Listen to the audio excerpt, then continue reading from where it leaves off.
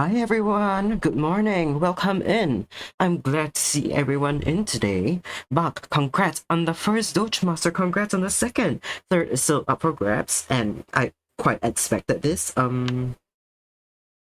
It's a bit earlier than usual, even though I've been starting at 1 p.m. for the past few Thursday and weekend streams. Let me know if the music's too loud. By the way, it's a bit loud for me, but for you guys it should be okay. But yes, let me know about that if everything's alright. We have gotten a few of the same things in store today.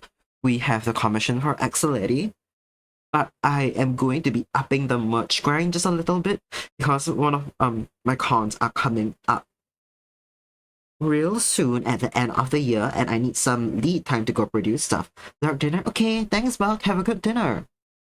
Yeah, have a good meal. Give me 1 minute. I'm still sending out my Instagram live notification. That one takes a long time, but in the meantime, I'm happy to chat. So, I started a bit earlier today because later tonight I've got something on in the evening that's not usual for me. But I think last week I had something on as well. But yeah, we will have to end stream by around 5 p.m., 6 p.m. latest. So I can go get ready and go out. I will have to double check maybe during a break later how long it takes me to get to the venue. But I'm quite sure 1 hour. 1 hour's enough. I'll take like a couple hours maybe to get ready, head out. Way fine, cause it's somewhere I've never been before. But you guys don't need to know where. Well, okay. Let me switch to the art slide in a real quick second once I send out this notification. Yes, okay. So let's take a look at what we have today. Letty's commission. You would have noticed that we have the flat base color in now, and that means I'm done with the line art. Yes, off stream, I very quickly finished up the line art for myself. I think we finished Letty's line art on stream last time round. I finished my own line art. I finished in our base colors. This is the sketch for the background, which I tried. Let me see if I can show you guys real quick. I tried a version where I tidy up the shapes myself, but I realized a lot of the proportions and stuff in the background, I was quite happy with what they were in the sketch. So I'll just be editing them from the sketch directly. I'm painting it over basically the way people like draft in shapes and stuff. So yeah, I'll be doing that. I'll be adding the cage back onto myself. If we've got the time, I'll fill in the base colors, potentially get started on the shading, but primarily, we will be focusing on the background today. We have some Toho chibis in store potentially off screen. Let me pull this up actually because if I haven't posted this anywhere yet, but you guys get priority. I finished this off stream. I finished mailing chibis start to finish. I think I finished the line art live. Yes, I finished the line art live. I did the base colors and rendering and the background all in one of my previous classes. I'm a little late to stream today because I started recording audio for a short form series on my Toho chibi drawings. Because I've realized I've got a lot of them, and I've realized that for short form content, people do quite like a running series. I don't know if I'll upload to TikTok yet because I never use TikTok. And I've heard that the people on there are quite vicious about art, and I don't know if that's the audience I want, but I know the reach will be quite wide. If I can funnel people to my like YouTube or Twitch through TikTok, which has happened before for other people, it would increase my reach. I'll consider it. But yes, mailing chibi finished off screen. I'm very happy with it. We have Pacholi finished a long time ago, actually, before I even started streaming. In my first con, I had Pacholi finished and printed, so we are skipping her live. But I think I've posted her on my socials before. We can all go check that out if you guys are interested. We have the sketch for Sakuya Izayoi. We have the sketch for... Okay, this is Flanders. I'm not certain about that. We got the sketch for Amelia Scarlet. I think something off like that, where she's looking off to the side and we see the focus on her wings. I think it's nice. I think it slaps. I think she's a very princessy character, right? She's the lord of the Scarlet Devil Mansion. She's got an amount of pride and ego to her. Her and her sister Flandra's wings are very much a focal point to their design. So I tried to mirror something for Flandra, but I couldn't get a pose I like. So if we do chibis today, we might redraft the sketch for Flandra because I don't think we are going with this design either. So yeah, that's what I have in store today. I'll probably warm up with either getting in the base colors for the Letty commission, or we'll do the backgrounds for that. Yes, okay. One more thing that we may do live if I've got the time. A local supplier has started offering shaker charms, and that's my regular supplier as well. So we are back on the Ace Attorney grind. I'm about to ask them. Oh god, I forgot. I meant to do this before stream, but I locked in so hard doing the audio for the short form content that I completely forgot. Wait, let me grab a screenshot of the specs and email the supplier real quick. Actually, cause I want to get this produced sooner rather than earlier. So let me fire off a text to them to check if they can do what I need them to.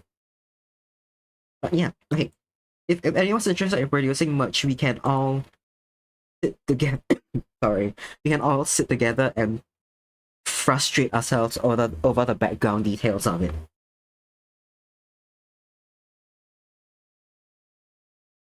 Hmm.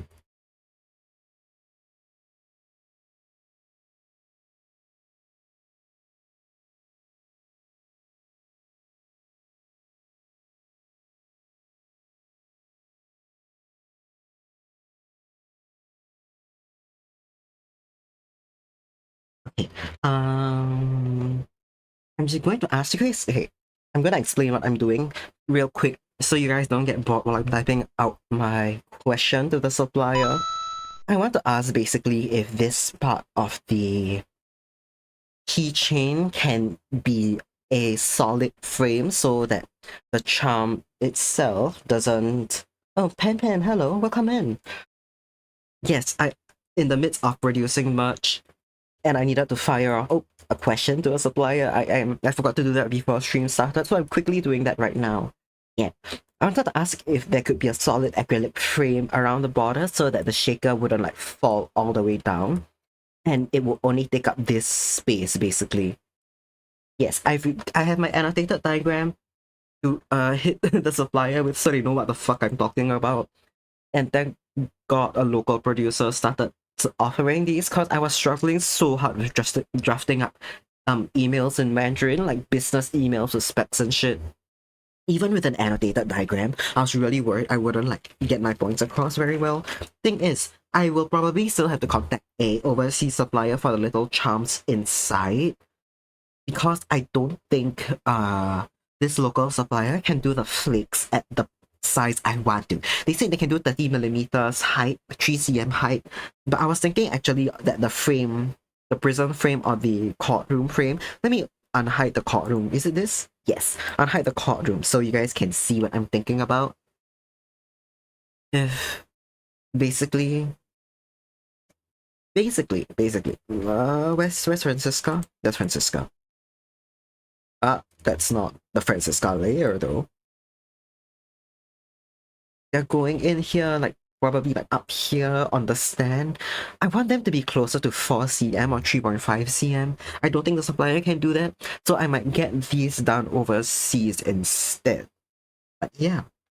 And the thing about producing them locally is that even though I cut down on it's a lot more convenient because I can go pick up items myself. I could pay for delivery, but if I do that, I'll combine a bulk of my orders. Otherwise, it's not too big of a hassle to pick it up from their physical office. I've done that before. Is it possible if the frame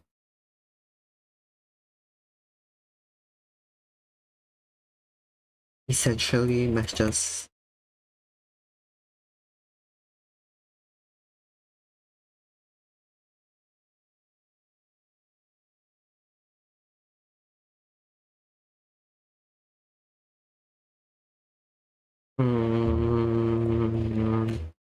So the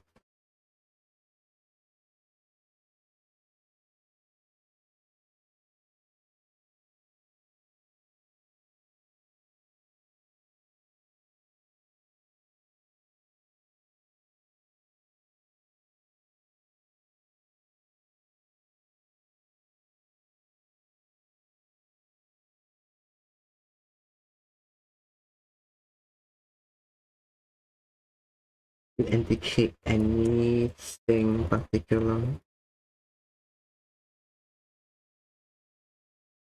in the files I submit.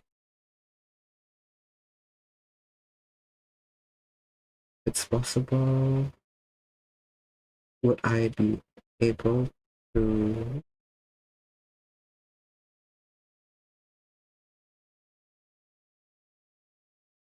If it's not possible,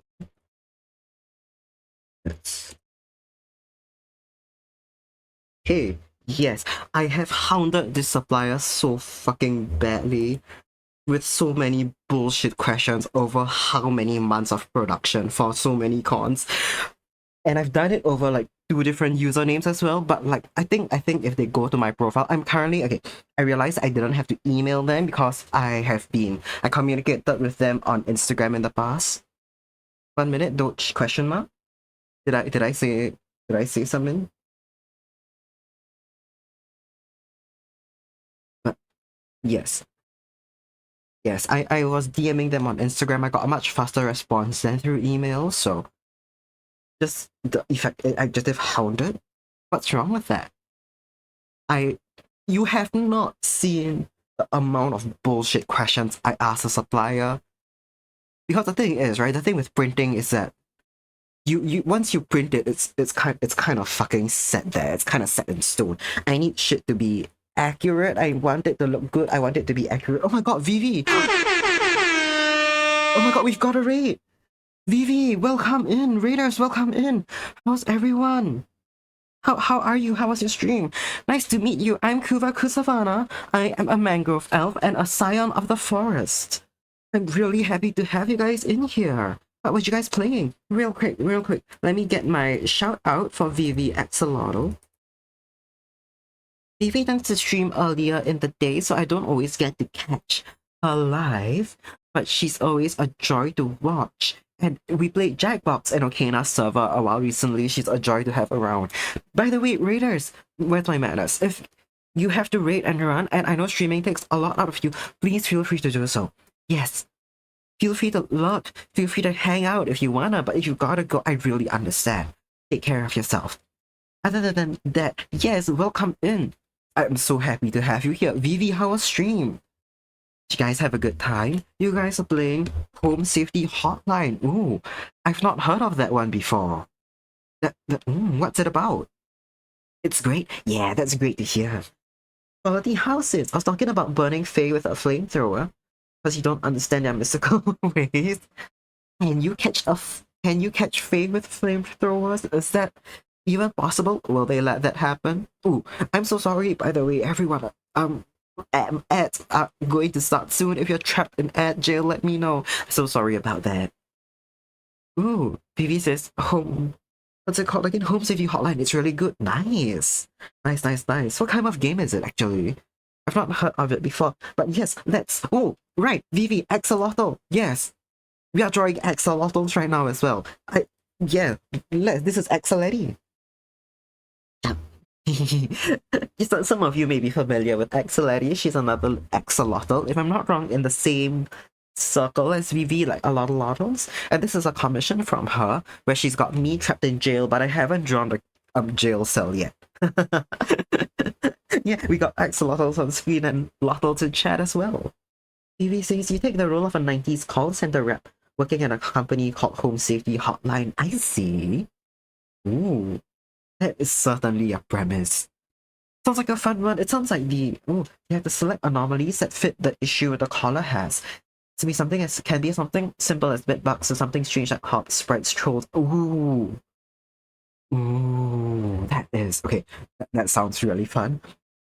I'm thinking about games I know that like revolve around call centers and phone calls, and I can only think of this relatively old game where I think you're the president of the United States and you have a direct line to the president of the Soviet Union and you have to stop a nuke from going out amongst juggling other tasks. And I don't know why that's just the only phone game, that the other phone game I know.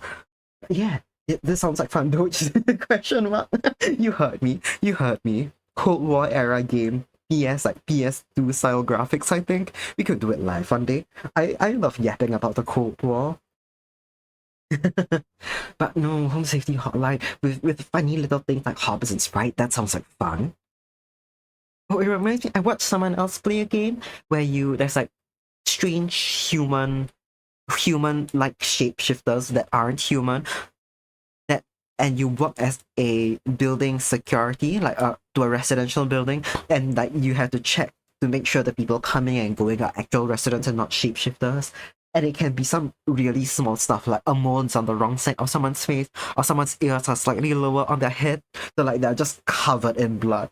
That small games like these, they're a little short and they work off us okay, they work off the premise of twisting the mundane everyday into something really strange from time to time. I fucking love concepts like that. I should play them. Yes. One more thing we're working on. We may not have time to hit this today. We are also doing some Toho chibis. You can see one above my head right now, actually, from the same series. I have a few drafted out. We may work on one later today, but yeah. Primarily, we are... this song is so loud. Oh, yes, Vivi, yes, the name. Oh, no, I'm not a human. I think that's the one. I think that's the one. I need to play that one. You've heard it's really good. Yeah, I watched a bit of someone playing it, and I realized that it looks so much fun. I didn't finish watching the playthrough because I kind of want to get through it one day myself. Yeah, it sounds like a job. It's a bit like Papers, Please, but I think it focuses a lot more on like the visuals rather than that whole environmental, very subtle storyline that I think Papers, Please has. But yeah, fun stuff. Very fun stuff. Yeah. Okay, let's get into the drawing. I've been yapping. I fired out an email to the supplier right as people were coming in. But I'm gonna warm up a little bit. I haven't drawn today. I've been working on some school stuff, and I was working on some other stuff related to content creation, but I wasn't drawing. So yeah, let's get into it. Okay, I'm gonna hide my watermark now. I unhid it to post a screenshot of the drawing on my socials to tell people I was going live. Yeah. I love having axolotls in chat. You guys are so much fun, and lottles are so cute.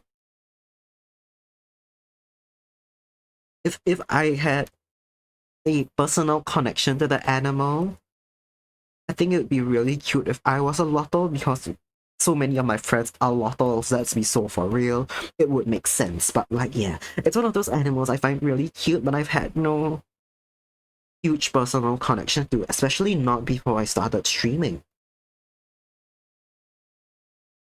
I was gonna fix the line art actually on this part of her dress as well. The hem basically doesn't fully make sense at the moment to me. I drew it in a way that where it wouldn't where it wouldn't get in the way of the lace dress, the lace portion of the dress. But then it stopped making sense with like the physics of the water because of the pond she's in. Stuff like that. Okay. Quality says nothing has to make sense when you're drawing. I mean, you could say that, but you could say that, and for some styles, it definitely applies. But at least for me, I like having them simulate at least slightly realistic physics. And have, especially when something's got a background like this, I like it to what's that word? When it has got a background like this, I want it to feel at least grounded and situated in the background. Yeah, I might change playlist real soon. We've got some really high energy stuff today that I like, but it may be a bit distracting. Evie says, Lottles are super cute and awesome. Yeah, they are. It'll be interesting to see what a Lotto Kuva would look like. I don't think it'd be very much different. I think I look quite the same actually, just with Lotto frills somewhere. Aren't there like real life brown and yellow axolotls or something? I could be one of those. I know pink and blue are really common. Even though I heard blue is not actually a natural lotto color, sadly. Yeah, if you've seen a blue lotto, it's been artificially dyed that way by someone, basically. Yeah, and that's a shame to hear, but lotto will still be cute.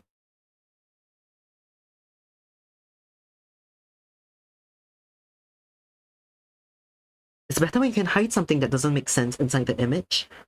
The longer they study it, the more they wonder what seems off until they finally get it. That that's true. Again, I think it works for some styles only. Some styles. I feel like in other styles, it might be the case where something looks subtly off and people can't figure it out, but then they just move past from it. Oh, hi, Nam. Welcome in. Thanks for the snack.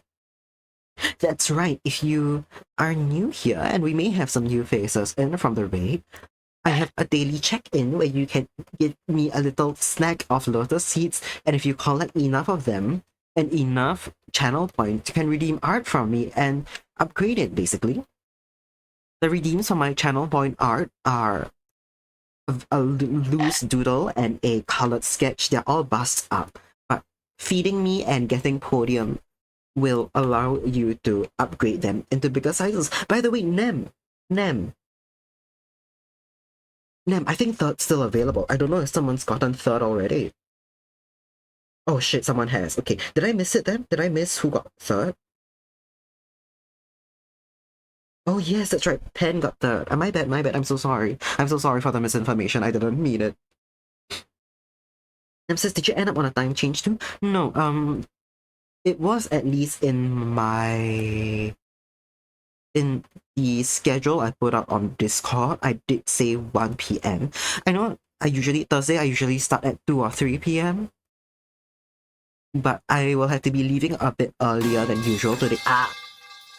Hi, coffee. Thanks for the metal pipe to the head. And Nem has 50 LU. Shit, okay. Thanks for 3 metal. Thanks for the permanent brain damage, coffee. I appreciate it. Oh my fucking god. Oh my god. Oh.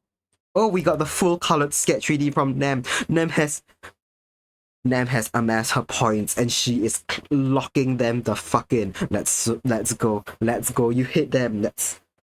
Let's. This calls for. Yippee! Congrats! Oh my fucking god. Almost 26k points. 20 and okay. And we are redeeming 20 Lotus units for a full body upgrade and 20 for the additional person. Maybe I shouldn't. Now that I think about it, I'm wondering if I should have allowed the upgrades to be stackable. But that's what's happened. That's what I've allowed. That's what Nem is expecting, and I am not going to change it like a cheater and a liar. And I already know what Nem wants because she told me last stream. No. She has been telling me over several streams what she wants. Oh, and thanks for the snack, coffee. And I already have the references locked and loaded in Discord. So yeah, it will be Nem and her friend. I forgot your friend's name actually. Let me just double check my Discord. What you got in there. Now that I think about it, did the ping go out for everyone? I hope it did. I got the ping, but I know people haven't been getting pinged. Real quick, let me just double check what Nem sent. Yes, it'll be Nem and Maviana Renkoi. Yeah, both of you are so cute. Mavi? Yeah. Hope I'm pronouncing Mavi right? Mavi?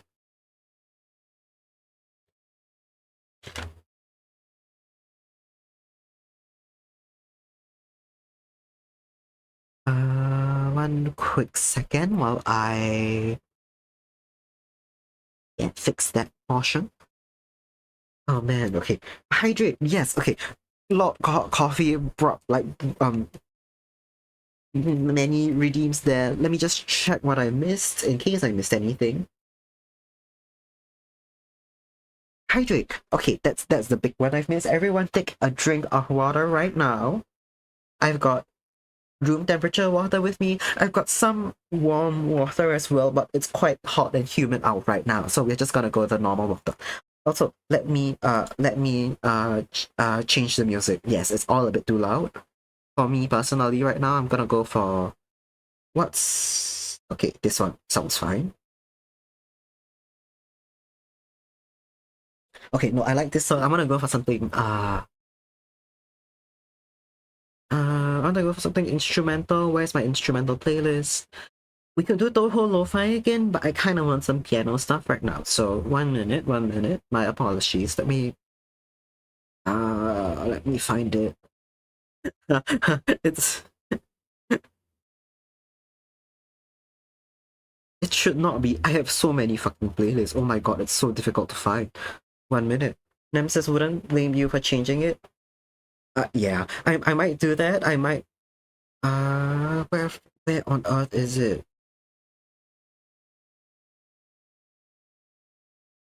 Did I call it?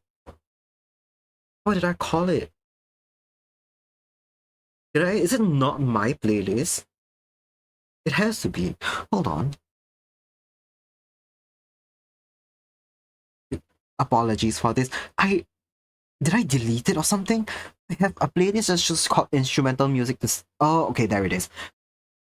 Instrumentals to study to, and I spelled instrumentals wrong, which is why I couldn't find it. Haha. Anyway. Okay, we got the instrumentals in.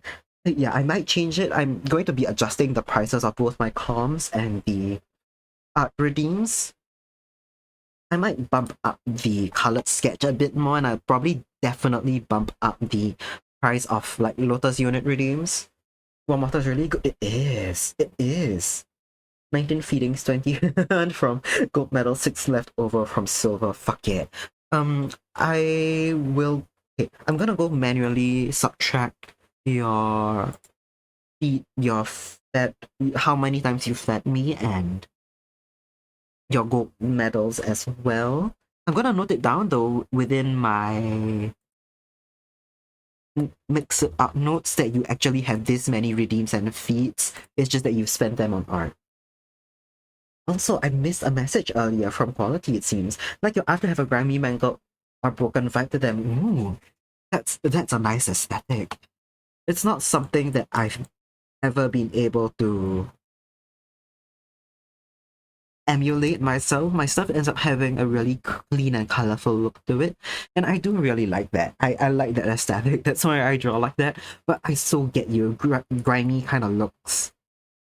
It looks slay as hell. Okay, 19 feet the L, and how many golds was it? 7 gold, 7 gold, 21. Okay, 7 gold, and on art. Yes. Lovely, lovely. And then we will keep your silvers intact then. Yes, okay. Thanks for reminding me to go update your medal stuff as well. It should have saved. If not, I will remember. I'll remember. You shouldn't have that many of them. Yeah. Hey, let's see. Let's see. I'm gonna create a new file real quick. Just for my own reference. This may not be the dimensions of the work that I end up with, but let me just put in the reference images real quick. I bet.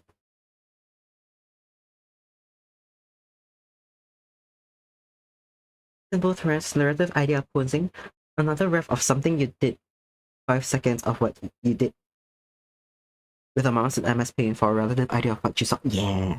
Yeah. But I would say that even if you think it's like messy and quick, genuinely something like that uh can give me a solid idea of what you are envisioning helps so much more than basing it off nothing. And yeah, even if it's like the love life post that you sent as well. Better at words, better at pictures. That's true. That's true. I'm also better at pictures personally. So having that reference helps so much. Yeah. Let me make some things a little smaller.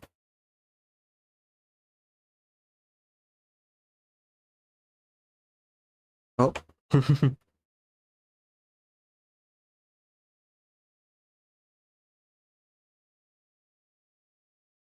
Yeah, I think I'm gonna make the canvas a bit taller as well, potentially. Quality says draw a character with a smile on their face, but their cheek will be shattered like glass. Ah, okay. That very literally broken. That's what you mean. Oh, quality, do you draw as well? I just realized in that message.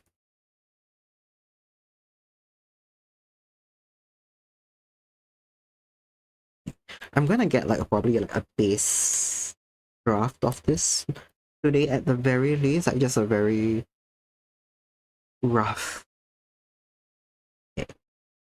sketch of the pose before I do any details in.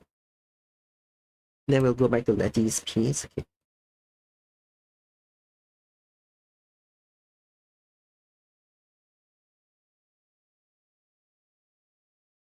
This is not priority at all, your paid comms take priority. That's true, but I think I'll probably like chip away at it over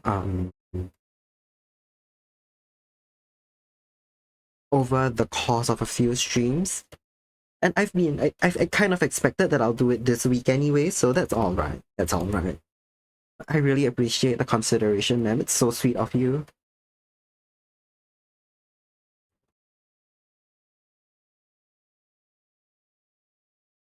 Ooh, Quality's been sketching for around 21 to 22 years. Holy shit. Ooh, that's a really long time. Damn. Sketching, you work in traditional mediums? Or like both traditional and digital? It's the right thing to do? Yeah, but it is it's I still really appreciate the thought.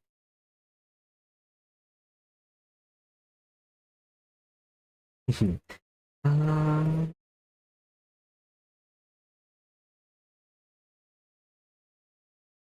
Nem is so tall. Nem is so tall.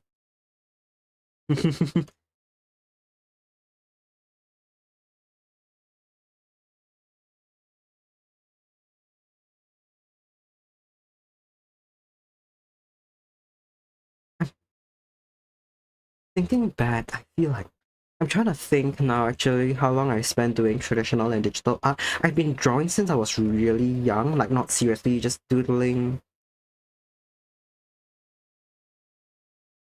drawing for fun mostly when I was young. I really only got serious with art when I started doing digital art, and that was about over 10 years ago. Uh, what's over 10 years ago, about 12 years ago?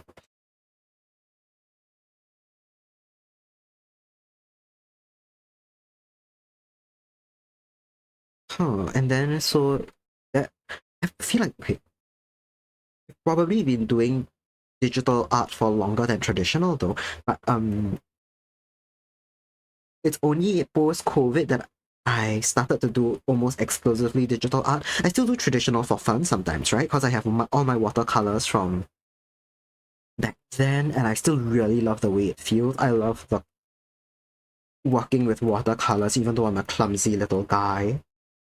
Hated art as a kid. That's a funny thing to do. Ooh, sorry, that's a funny thing.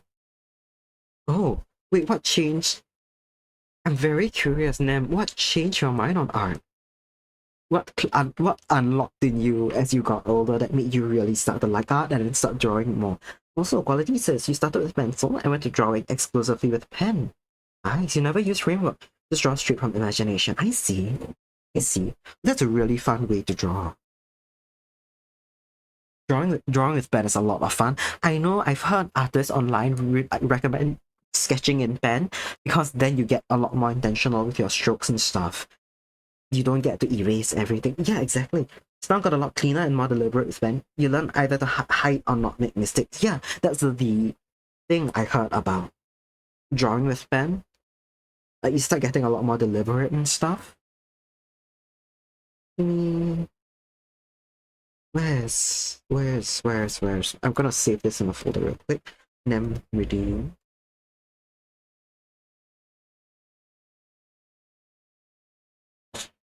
Did it save? There we go. Ooh. Yeah, but I've realized that last time when I was younger, I did Inktober for a while, and I realized that it really does help your style get like a lot cleaner when you practice with ink so much more.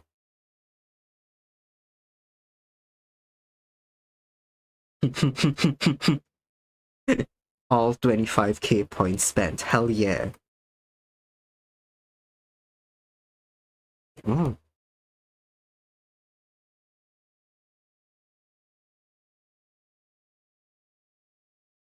I'm gonna hide these two real quick. You'll do it again. Next time round, it may be a bit more expensive. Okay, I'm gonna make your torso a bit wider. Not wider, sorry, longer. Then this leg can be.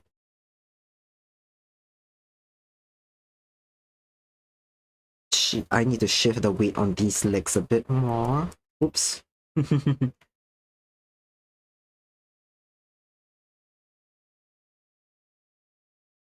This is unrelated. I'm just thinking out loud for a minute. I kind of want to do adoptables again. I used to do adoptables way back in the day, and I have ideas for some, but I've not actually implemented them or tried to sell them yet. So I should get back to it because I really like character design. I think I'm not that good at it. All things considered, it's one of the things I'm slightly worse at. I'm also not dog shit, so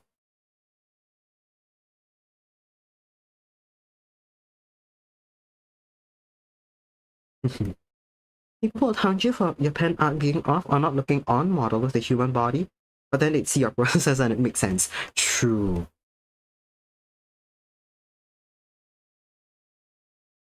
True, exactly. I mean, as you said, art doesn't have to make sense. It's a matter of personal preference and stuff.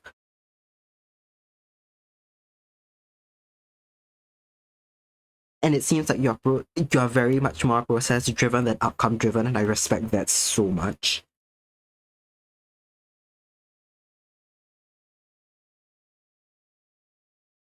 Because I mean, like really, if you don't enjoy the process of art, it's really difficult to keep at it.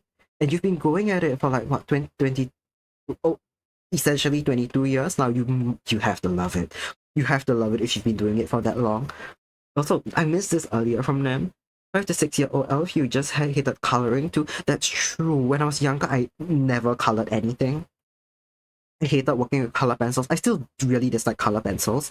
I think it's probably what coloring medium I'm the worst at. When I learned about paint, though, and I learned that you could take one big paintbrush and just slam that bad boy onto a piece of paper and color it in like 30 seconds, I suddenly really started to love coloring. I just hated like how slow and how much color pencils made my hands hurt. Because you really need to fill out a page all that with color pencils, and like I grip stationery extremely hard, so it I don't know. Yeah, I had trouble with color pencils when I learned about acrylics and watercolors and poster paint. It made coloring like so much better for me. Also, oh, your heights are off. Okay, there's 9 inches between you. Got it. I remember your reference exaggerated it a lot, but yes, 9 inches is huge height difference. Height difference.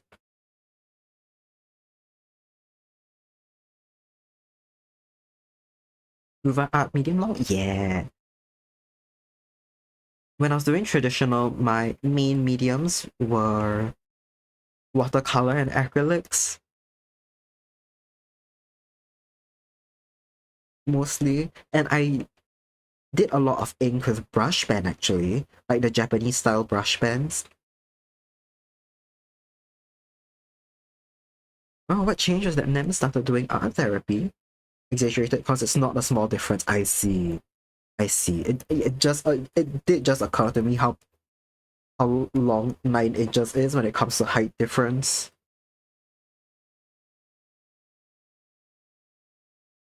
Let me see, do you have heels? No. Relatively flat boots.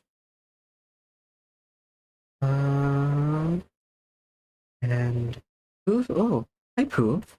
You said didn't like crayons as a kid, stained your hands a lot. Yeah, I get that. To be fair, I really like crayons because you could get colors on quite like thickly, especially if you had like decent quality ones. I know a lot of like the Crayola stuff, they were really cheap, waxy, and the colors didn't come off very well, but they still managed to stay in your hands some fucking how.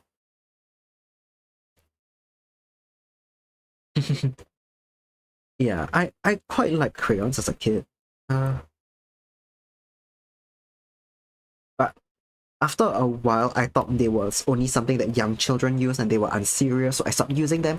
Then when I went to secondary school, and one of my teachers actually specialized in using oil pastels and chalk pastels, and they're basically grown up crayons.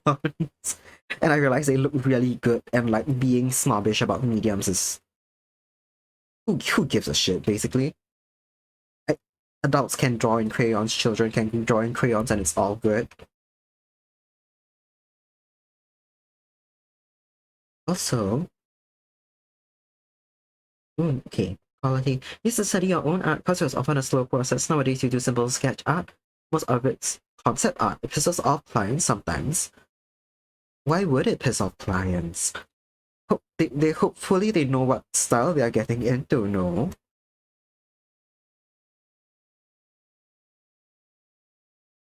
Color pencils with lead that keeps breaking rage baits the fuck out of me. Real. Oh my god, yeah. And the thing is, because color pencils are so much more expensive than regular pencils, when you like sharpen them, even if they're not like the super good kush, right? I feel like when I keep sharpening color pencils, I feel like I'm just fucking sharpening money. I'm slicing money up with a knife. Younger Nam was not oh, I missed the message earlier. Started seeing a therapist, you unlock your need to have a creative outlet instead of an anger spewing one. Younger Nam was not pleasant to, not exactly a great elf to be around. Oh man. It's good though that you worked it out with your therapist. That sounds extremely healthy actually, to be able to turn any like anger into a more creative outlet. Yeah, that's good to hear. And it seems like you've been enjoying art as well. So yeah, to be able to have that, to channel it somewhere else and enjoy it, that sounds great. I've always just kind of enjoyed drawing shit as a child. Like, I wanted to be an artist like any child whose hobby was drawing.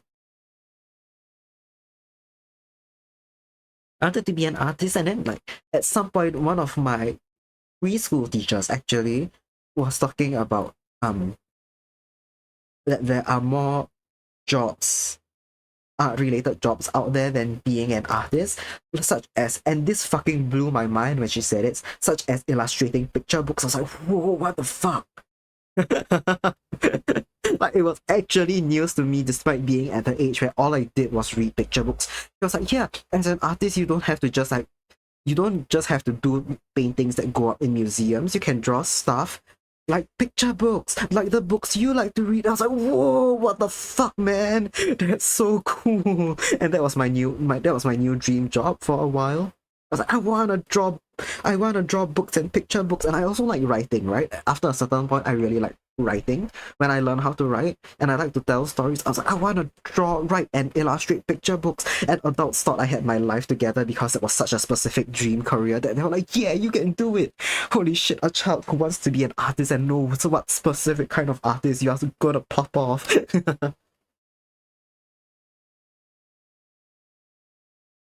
Quality says, oh, you commission other artists now to do in-depth art. That's cool. And you write books now. That's, ooh. Well, that sounds like fun.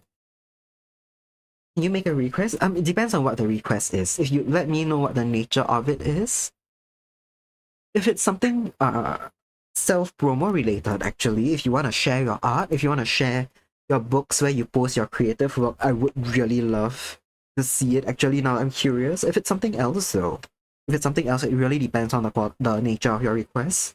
What genre of books? Yeah, I'm curious too. Also, Vivi says, oh, it's okay, it's 2 a.m. Enjoy the outing. Thank you so much for the raid again, Vivi. I hope you have a really good sleep. And thank you so much for trusting your community with me. I really appreciate that. And Vivi's need, I don't know if you need a special sharpener for colored pencils, but whenever you sharpen mine, it messes the sharpener up. I think it's so wax. And that may be the case, actually. It may be the case. I... Huh. I never thought about it, but you may be right. The wax may be what's like messing stuff up. How long are Nem's ears again? Okay, not too short, not too long. Then we got the big cat.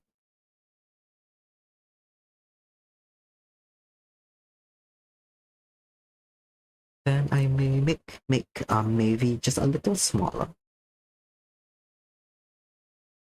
Yeah.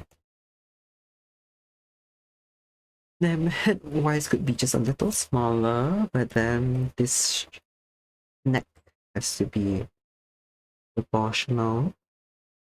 More axolotl. For all we know, it is more axolotls. Okay, this upper half of the body feels just a bit out of proportion, so let me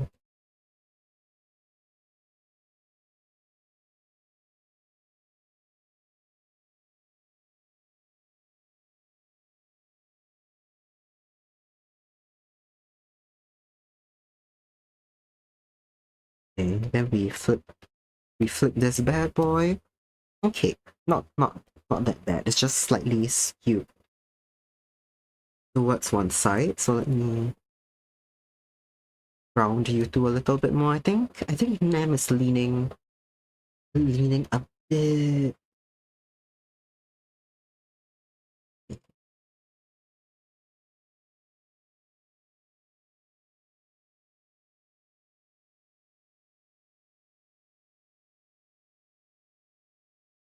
Well, he says you're a book author. You also make audio dramas for your books. There's not necessary visuals. It's all audio. It's on YouTube right now. Can we listen to this? Oh, okay. Understand if you don't want to do this. Yeah, okay. Unfortunately, I don't think we'll be doing that.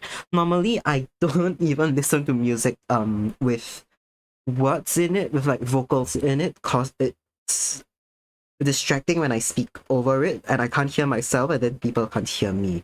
So yes, I'd be happy if you wanted to share the link to your YouTube or any of your socials, so everyone can go check it out in their own time. But I think right now it will be a bit too distracting if we play it while I try to speak. Catch you later. Better get to school now. Okay, have a good day at school, Doge Master. Thanks for dropping by.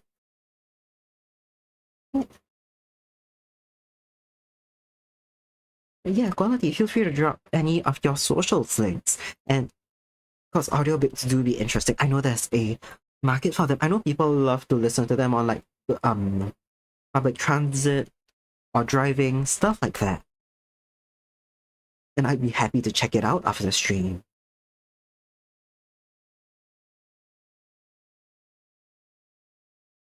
Thank you. Neat. I appreciate you sharing your work with us. Yeah, nice. Okay, let me go take a look.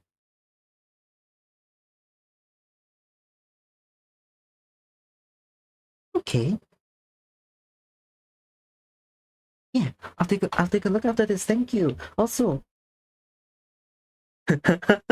Nemesis can confirm you have on hard flip lyric videos of. Yeah, there's some lo-fi playlists that I use that I didn't create myself, and then when in those like they're like lo-fi playlists, but then some of the playlists end up having some like vocal music in it, and I'm like, oh, I love this song, but I cannot listen to this right now. Happens like thrice a stream basically.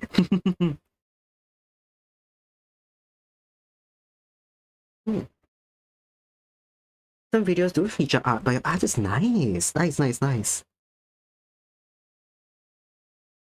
Yeah. Everyone, go give quality's housework. Quality house's work. Hey, listen.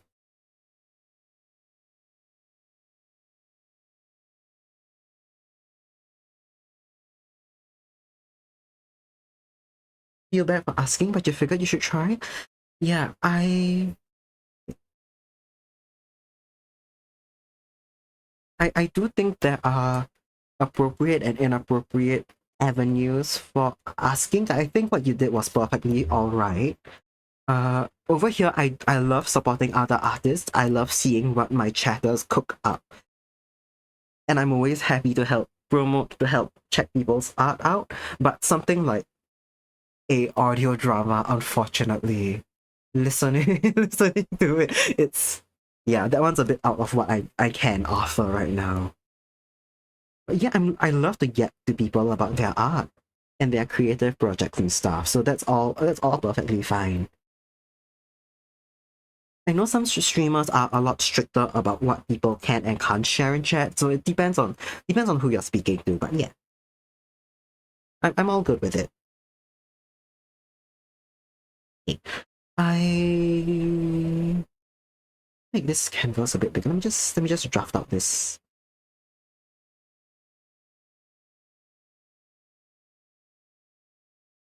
Yeah, let me make the canvas a bit wider on both sides now. Is that a bit too big? Who fucking knows? We can change it later. Understand? Yeah, thanks for understanding.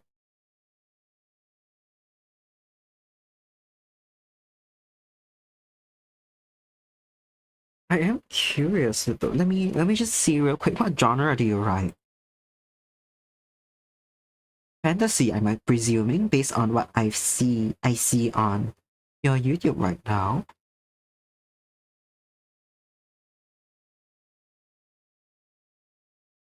Fantasy, yeah. Look like it. Tale of Four Majors sounds very fantasy.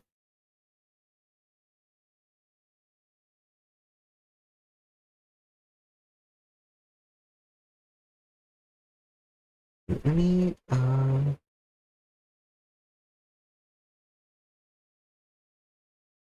man, oh my god. I was thinking back just now to like when I was thinking about what my preschool teacher said about being an illustrator. It's fucking I don't even remember the name of that teacher anymore. And she probably changed the trajectory of my life.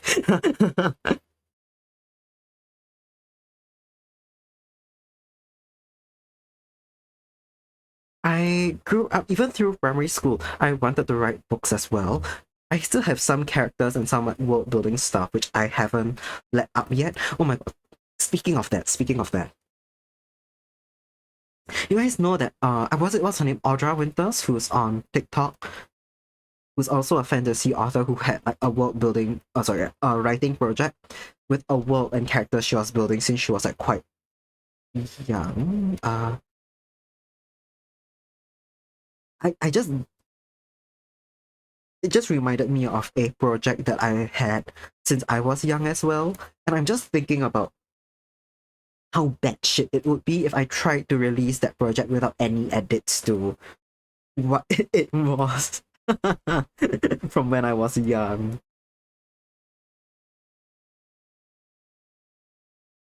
Cause I feel like at that age, right? At that age, like even up until like 13, 14, 15, I think 16, 18 onwards, oh no, let's be real. It doesn't age isn't as important, but I think quite consistently 13 and younger, you're not going to be very good at making your inspirations distinct, if that makes sense. Like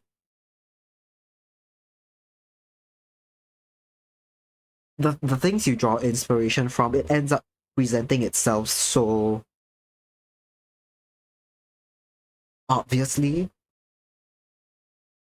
You are just grabbing elements from things you like and then including it, and then it ends up not being something extremely unique because you're at an age where you haven't even read, you haven't experienced that much art to begin with. there are certain things that you like at that age. It's not that many things, probably. You're not very well read. You've probably not read very far outside of your own favorite genres, right? You might like fantasy, you might like science fiction. At least I did as a child, right? I like those genres a lot, so I read within those genres. I like comedy stuff, like at that age, Diary of a Wimpy Kid stuff. So, that were my influences. I like video games as well. I like Toho even way back then. This is already when I was like 13-ish. I like Toho, and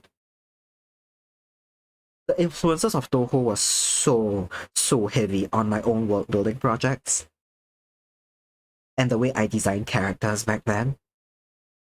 And I feel like if someone was familiar with Toho, they would know basically that that's what I drew inspiration from.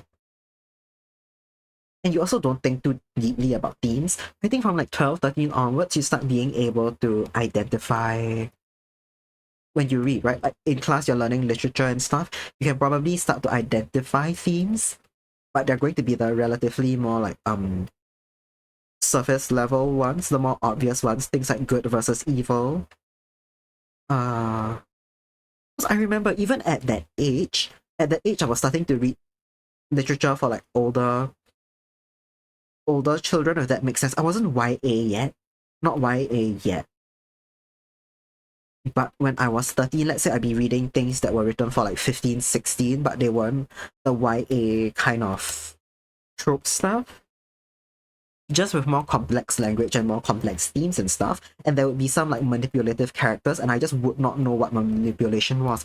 I would be like, oh no, why are you so mean to that character? They've had like a bad backstory, they've had a bad life, and they just want someone to be kind to them. They're lying through their teeth, and I cannot tell. Kuva says, Diary of a Wimpy Kid was peak. Honestly, oh, it so was. It so was.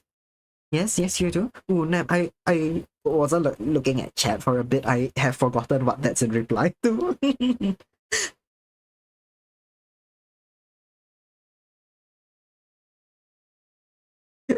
Also, Quality says, had amazing idea. Two artists screen share Photoshop or sit one opposite one another IRL.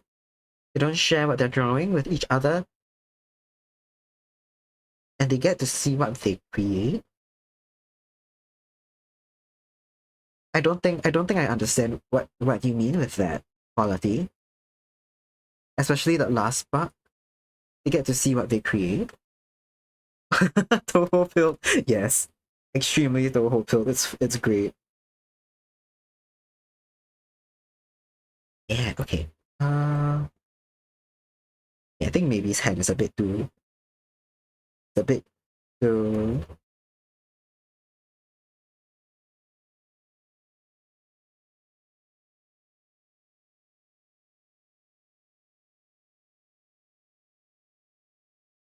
this one move in a bit. This as well. I think actually Nem's hand is in alright proportion. But I think now Nem needs to be taller because I've managed to adjust things back to the same height. Okay, I'm gonna shift the length of this real quick.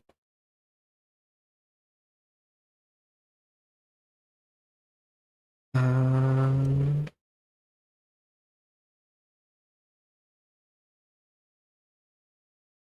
Two people doing what you're doing on the same canvas.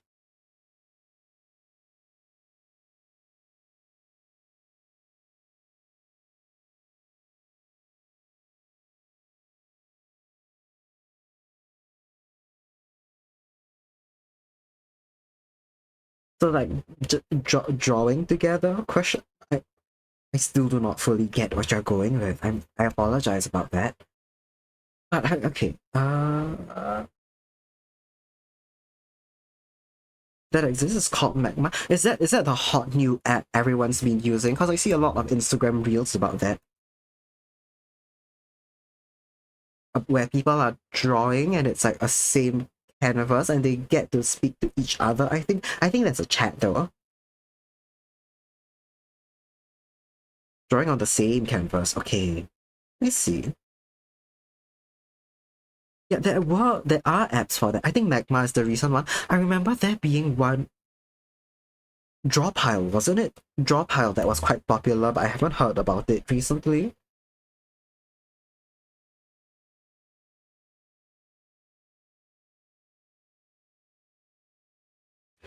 That would be so cool. Yeah. I'm quite sure it already exists if that's something you're interested in. It's digital though, it's digital, so you can like then you can collab with people overseas, strangers. But people have been having fun with it, so you could look into it. Turns into everyone drawing their own stuff. Oh. I see. That's true. I usually see when it's a draw pile, it usually ends up people doing like a draw this in your style type beat. Okay, I think this is a good starting place for the pose and the anatomy of it all. I'll be tweaking it as we go along, but yeah.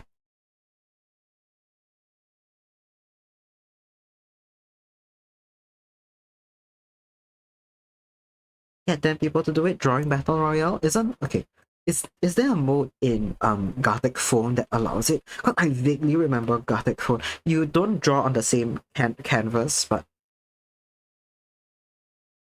you can artist battle royale and stuff like that. They have to draw a cohesive piece without talking to each other, you think? I mean, I is that what you're talking about, quality? And Nem says, unless you specifically have a theme or plan, yeah, unless you plan it out. Or everyone's on the same page about wanting to do something that's coherent. Oh, this is fun. Okay. I have a story. You make styles and characters, things that look so cool, beauty and chaos. Go blind. Huh? So you're on the same canvas, but you don't get to see the canvas? Or you don't get to see what the other artists are doing?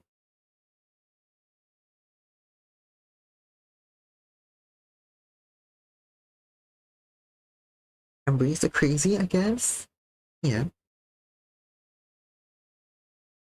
I don't know if things like magma or draw pile have options for that. It may be you may be able to enable it if they do. What's I gonna say? I was gonna say something and then it slipped my mind.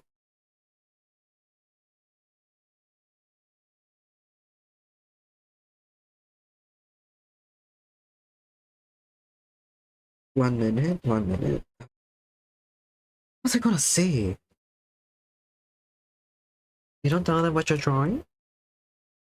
Okay, so everyone has to hive mind a cohesive piece, basically. Or not cohesive, everyone just draws. It becomes parallel play. If that happens and no one's communicating with each other, everyone just ends up drawing their own thing. I'm quite certain people just oh, what did I hide? People end up trying to lead the project and people are hesitant to follow.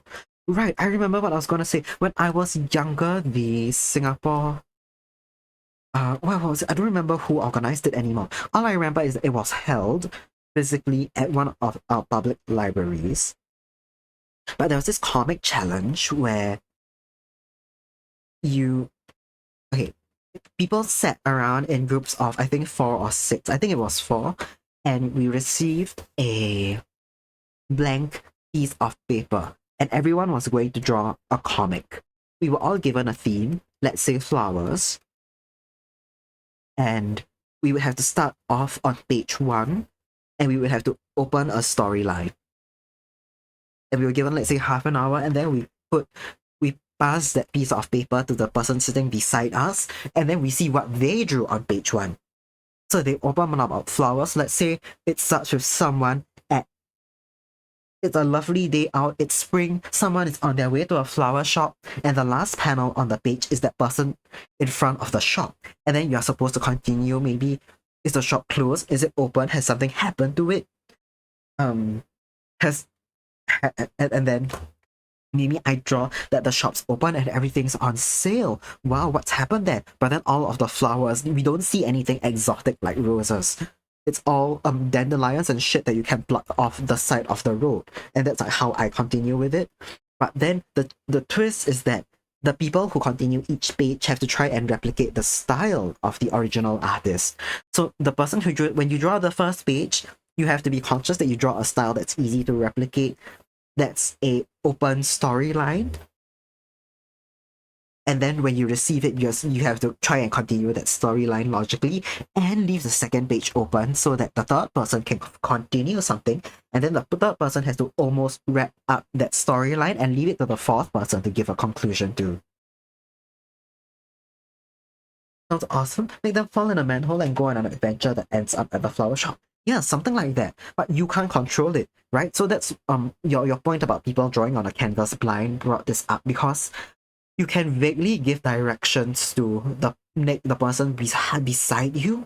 You can clarify certain things, but you also cannot tell them, hey, I want this story to end up someone falls in a manhole. You can maybe have them in an adventure, maybe they're in the woods somewhere, maybe there's a manhole cover, but maybe that's where it ends. But the next person, you cannot tell them, I want them to fall in the manhole cover and then find the flower shop. Like, go on an adventure before they find the flower shop. The next page could be they open the manhole cover and they see a very small flower shop at the bottom, and then you just have to roll with it. Yeah. And you can receive back your comic at the end of it, and then it's completely different from what you projected to, and that's like the beauty of the whole exercise. And the funniest thing is that when I participated in that, I was the youngest person in the room. I think I should have been like, what, 14, 15? If not younger than that. And everyone there, half of the people there were like working adults, many of which were professionals in the comics industry already. And it made me like as good as like fucking piss myself when I realized people there were like serious and I was there to like fuck around. But we had fun. We had fun. If anything, I think going there, then meeting so many people in Singapore who were professionals in the comics industry in Singapore, realizing that there was hope for me in the future, and that events like this are open for people to make friends within the industry, that was eye-opening as well. Because a lot of people in Singapore told me that what's that word? Told me that what's that word? Like, basically it's quite impossible becoming a professional artist in Singapore. Much more so comics, cause it's the market for comics in Singapore back then, right? Back then, at that era, it was dominated by Marvel and DC. Oh, hi pastry, welcome in. Thanks for the snack. Sounds like it. I'm jealous. Yeah, that's okay. To be fair, you could also set up something similar with a group of artist friends of like 4, 6, 5 people. It's not gonna be as big scale as an in-person event. It's going to be as an organized in-person event like that, right? Because that one had the backing of like the public library, so they were able to get in quite some like well-known local artists as well to facilitate the activity. But if it's just that exercise in and of itself sounds like fun to you, you could just replicate it with a group of friends. In person, online. I could. Yeah, it's a lot of fun. It's a lot of fun. That format and that whole thing of making someone continue a story without being able to give them directions, it sounds like something you'd enjoy. And do not be afraid to just start something yourself.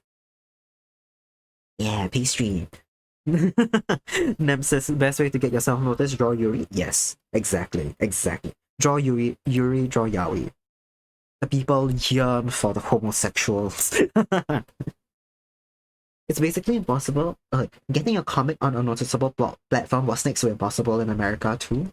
I see. Right, because I imagine the American comics industry is a lot more robust than Singapore's, which also means that it's a lot more saturated. And if we're talking about like the 2010s sort of era, probably digital publishing was a lot less common as well. So getting physical distribution would have been really difficult. In Singapore now, at least, digital distribution is a lot more common, and there are a lot more avenues for comic creators to network with one another. Comic-Con is not it, by the way. If you're a Singaporean viewer and you're thinking about, hey, we're boofing at Comic-Con, help me. No, it won't. No, it won't. Singapore Comic-Con is quite it, I feel, every year. You could meet people from within the industry, that's the value of it. But if you're thinking about reaching to a wider audience, Comics Expo is not it either. Comic-Con and Comic Expo I do not recommend. I think Comic-Con is the better option, but the booth prices are so expensive that nice. I do not recommend it.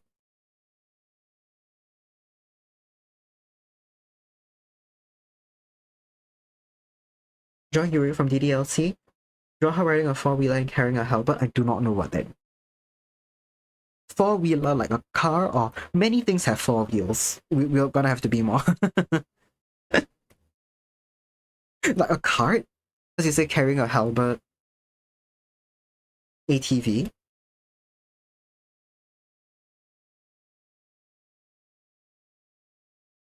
What?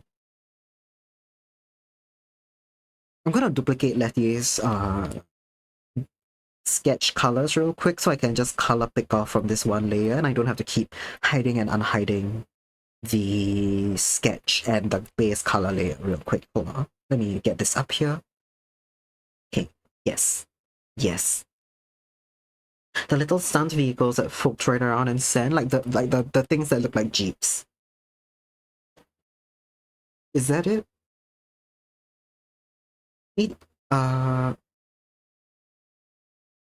All-terrain vehicles? Is that what it's called? Is that what it stands for?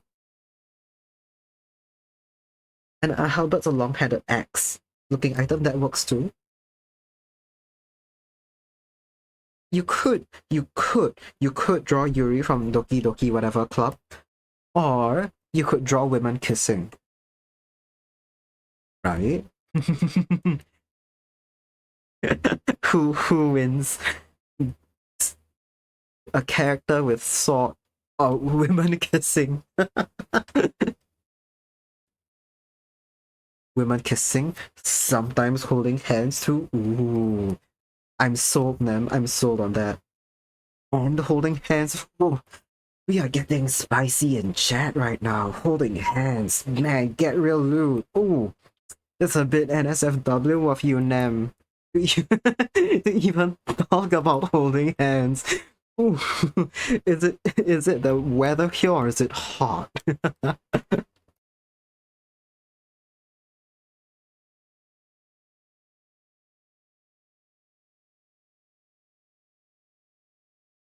Full disclosure, you're never a fan of the lewdness. You're not a fan of holding hands? I get it, holding hands is really risky, it's not for everyone.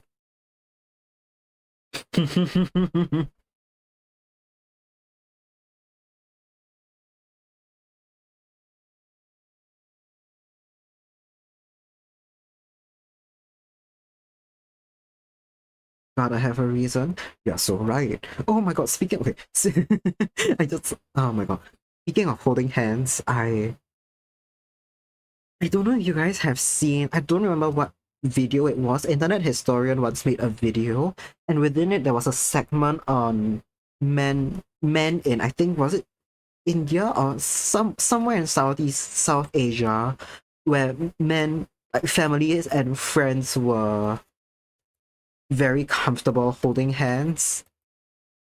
And it's not even a gay thing, it's just like a bro thing.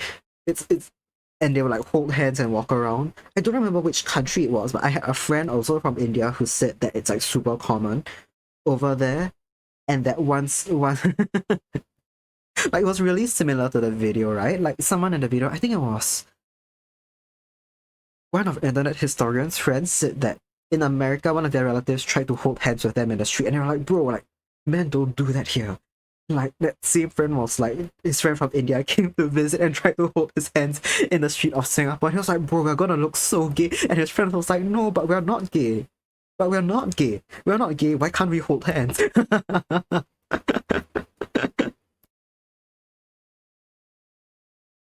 Kissing cheeks is quite normal in some countries. That's true. That's true. Like, within like just family and friends. But like truly in Singapore, holding hands is a very mostly romantic things unless you're very it's very obviously apparent a young child. Oh shit, it started. My bad. Okay. Looks like quality is stuck in ad jail, so it's okay. We can yap about bullshit while we wait for people to get released from jail. But yeah, it's so funny how that's like a common experience with people for people with like friends and family in South Asia, and then they leave South Asia and they're like, hey, let's hold hands in the street, bro. Why don't you want my hold my hand? Are we not friends anymore? Did we grow distant after you migrated?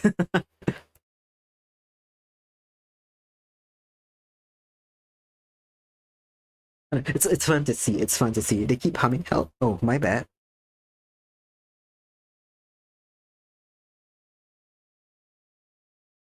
Hold on, let me type in chat cause quality can't hear me. I will elaborate once people are out of ad jail. But I okay. You know what? Okay, let me go for. We're gonna go for a really quick break. I haven't eaten lunch yet. I just starting to get hungry, and I was wondering why I'm hungry. Lunch real quick. It's already ready. My mom made some rice earlier, so I'm just gonna go grab it from the kitchen. I'll be right back.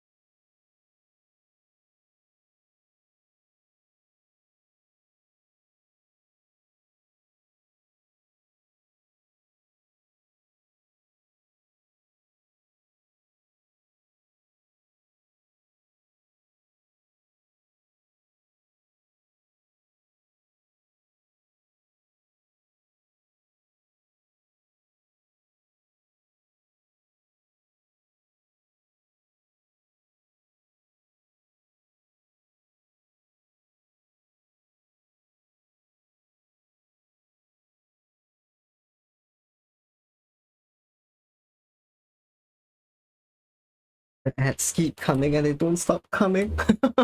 Welcome back, everyone. Looks like the ad break is over. Thank you so much for waiting through all of that, everyone. I hope if anything, someone managed to go grab a snack or some water or stretch your legs. Oh, Coco, hello. Welcome in. Welcome in. How are you? Good morning, by the way. Thanks for the snack. I just grabbed my lunch so I can have my lotus seed snack alongside that.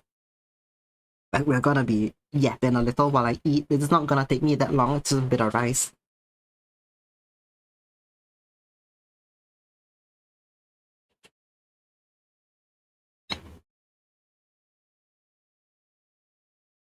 Yeah, so AP, man. Good morning. Yes, Free the Elf, we are on the lucky drawing today again. Speaking of elves, Nemi managed to get the 25k point redeem. So we started the sketch on that. It's gonna be Nem and one of her friends, maybe. Put him in elf jail instead, which is of course Mangrove. It's Mangrove, of course, home's better. Exactly. I'm now hopping between elf jail and axolotl jail. What's my lunch? My lunch is okay. What's it called? Okay, it's this thing called batang. It's a Chinese dish. It is rice and meat wrapped into pandan leaves. Hold on. Pandan leaves? Are there pandan leaves? 粽子 rice dumpling, whatever you call. Yes, and it's glutinous rice and it's got meat and mushrooms in it. The one I'm eating has chestnut. I'm gonna pull up a picture for you guys because I'll be damned if anyone here's heard of it and you're not from Singapore. Let me pull up a good picture real quick. Yeah, this one looks... No.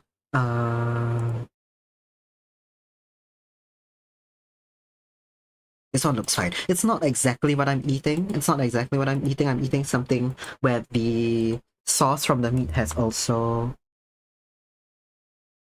The sauce from the meat has also gone into the rice and it's really fragrant stuff. Yeah. Rice and meat wrapped in pandan leaf.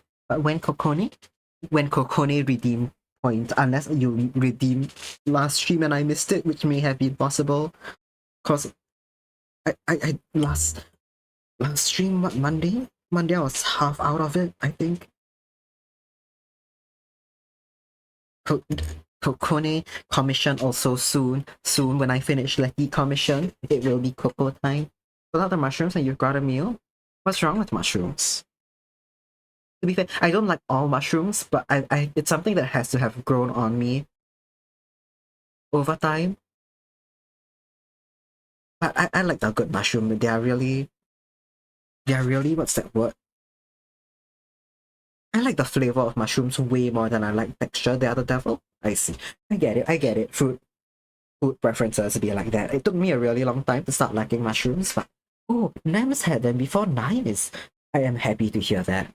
I fucking love them.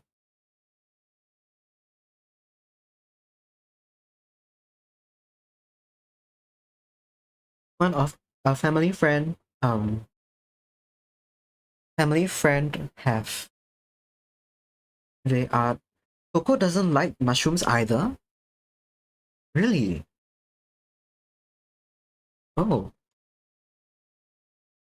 Family friend, it was going to travel and they had some batang left around from not Chinese New Year, from what's that word? From the Mid-Autumn Festival. It's not something that's usually eaten at a Mid-Autumn Festival, but I think it's something that family does, and they had some good ones left over. They're like, hey, do you guys want some before we fly off? And we were like, yeah, sure. So I'm eating them now. Yeah.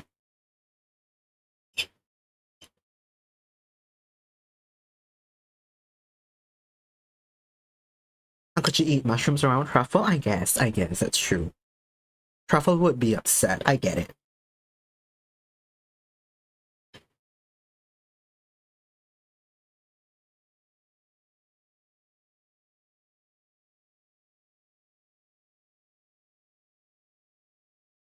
Nem enjoys a good mushroom, especially on pizza. That's true. That's true. To be fair, I'm not huge on mushrooms. It's just some particular ones that I really like. And the rest, I'm not a big fan of the texture. I think shiitakes are too chewy. I really don't like enoki mushrooms. Enoki, I really don't like the texture or taste of those, but There's one small brown one, I think oyster mushrooms? Oyster? Is that what they're called? That are used in a lot of Chinese cooking. And there's these black ones as well. I don't think they're portobello. They might be, but in some Chinese cooking, you've got black mushrooms that get soaked in seasoning and they come out so fucking rich in umami. It's insane. They're like little flavor bombs. And they're not even like truffles. They're just mushrooms that are well seasoned. Also, quality says I've drawn romantic artwork, but it was centered around a look or a vibe rather than physical contact. I get that. I get that. People prefer drawing different things, and that's perfectly valid.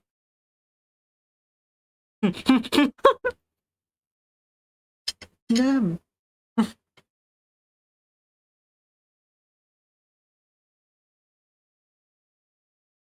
Nem, don't say that. Are you going to attempt to eat truffle? Sure that they have less than 6 HP, why would you do that? What has truffle ever done to you? Oh my god.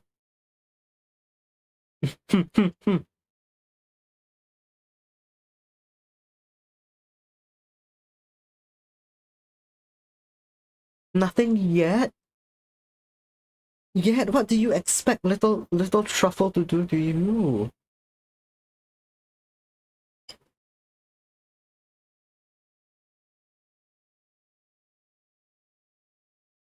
Truffle's freaking purple, which screams poisonous. To be fair, I don't know, is Nem immortal or just really long-lived? Let me just write, I'm not gonna be able to draw while I eat. Let me just put up a message again.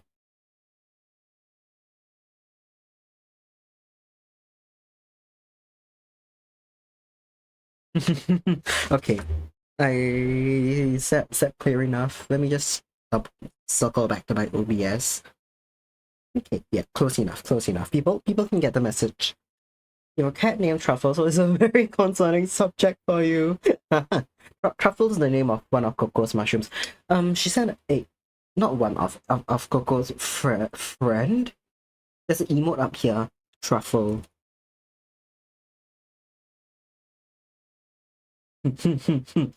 He's pointing a knife at you, so like, that's true. Truffle's a little threatening when you phrase it like that.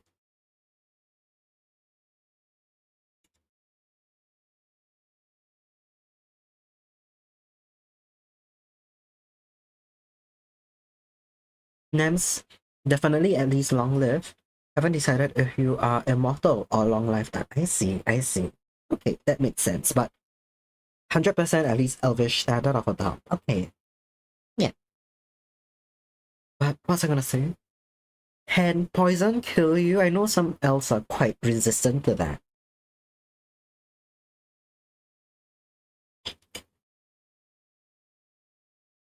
Truffle's pointing a knife because they're worried about getting eaten. That makes so much sense, actually. Truffle, go get it. Go get elves who are trying to eat you. Dwarves are resistant to poison. Right, yes, it was a dwarves.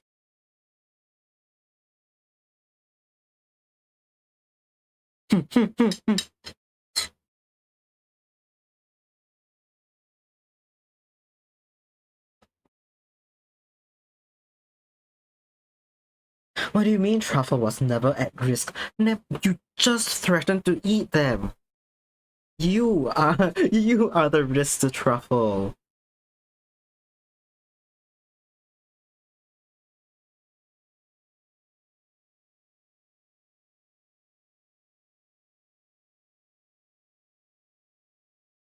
They ran away? Aww. You scared her.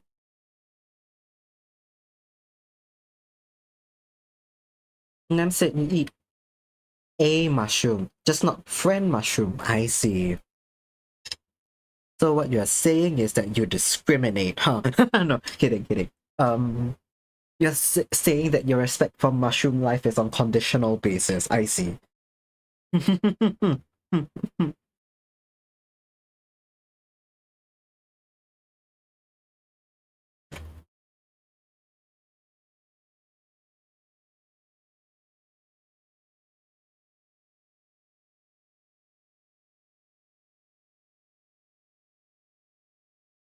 Mushrooms are their friends?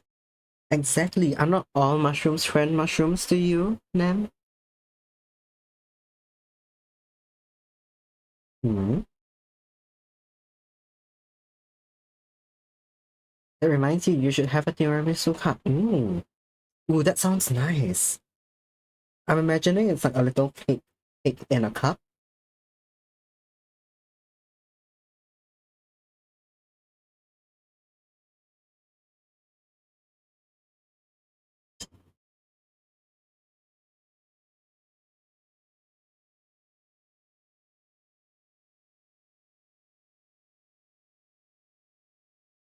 All mushrooms are connected with a mycelia network. Yes, that's true. They are all in some way connected to one another. If you love truffle, you love all mushroom because truffle is connected with all mushroom. That's not how it works. That's not how it works. I know, but like in theory.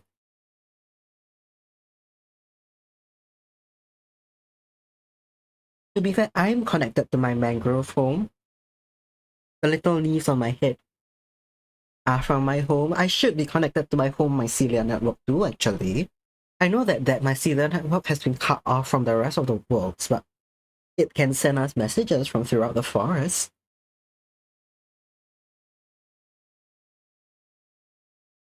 Mm.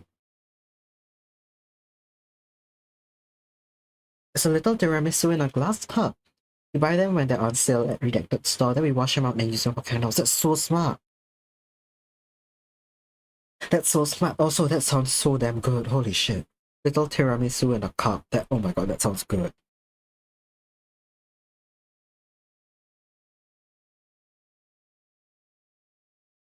Man, some stuff we eat that comes in like glass cups and jars, we normally just send those for recycling because we don't really make candles at home or anything.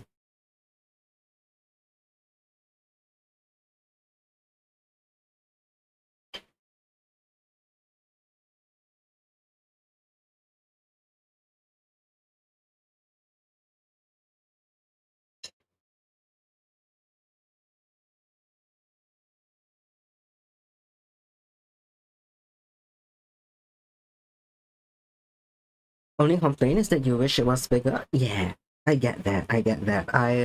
Man, I love. Oh, sorry. I'm so sorry if you heard that. It's my fork against the plate. It's an unpleasant sound. I know it. But man, I love a sweet treat. I wish more sweet treats were bigger, but I also get why they're not. They are a little treat.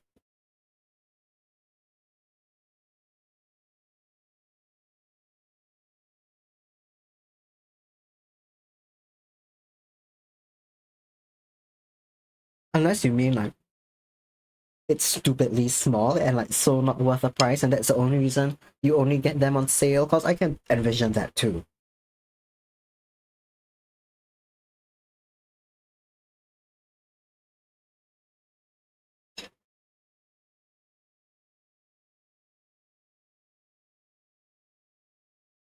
Oh, also yes, they're over $1 a piece, partly cost glass. I guess they have to be really small then. Hmm. Mm-hmm.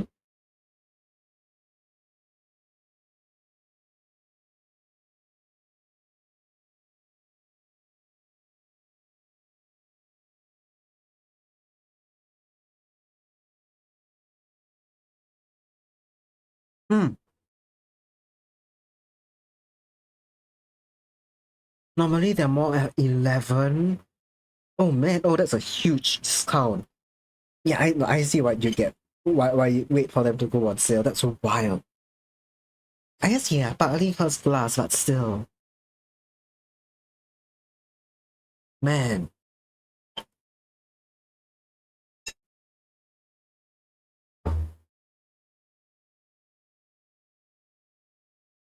I get it though. There's some foods I really fucking love that I only ever get on sale as well.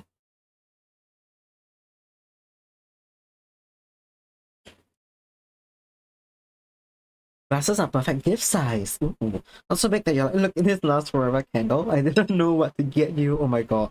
Those. Also not so tiny that you're not important, but this is handmade. Oh, that's really useful then. That's super sweet as well. Mhm.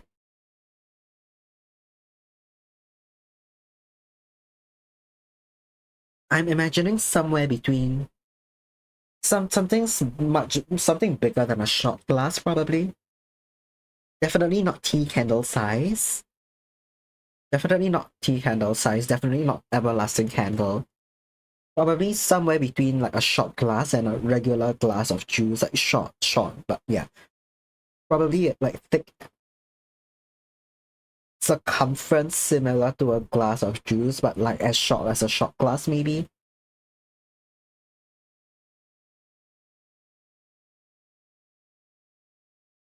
That's a mental image at least.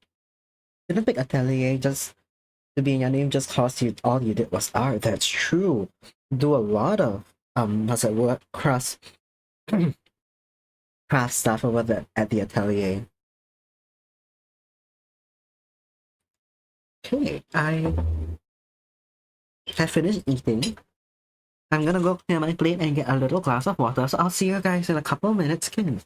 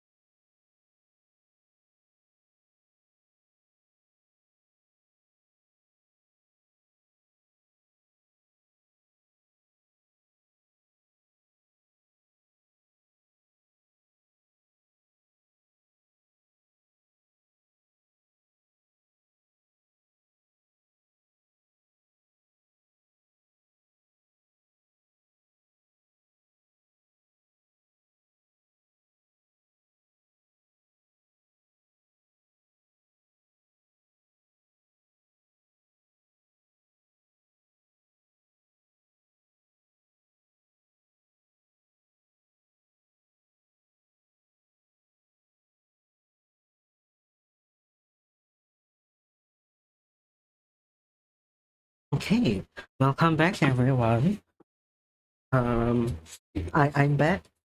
I have, based on the discussion about tiramisu, I suddenly really wanted a sweet treat and got a little pudding cup, which I'm gonna make my way through. It'll be like 5 more minutes, probably by 3 p.m. We will resume the art. Yeah,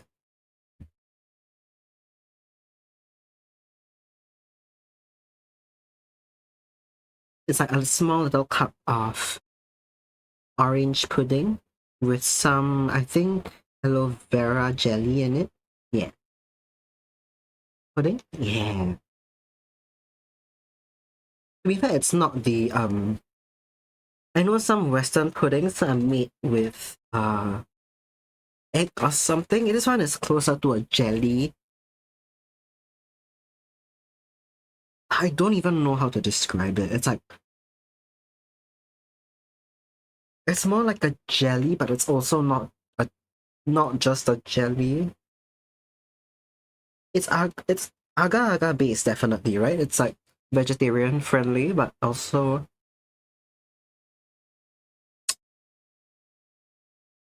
it's a little creamy, and I don't know how it got creamy. But it's definitely not milk either. Because it's way too cheap and has way too long of a shelf life to have any dairy in it.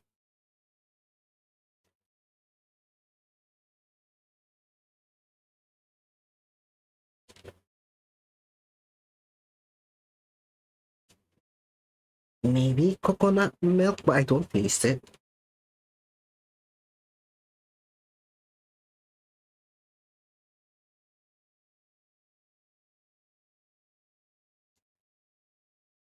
Hmm. Hmm.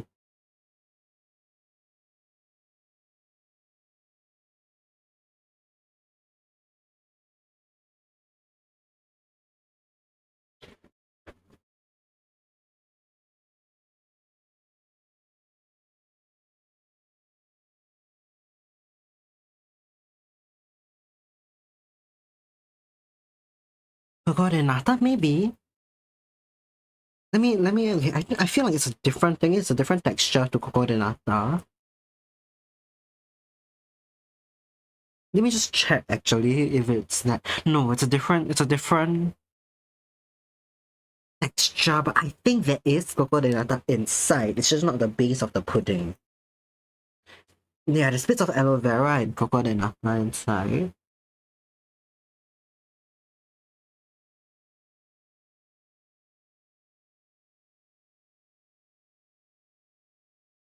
I've no fucking clue, man. Man, okay. I think it's just agar base. Maybe, and they've put in some kind of juice. I have no clue. I can go read the ingredients list later. It's on like the big packaging, but like I'll be damned if I can interpret what any of that means. You miss pudding with coconut nata and oh, you don't get that. You don't get that where you are. Or have you just not had it in some time? Well, I know it's quite popular in Asian snacks, so probably Japan you've got they're available.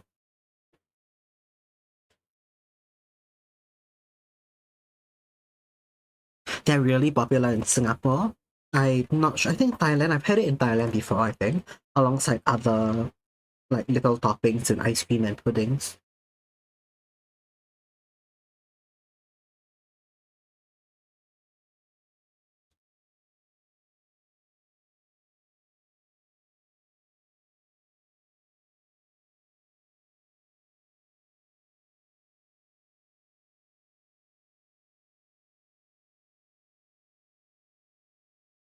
It's only really in stuff in the Asian stores. I see. Okay.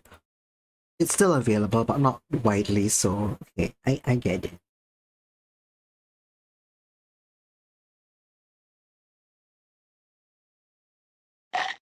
That's true. Oh hi Okina. Oh come in. You found it in a drink called Mogu Mogu, but not much elsewhere in the woods. Oh, I love Mogu Mogu. Ooh, I really love Mogu Mogu. Interesting to hear that y'all have it too, but yeah, in Singapore it's in a lot of things, a lot of desserts, a lot of pudding. I'm trying to think. Here we have it sold in packets just as is, so you can add it to your own desserts, but I don't expect you'll have that. Oh, okay, now can't hear me, but hi, Kuva. Okay, let me just jump. Okay, now little emo. Uh, oh, right. Oh my emote brain isn't activated. It should be now. It should be now. Free the elf, man. Even though Okina can't hear us, you will still rebel.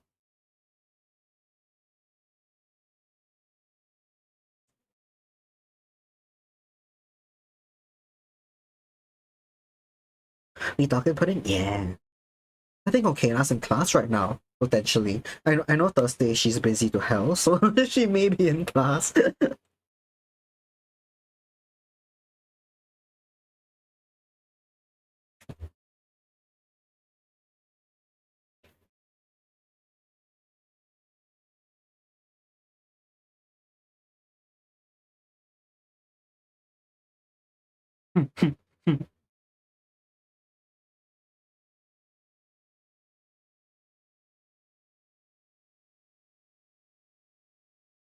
Okina's currently innocent.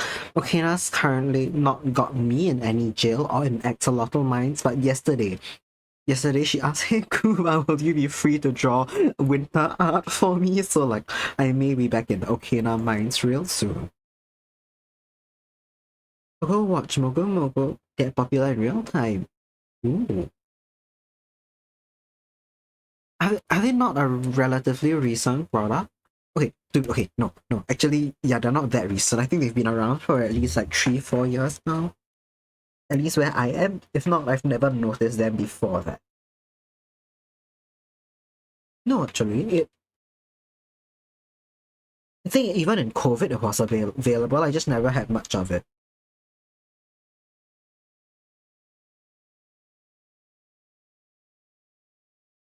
It used to be 50p and only available in Asian stores, so now it's 130 and more widely available.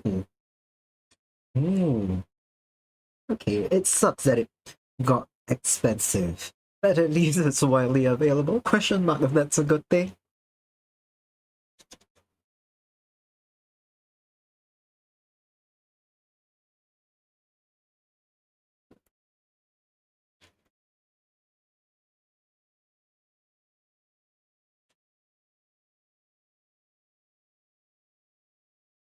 Lychee and grape flavored, yeah. Oh my god, I love lychee flavored stuff. I don't know what technology improved in the past few years that made artificial lychee flavoring emulate real lychee so well. But like, bro, now so much lychee flavoring even manages to mimic the aftertaste of eating a real lychee fruit, and that like feels insane to me because it's such a distinct flavor. And it feels a particularly complex one to be able to have like a very real lychee. Coco in jail.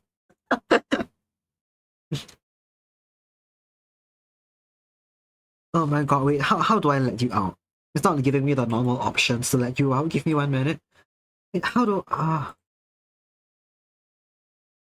what? Oh no, I privately blocked the term. You managed to hit one of the super secret words that Kuva blocked. I don't even know what you used there. But I can't let it through. Hmm.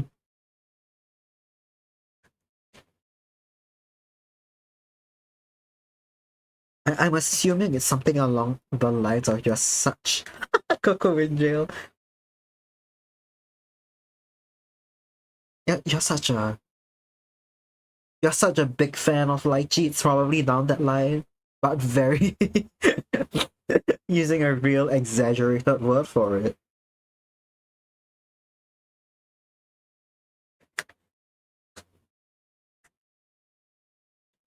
Ah, slut for lychee. I figured. It's weird. I feel like other people have used the word and it's been able to go through, or at least it went through auto mod and it's not straight to jail, but well,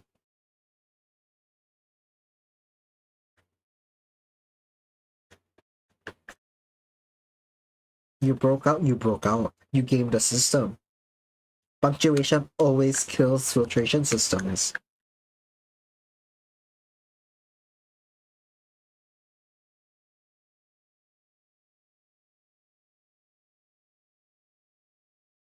Okay, I am done with the pudding. It was extremely good. I fucking love pudding. I would I would also miss it honestly if I left Asia for a long period of time. I would really miss it.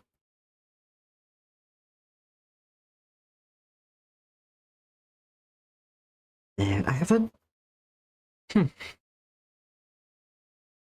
not set out of Asia before. I've always been in an area where there's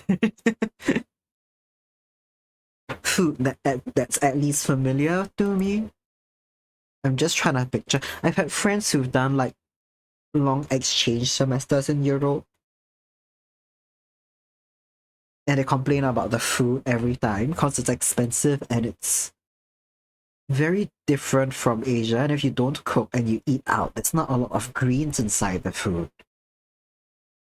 I kind of understand, like as a restaurant, you want people to get their money's worth, and people tend not to like paying for like vegetables unless it's like they very much want a salad. But then then vegetables don't get incorporated into main dish stuff either, right? The way it is in a lot of Asian cuisine. So you like don't get that unless you cook. And if you're on an exchange semester, you're staying in a dorm, especially like a university dorm, there's probably no access to a kitchen, and that's a hassle. I've had friends and family go on exchange semesters and they just bring a whole rice cooker with them. And then they make like their own one pot meals in like the dorm when there's no kitchen for them to use. And I find that so smart. I'm gonna make Letty's eyes a bit more of a more saturated blue real quick. And I'm gonna pull up her base reference. Okay, it's quite a light blue actually. I'm gonna make the shadow go a bit further up the amount you have rice cookers. That's true. It's really funny. The thing is, the question is always why don't you go there and buy a rice cooker? But I think from the people I know who brought rice cookers when they went overseas, the issue is that a lot of rice cookers on sale are for like several people. Like they're like family size, right? And they want just one that makes a single serving, and those are a lot more rare to find. And if you do find them, they're gonna be a lot more expensive than one that you can like buy at home. And then it becomes like storage. Basically, when they go there and back, like they put like example, if they bring some things to cook themselves as well, they'll just like throw. If it's seasoning packets, they'll put it inside there. Damn, out of context, that sounds fucking awful. You've posted the cup size in Discord? Out of context, that sounds so fucking funny. Back to the spicy topics, I see.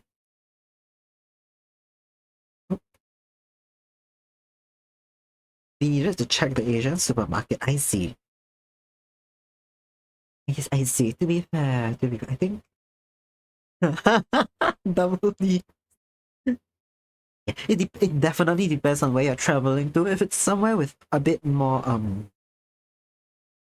somewhere what's that word with easy access to Asian supermarkets, it's fine. I've had people whose exchange unis were those that were situated exclusively in university towns, and I at least from one of them went to somewhere in Europe, a bit further up north. I don't think there were Asian supermarkets readily available. Like all he was telling us, the only things he had like the only things that were frequent and well accessible were like pubs and bars. Even a regular supermarket was a bit of a walk or drive away. I think not drive. I don't think he drove. So it was a bit of a ride away from the university dorm and campuses.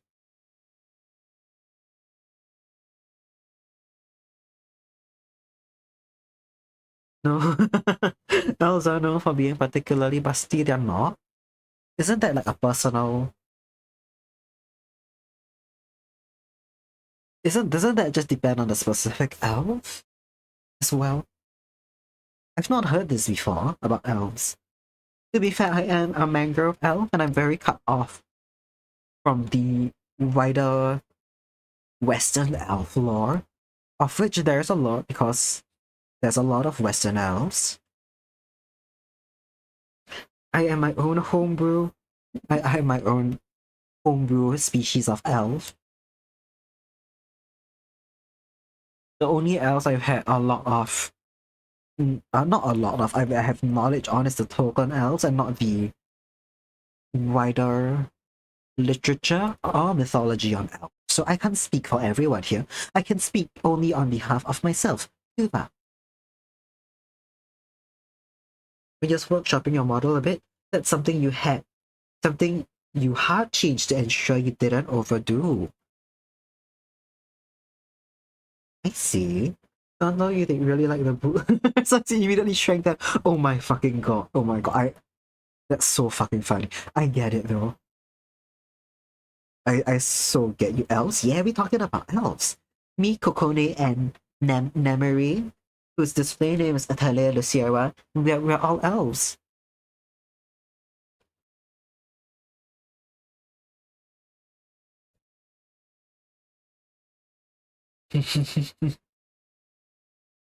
I like that you're using a Vroid model as well. I can imagine like someone tells you that you can immediately go into Vroid, shrink the cup size and update your model. Just on the spot, like fuck you. Nemi and Kuva are elves. You're half elf, half fox spirit. Yes, Coco's half fox spirit. To be fair, I don't think but elf is the closest thing to what describes me. I think I may be something else. Some secret fourth thing. But due to my connection with my forest and my long ass ears, the closest thing I can come to describe myself with easily is a elf. Nemesis, yes, this is an elvish stream. You'll be assimilated or fed to the axolotls. No, no. We do not assimilate people here. We encourage all differences. We encourage different kinds of elves. We encourage different species. And I also the elves in this chat are vicious, but I'm a friend to the axolotls. When the axolotls come and ask me to draw them, I readily accept. Much to the dismay of these two who have to come and get me from axolotl jail again.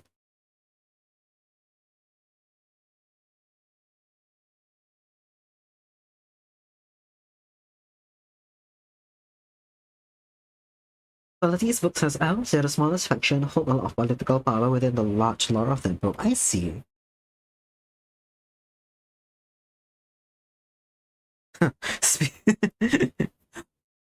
Speaking about elves and politics.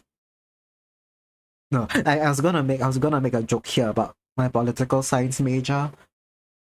And how the folks call me Kuva Cultural Revolution. But let's not get into that right now. On a slightly different note, the thing that I'm dealing with later in the evening is also a school thing. It's just not for one of my political science classes, so we're very friendly. We just believe in the power of friendship, and we have the power of God and anime and arson on our side. Yes, arson especially. We have arson on our side.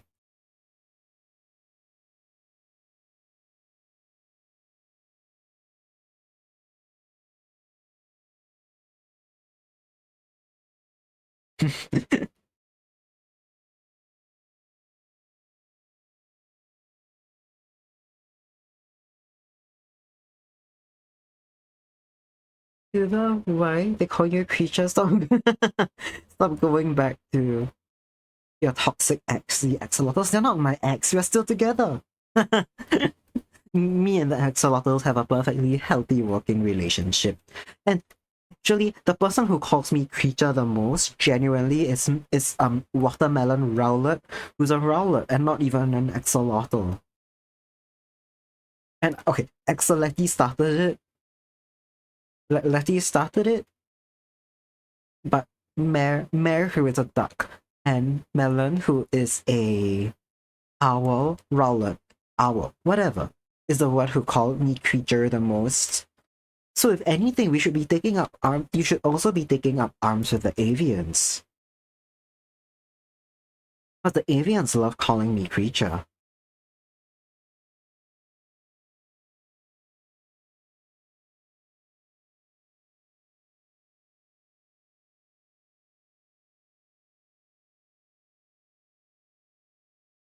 It was started on Okina, a stream, but Okina didn't start it. Also, the axolotls feed me very well. They feed me a lot of raisins and a lotus seed, which is my primary diet, and rice. So it's a strange diet.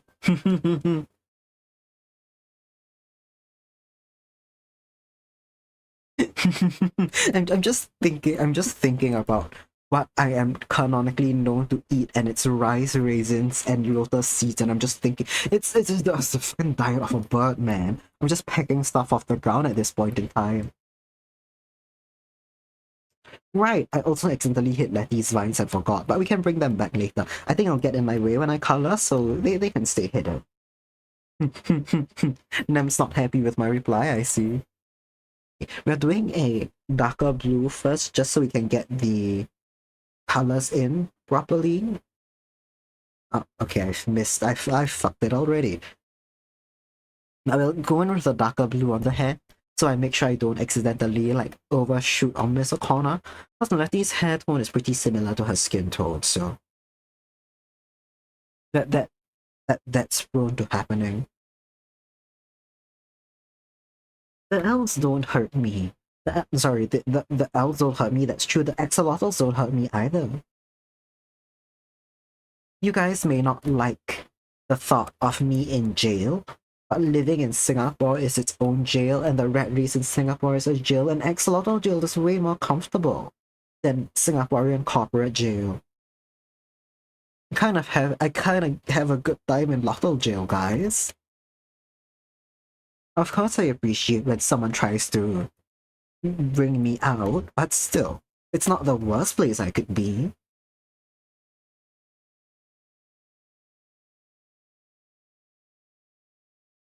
In life, I have been in many a worse position. I have been put in factories, and not axolotl factories. Axolotl factory may be one of the best factories I've been in my life. Don't ask me how many I've been in. I have been brought into a surprising number of factories before. Wouldn't want to work in one again. Who has been institutionalized. I've gotten Stockholm syndrome. I have no Stockholm syndrome. I willingly go into axolotl jail. In fact, all the times I've been in axolotl jail, I've willingly followed one in there.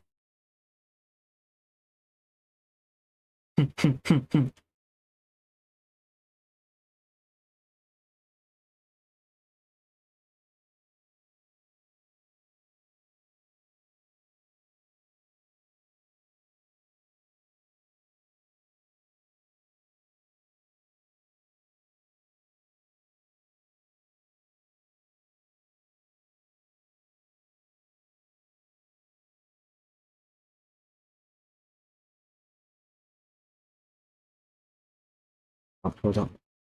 Struggling with this. Give me 1 minute. Okay. The lottles are so nice to me. In fact, if one of you started drawing axolotls, you'll see how comfortable lottle jail is.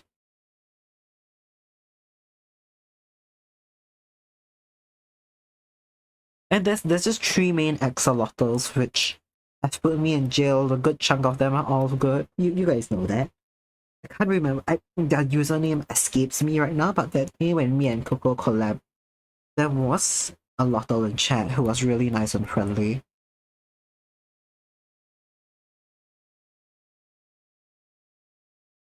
It's just Axoletty that likes to kidnap people, and ooh boy, does she not like to let people go either. Speaking of Axoletty, this Saturday evening, by the yes, this Saturday by 9 p.m. If all goes well and Letty recovers fully, we will be doing karaoke with Letty and Okena.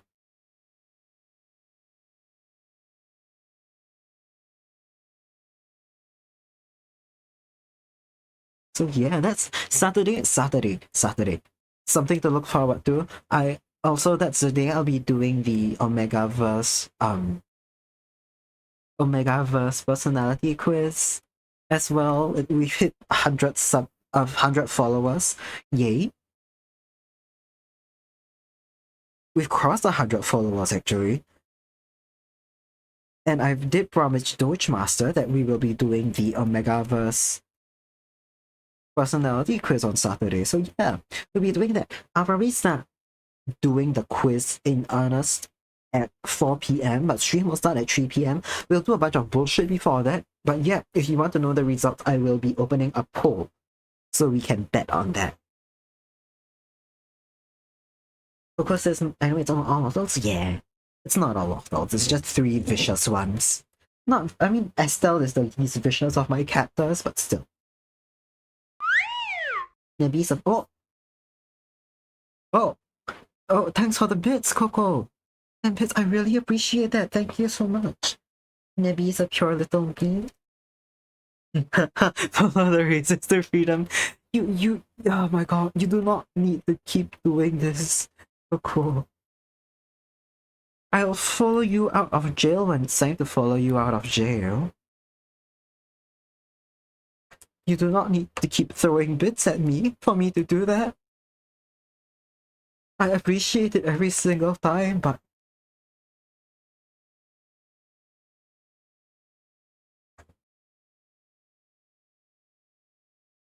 in all, hold on, what's okay? So it's a slightly darker blue, real quick.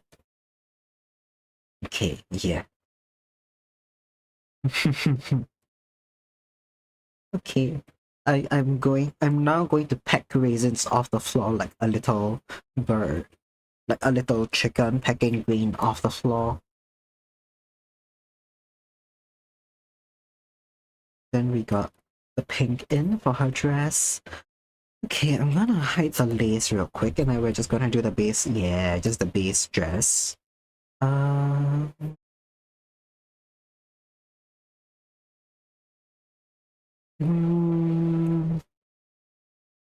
Her sleeves. Let me just unhide the reference. Her sleeves are okay. Her sleeves are translucent. I did the sleeve wrongly up here. Oh. Up here, but that's fine. I can fix that in a bit.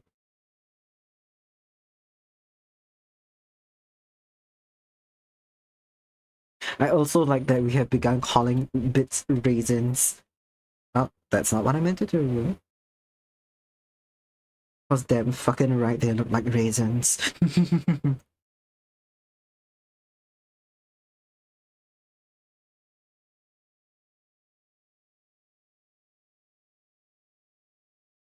Man, I forgot to ask Letty last time around. She was in chat whether or not she was okay with the flower on her belt looking like a lotus, but to be fair, she's seen this image a few times since I finished the line art and she's not had an issue with it, so we can keep it there. Okay, let me fix the sleeve real quick. Man, okay. Okay, I feel like yapping a little bit about what I'm gonna do tonight. So the thing is, okay, stream will end around 5:30 probably, if not later 6 p.m. because I've got something else on tonight. It's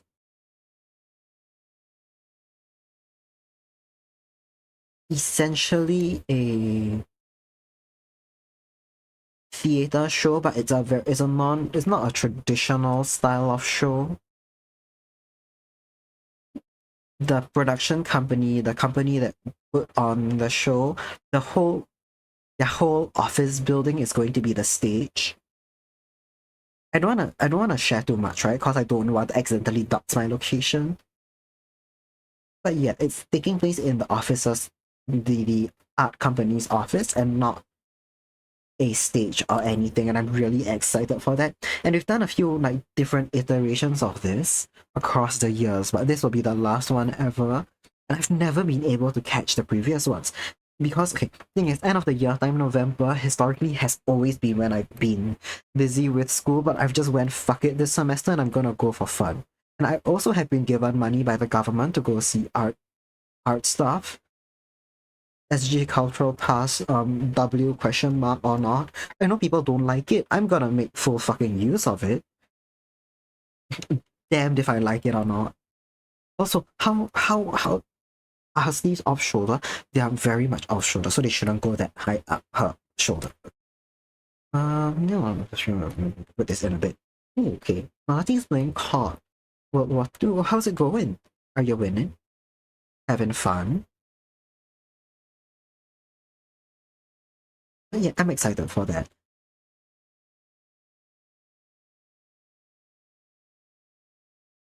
Man, oh shit, there's a lot of art things going on in Singapore right now in the fine arts sphere. Singapore Biennale is opening this weekend, and I'm not fucking free to go see any of the opening things, which is fine, right? As there's nothing I'm extremely like what's that word? Nothing that I'm raring to go and watch, so that's okay. And the Biennale as well, it's mostly a visual art thing, so a lot of the exhibitions will be open for months, basically, and I don't need to go and catch them all now while I'm not free.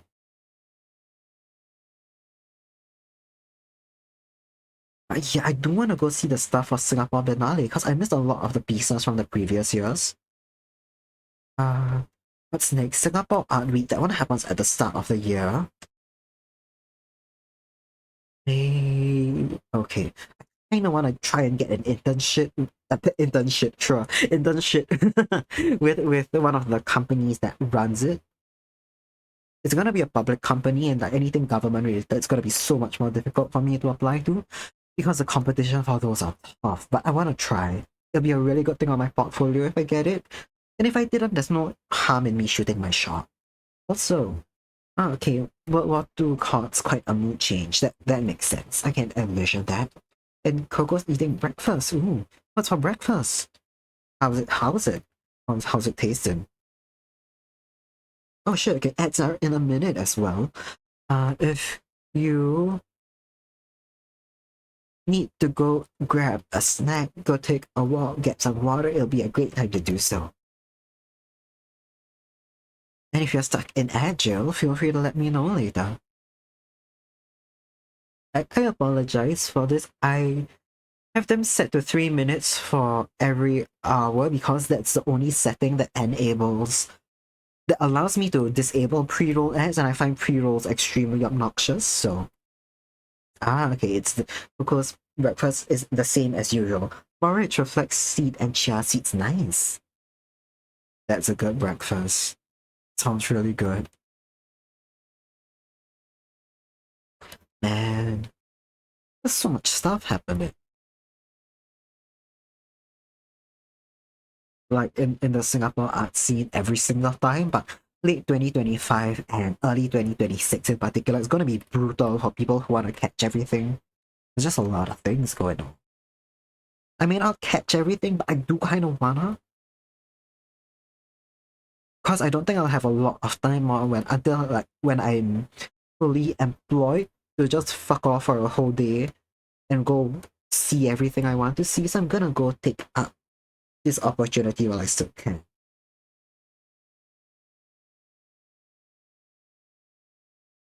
Oops.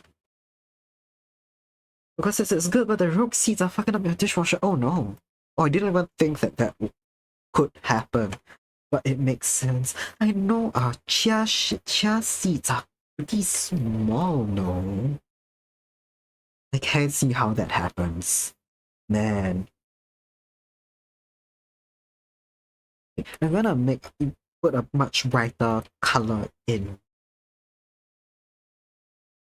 for the lace. And I think the lace is going to be transparent. Not transparent, sorry, opaque. And I can go erase the line up below it later. Man, Nem's in jail. I should get a jail emote. I think that'd be cute. 1 minute, 1 minute, 1 minute. Okay, sorry. Let me go. Let me mute for a second. I need to go.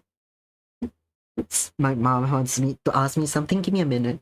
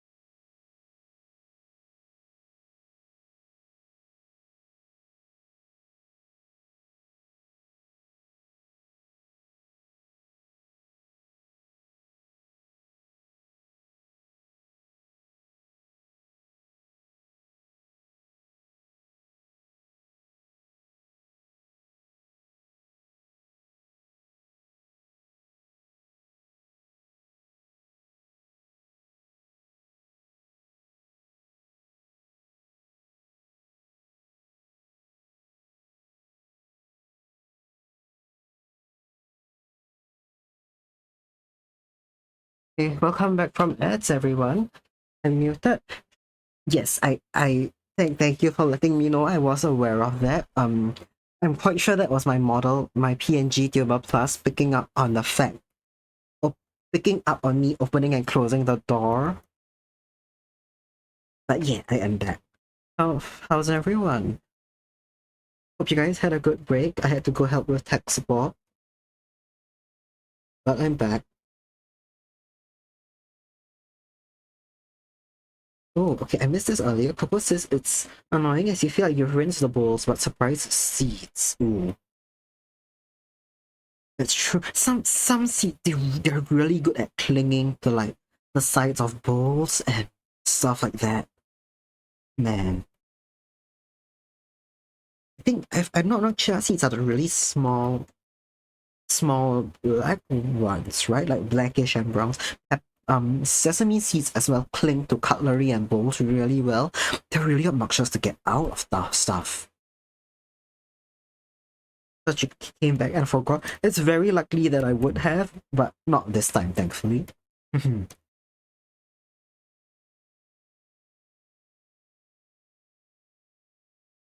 Yeah, I thought so. And okay, let me get flax seeds get sticky. Oh wait, are flax seeds the one that end up a bit like there's like a film around them that's a little sticky? Are those flax seeds or is it something else? Because if those are the ones, then like, man, I can imagine they are annoying to clean.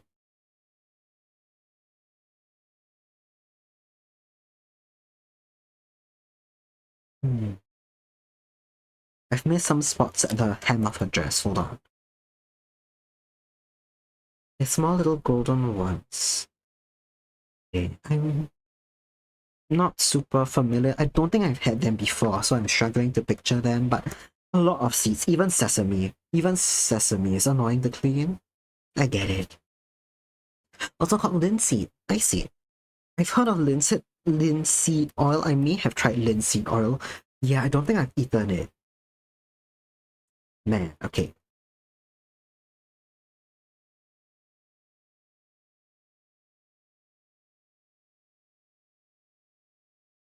Speaking of seeds and stuff though,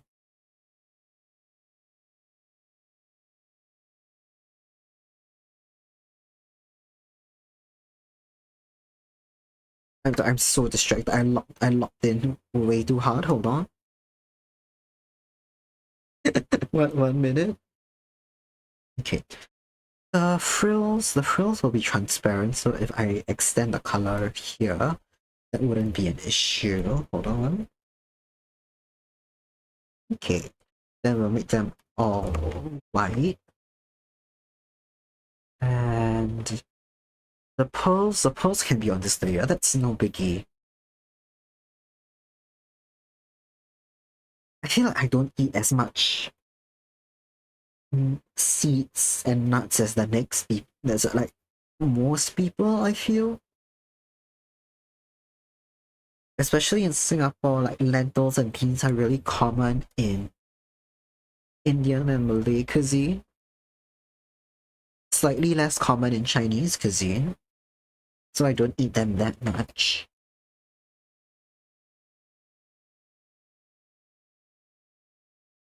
Yet we also don't cook beans and lentils that much unless they go into what's that word? Like soups and stuff. Yeah, usually we have them in soups. Ah, the seeds are prescribed. I see. Ooh. Health, health seed. It's like health nut, but smaller. I'm not making any sense today. They do sound good though, at least.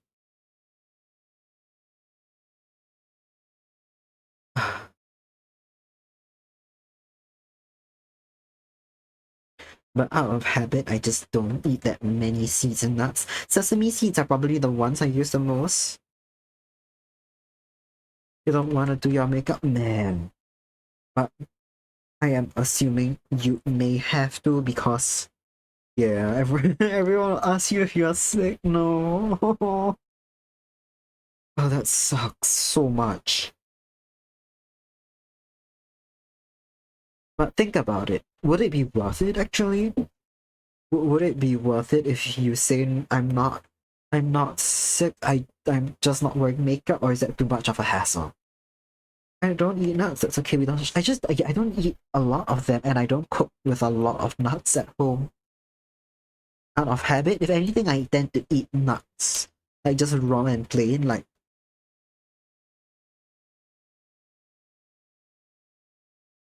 yeah, pretty much just that. I'm trying to think. We put cashew nuts into rice. Sometimes we roast chestnut, not roast, but we put chestnuts into soup sometimes. In other Chinese diasporas, I know that eating roasted chestnuts, water chestnuts, yes, mostly water chestnuts actually, in like soups and just on their own steamed, roasted.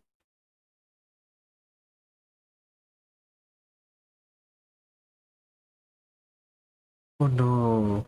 Okay, yeah, kind of pretty new to the job, so you want to put together. I see.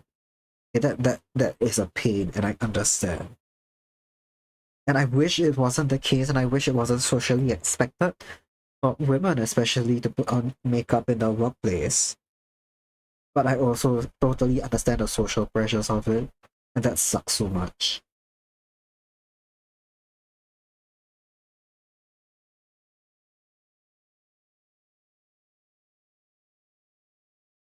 Oh god, I don't generally wear makeup. I mostly only wear makeup when I'm with the times I've cosplayed. I don't do it on a day-to-day. I do it for special occasions like weddings and stuff.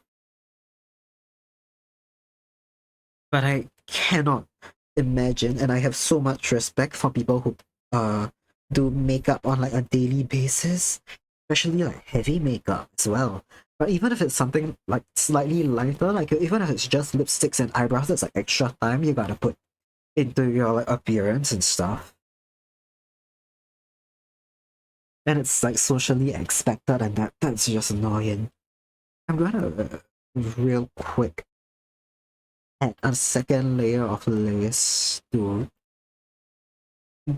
below the to where the current dress area is, and then change the opacity just 1 minute.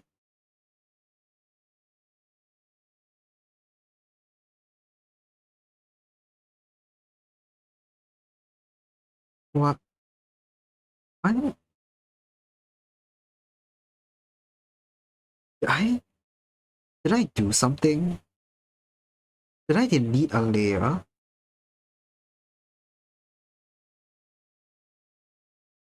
Ah, hold on. Okay, I accidentally hit a layer. You cheat, you get your eyebrows and eyelashes tinted. Ooh. Ooh. That's not barely cheating. If it works, it works. Ah,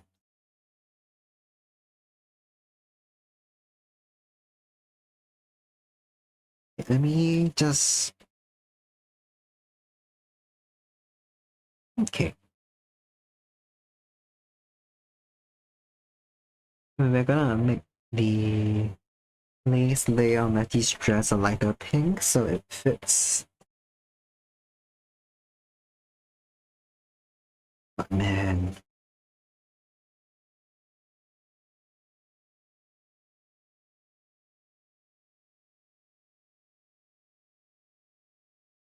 it actually sucks that it's socially expected for people to do makeup.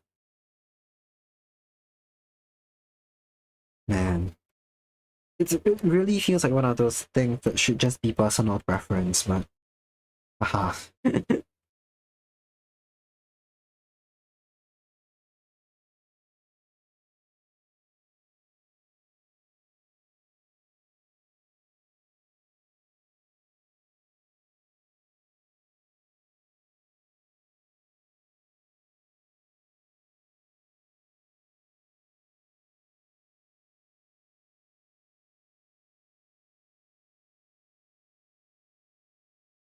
Bit of a culture shock after working from home for so long. Man, yeah. Also, Nemesis makeup's overrated. So get it. It's, as I said, it feels like one of those things that should be a hobby and a personal preference to wear it or not, but like, alas, people don't treat it like it is. And it's like socially expected, especially in Asia, for women to wear makeup in the workplace. And even in Singapore, it's not as bad as other, what's that word? I'm so sorry.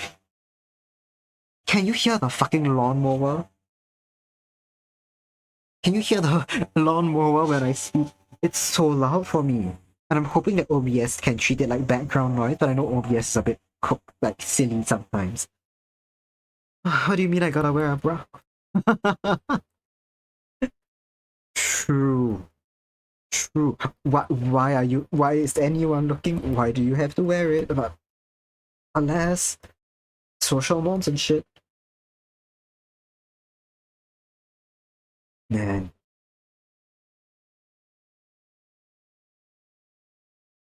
unless at least it can be a comfy one and not a nasty one. Yeah, that's true. That's true. That's a strapless. I'm so sorry if you can hear the lawnmower. I'm so distracted trying to tune it out mentally. I'm struggling to. Oh my god, if you can hear it, I apologize. Thanks to Call of Duty, you can definitively say that war is a bad time. Most people figured it out before Call of Duty, I'd say.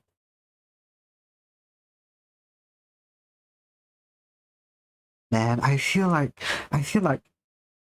why I'm so what's that word? Why I'm dreading my eventual return to the full-time workforce is because of office culture and stuff. And like, oh my god, if I go back to like the design and the art, it's not going to be so bad. But being like trans in Singapore fucking sucks. And I'm going to, I don't know, I'm quite sure I'm going to struggle even getting full-time employment because of being trans. But like, man,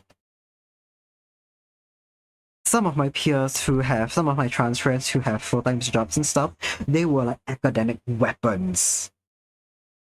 Like their results and their research portfolios and like their general portfolios and stuff were so strong. And portfolio, I mean like not artistically, right? But when it comes to research and academic projects they've been involved in, their work experience before that is so strong that like they can get decent positions, but also not without a huge struggle and without being,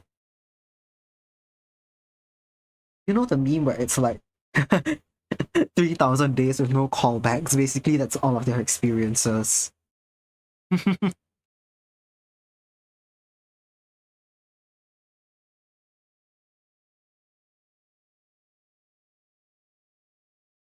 Man, okay. We can all pray that the art thing takes off. If not, and if the art thing doesn't take off and become a sustainable full-time job within the next year, and when I'm expected to find full-time employment, man, I can do it. Either way, there's only two paths forward. It's either successful full-time job or successful influencer career, and we'll see where that ends up. Coco, Coco's not worn a wired bra since COVID. Bralette, your beloved. Ooh, that does sound like that does sound comfortable. Oh my god. I'm wondering if going down this line of conversation is gonna end up to TMI.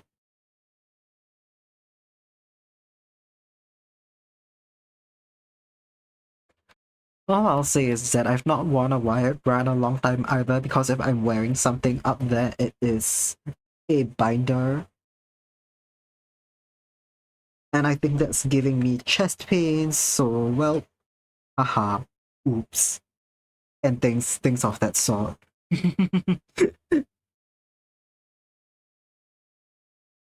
What can I do about it? Oops. That's basically all I can say to that.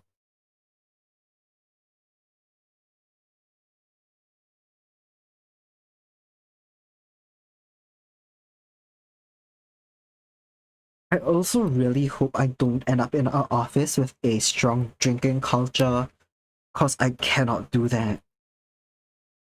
Like I cannot drink, not even low tolerance. I'm allergic to alcohol, and if like the office expects people to drink, I just cannot be there.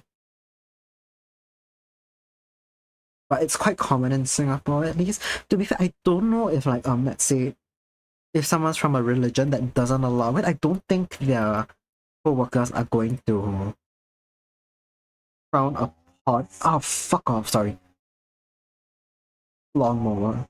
So loud. I hope you guys don't hear it. If someone's from a religion that disallows it, I don't think anyone looks down on them for it. But I'm also worried people think that allergic to alcohol is just an excuse.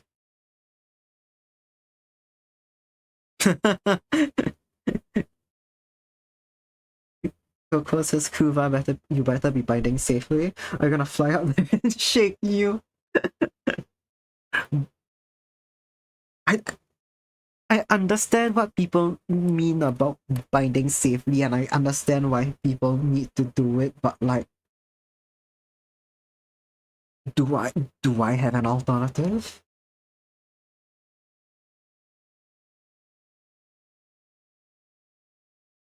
There are things about my life that I don't want to share online just yet.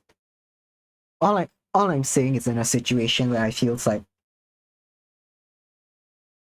if I'm out of the house at all, I have to be binding. So when people say like, "Oh, you can only do it for 6 hours," like, okay, well, I'm out of the house for 12.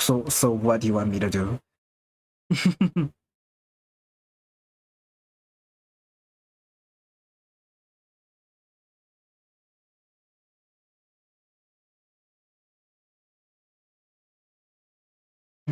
Okay, let's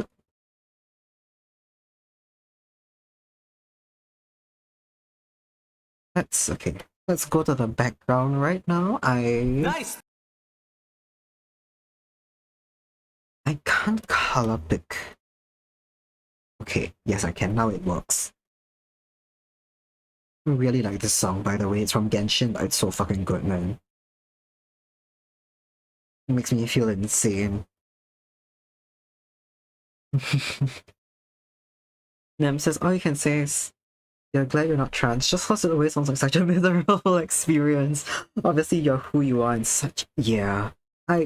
It's one of those things that I've already come to terms with, where it's like, I'm not gonna have a good overall life experience, but at least I've not killed myself and I'm taking that as a win, so like, lesser of two evils. Better to struggle and be alive than to die, basically. Okay, let's go away from this line of thought. I've been really stressed IRL recently, and I'm trying not to let it show on stream, but I think it's definitely showing on stream, so that's fun. So let's move away from this. But long story short, as well, I've been struggling with my school admin again.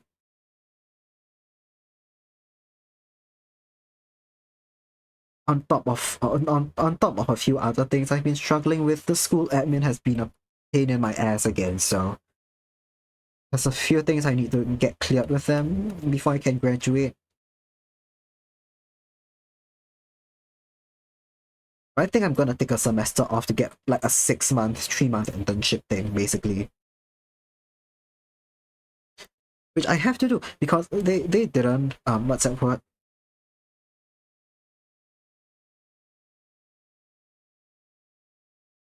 They scuffed the admin on my previous internship.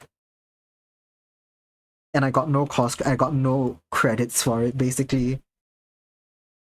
When it's meant it would have cleared a credit. But yeah, it's okay.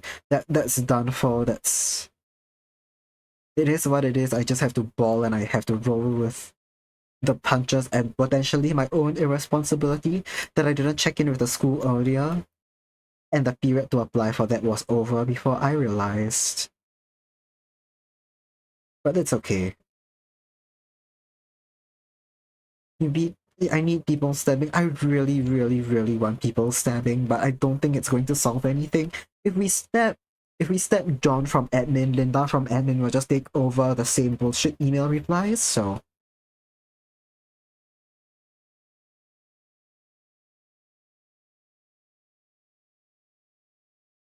yeah. We'll see. In fact, I'm kind of hoping that I can get a part-time internship end of the year or in the start of the coming year so I can stream alongside it still. Because I know working full-time, especially when I'm adjusting to a new job, it takes all the wind out of my sails creatively. So if I can find something part-time that allows me to stream and draw and do content creation alongside like working, that would be like a blast. And a lot of offices offer it now because a lot of students intern part-time while they still study.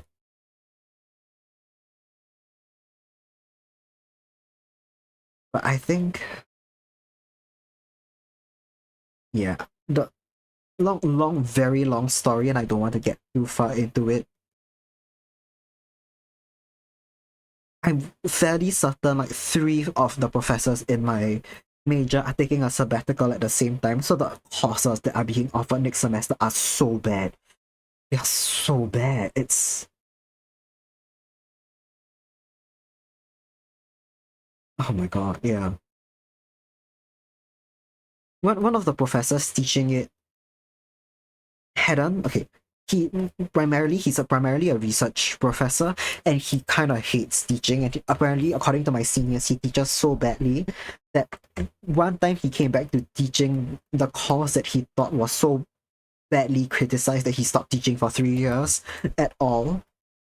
But he's tenured enough where they can just let him do research without teaching, so he didn't. But because three professors are on sabbatical, he's coming in to teach next semester. And there's so few options that I may end up taking one of his courses if I don't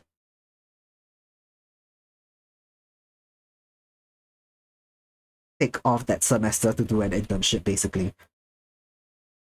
So yeah, I've been stressing about that IRL. Less stabbing, more arson. Coco is ready. That does sound like fun. If we burn the university down, they may just let me graduate. Honestly, I'll take that. I'll take that. I'm happy with that.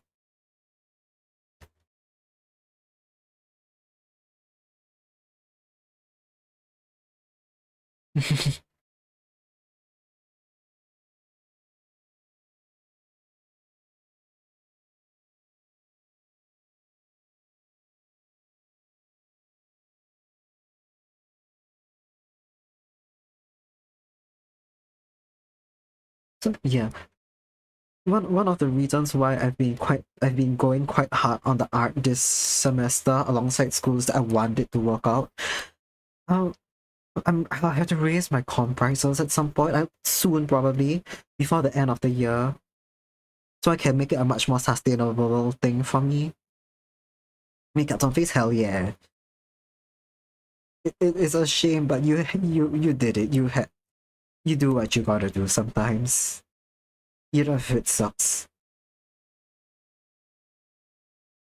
we do what we gotta do.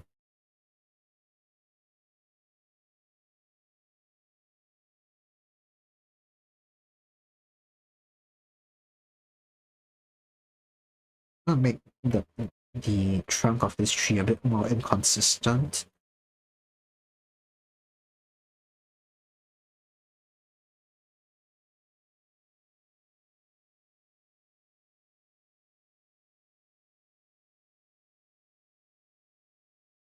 At the end of the day, I just want to escape the rat race in Singapore where it's disgusting and brutal.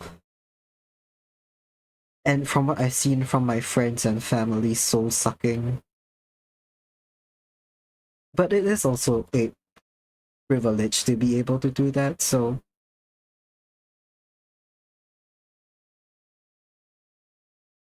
I take what I'll get when the time comes.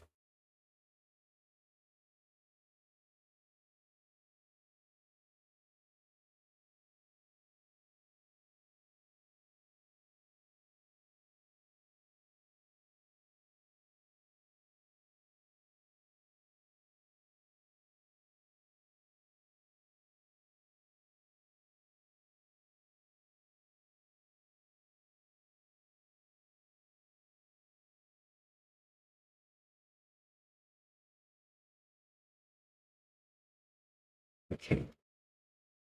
Hmm. I should stop talking about this. I think the more I talk about it and think about it right now, it's just going to stress me out, and like I'd rather not be stressed out like that. I really apologize for like the bummer mood. It's been weighing on my mind recently. But this also isn't a good place to talk about it, I think.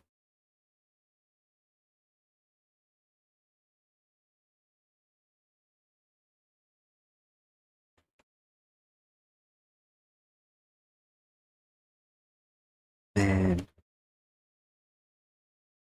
man.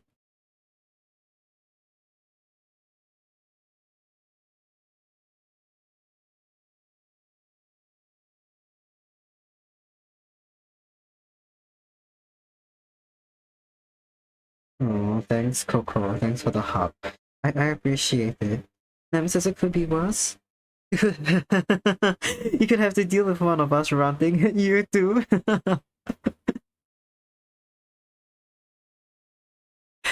I kind of get it if someone started because it's that then it's like because misery loves company and all that. If you ever want to get your DMs are open, not that I can help with anything, but you can listen and threaten to stab people. That's true. You can. You can. I will know that you are in my corner of the court, and I will appreciate it no matter what. It's okay. I think okay. I really appreciate the offer, Coco, and that's extremely sweet of you. But I do think this may be a topic I will save for a Singaporean friend to yap to, because if I'm spiraling, they may be able to point me towards something that can help me locally. I really appreciate the offer and it's extremely sweet of you, but afterwards I may go seek out another Singaporean mutual and bother them with the doom spiral.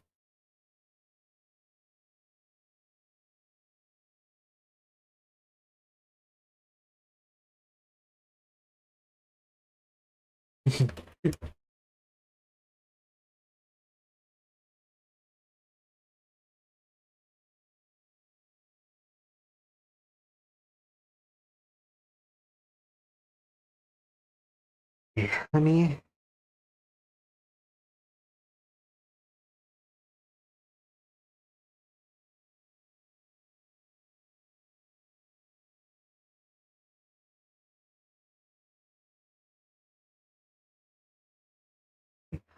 I need to make the greens a lot darker in this background so that there's a bit of a bigger contrast between things. But I think the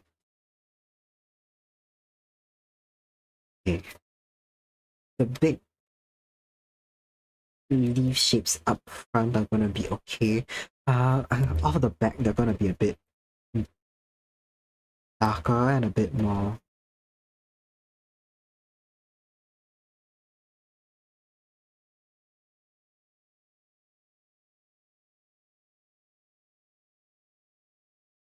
Hmm.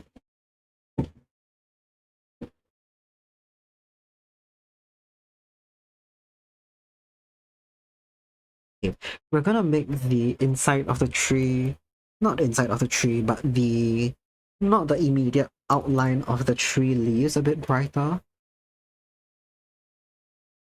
Because there's gonna be a lot of light that we're imagining comes from inside the pond, not so much from the night sky. Speaking of that, I might make the night sky just a bit of a brighter blue and a darker blue at the same time.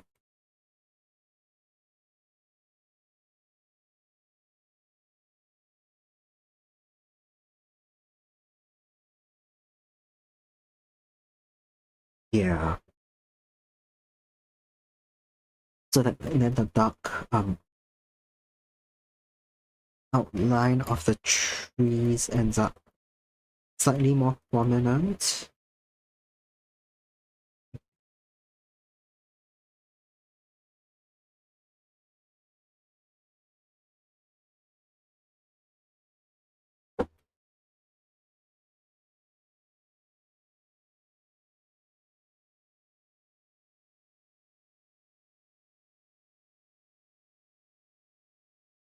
Hmm. And okay. Oh,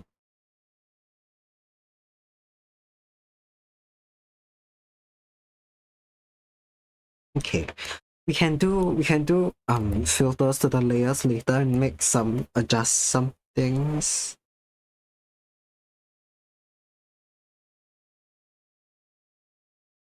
Especially when it comes to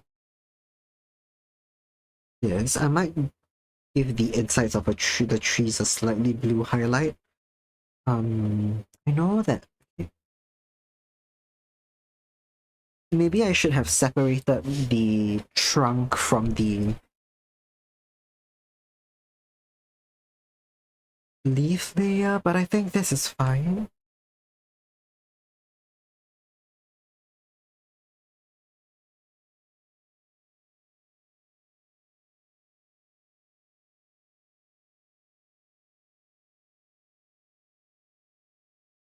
Oh.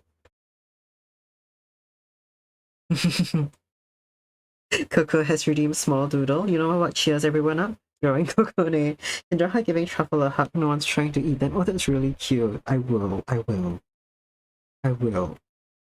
Okay. Give me a minute. Let me try and figure out something with this tree branch and I'll draw a little Coco as well.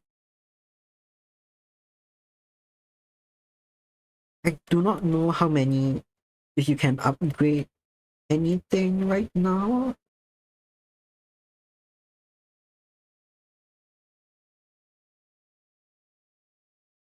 Okay. Not sure how many Lotus unit you've got in total. Last time around you redeemed something, there was no Lotus unit for you to... You only got Lotus Seed, I see. It may still be enough for an extra colors or half body if that's something you want. I don't remember off the top of my head how much you had. Let me just make this part of the leaves a bit, give it a bit more depth here. Okay, okay, I think I'm struggling with the background, with the form. Only got Lotus Seeds, take your money. Okay, let me go and see actually and mix it up. What's that?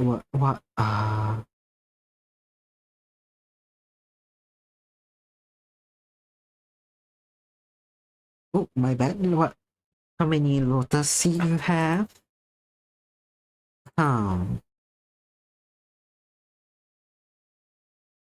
KokoneVulpis has... Oh, you have fed me 10 times. Ooh, that's quite a lot still.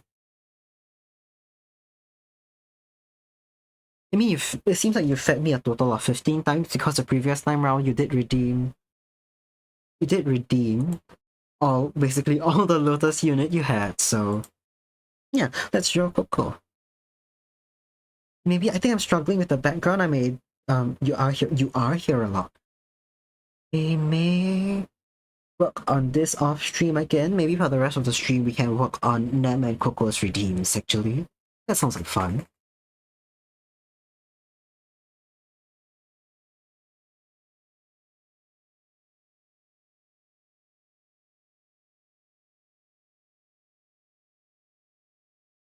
Yeah, you could do either half body update or upgrade or more colors if what? Sorry. What, my Clip Studio's glitching out. I was gonna save this and then close it because I don't think we're working on this today. This one I can work on off stream, but I'm gonna close it for now. Oh, oh, oh, Chombles. Hello. Don't know how you got here, but you see you join one of your many siblings, so you follow. One of your siblings. Oh, Letty. Oh, wait, are you is your model Mama Zomios? Is that who you're talking about? And thanks for the follow. I really appreciate that. Because it's half body, please. Or Vivi. Oh, right. You may have gotten here through just an Axolotl sibling. Yeah, you probably got here through Vivi Axolotl because she raided in earlier. Yeah, thank you for the follow. I was yeah, Vivi. I'm drawing Axolotl. I'm drawing Axoletty. But I know there's quite a few of Letty's model Mama Zomias, and there's quite a few people who model mamas are also Zomias, so I thought like that could be it. No, another Lotto. Ooh, Lotto. Wait. We lots. So many Lottos in my chat at any one time. I just got KokoneVulpis in chat just redeemed a sketch doodle earlier in chat. Earlier on, Nemery, who's also in chat right now, also got a doodle redeemed. I think I'll be on for about an hour and a half more, and we will be we will probably just be working on these right now because I'm kind of stuck with the background. I'm not concentrating very well on it right now. So yeah, we're just gonna do some fun stuff, some light-hearted stuff. If you know Vapor, it's a cooler version of Vapor. I'm going to tell Vapor you said that. I'm not close to Vapor, but I don't really watch Vapor a lot because he doesn't always stream in a good time zone for me. But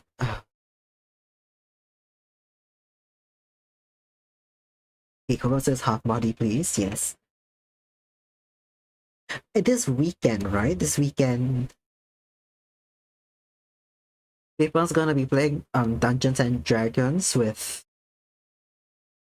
the Lottos, and my friend Okina is gonna be one of them playing. How big is Truffle actually in relation to Coco?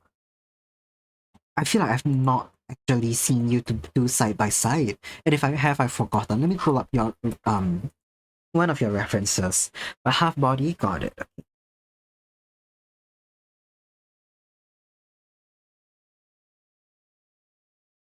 For anyone counting, by the way, this is Kokone's 5th doodle redeem.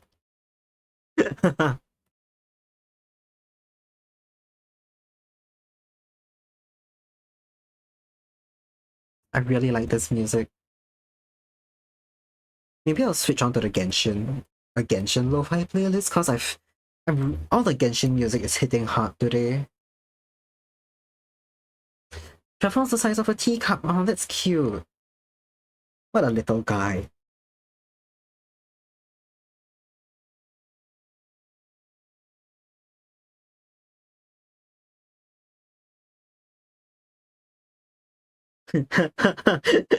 Nem says if you think about it, she could have saved for a big sketch instead. Indeed. That's what I pointed out last time round, but Kokone says she doesn't have patience for a big pic. That's okay. We will get big Kokone drawing soon with line art because Kokone is in waitlist for big art. To be fair, the big picture will be it's gonna be a colored sketch. It's gonna be quite messy as well. But it's big. Yeah, I'm gonna make this a I kinda like it being landscape, even though the what is on landscape? Okay. Coco's new reference sheet still a work in progress, but it is updated. Am I going insane? Why has all the Genshin music just started auto-playing? I'm just gonna screenshot a bit of Coco's new reference sheet to bring up here. And I'm gonna go find a picture of Truffle.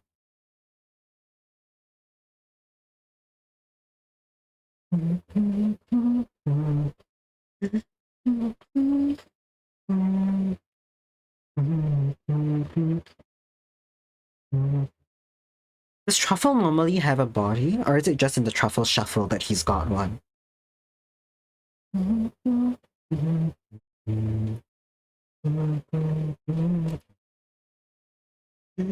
It's on Blue Sky and in your Discord if you need it. You can draw me with your eyes closed yet. I can, it's just easier if I have... If I'm not wrong, the last time I drew you, I just did not use a reference, but it's just easier if you... if I do. They have a body, okay. Yeah, I did pull your reference off the Blue Sky. Is my Discord open? My Discord is open. I forgot it's open. I don't normally have it because it takes up memory that sometimes my laptop struggles to allocate. There's a full body of there's a full body of Truffle in your art. Oh, I must have locked in too hard on Coco and then forgot Truffle. Okay, let me go to your Discord. I did have Discord open and I forgot about it, so main thing is that they have no mouth. Got it.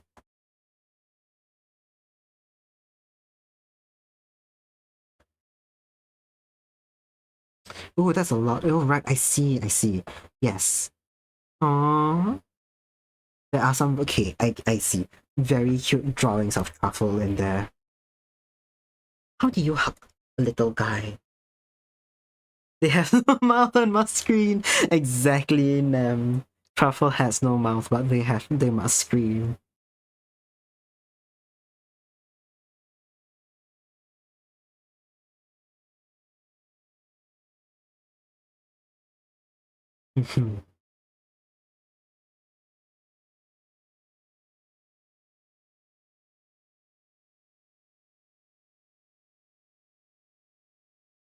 Okay, we're putting on some Genshin music because I really feel it right now.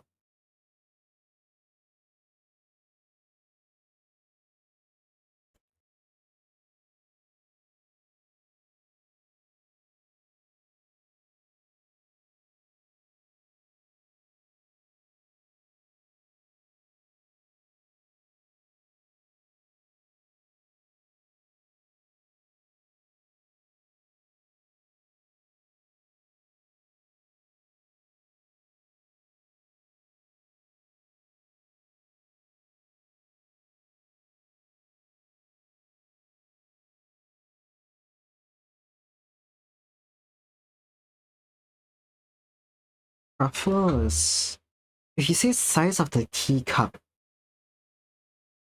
hmm, little smaller than this then. Little smaller than this. Oh, Kath, hello. Welcome in. Hi, Kath. How are you? Good. Happy to see you here.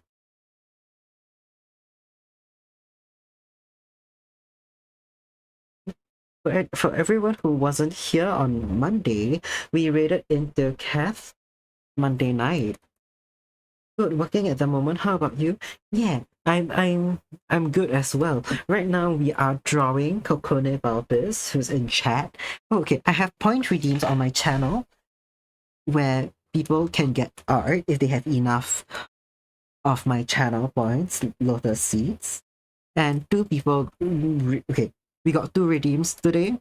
We have this little doodle from KokoneVulpis, who's another artist. She's an elf also. And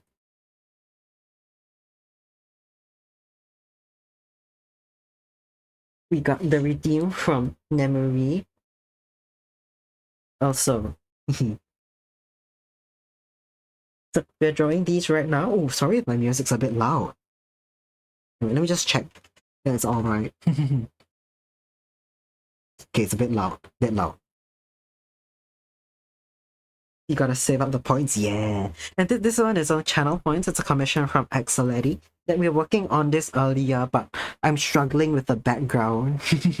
So I thought I'd give it like a short break until I come back to it. Yeah. Working on these right now.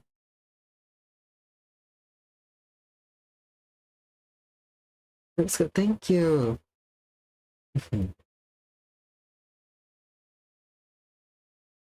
Also a bit sleepy today. Earlier this morning I was working on some stuff for school.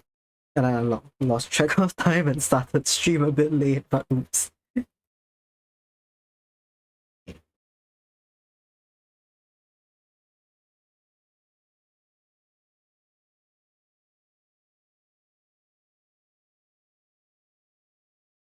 And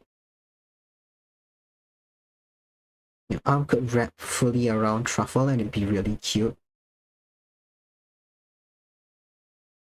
Oh, and this little mushroom guy over here, that's Truffle. That's Kokone's friend. gonna make I'm gonna make it a portrait now, so probably a bit more square shape in a minute.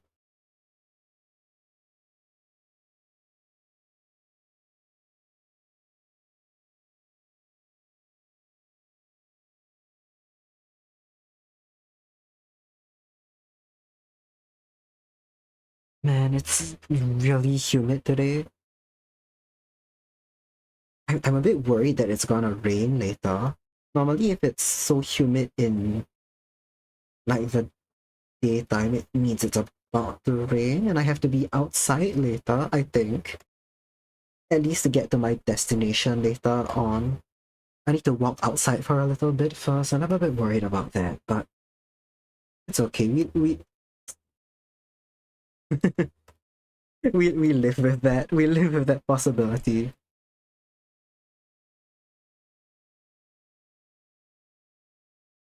It hasn't been raining a lot recently, but the weather's been out of whack. Normally by the end of the year it starts to get cooler. It's generally monsoon season around now, but and that has happened, right? We've gotten the monsoon rains and stuff like that. But it's also not consistent. Like we'll get a week full of heavy rain, and then suddenly next week it's hot and dry. And then suddenly, week after that, we are back to the heavy rains. Coco's outside right now. Oh man. Okay, you're on the train, I'm assuming.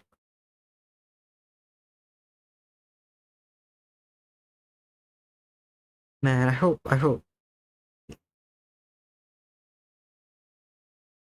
If you want to tune in, I hope that's not interrupting your signal. I know sometimes it does. I have so much respect though that you try to tune in even while outside. Sometimes sometimes I think I was mentioning this before. Sometimes I try to do that, and I have to walk from like point A to point B, and I have to be careful that I don't accidentally like butt text something into chat. On the way to the train, I see. See. Yes, I hope you are not walking and typing because boy can that be dangerous.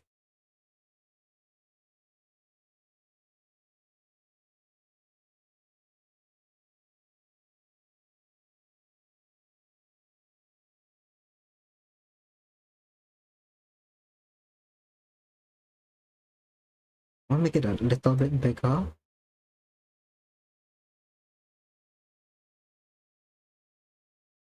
To be fair, I also the route from my house to the train station, I know it so well that I can probably type and text perfectly fine on it. I don't encourage it because I don't encourage people to walk and watch Twitch. Oh my fucking god, Coco, you better not be crossing the road and watching stream.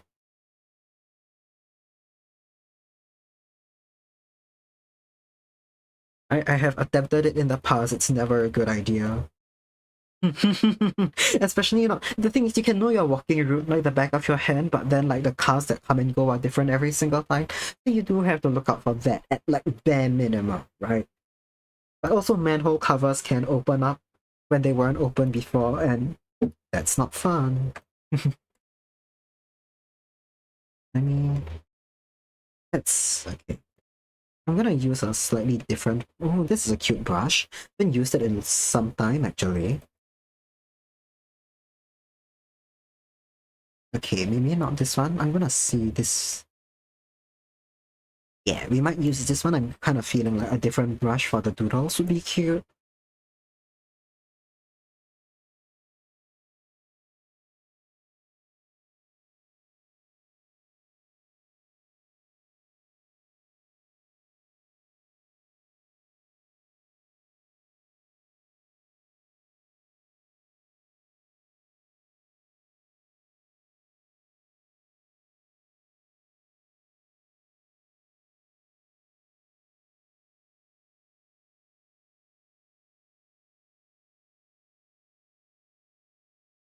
I need to remember that doodle does not have to be clean.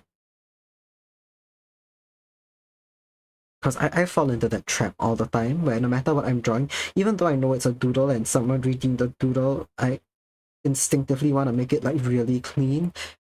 And then it's gonna end up taking so much time that I do not that I cannot evenly spend on every doodle that people reading. But I draw Coco so much now anyway that like if it ends up looking clean, that's just because I'm familiar with drawing Coco. You made it? Yay! In one piece.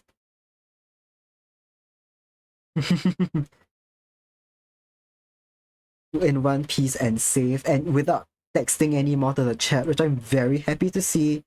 Cause good God, imagine. Just imagine, it doesn't have to be me. Imagine any streamer. Imagine like just on like the news, it's like so and so got into accident. Watching a live stream, and then it's gonna become the subject of debate in newspapers for like another month. And on not newspapers, sorry, on like YouTube drama for a month. Oh God, this is unrelated. This is unrelated.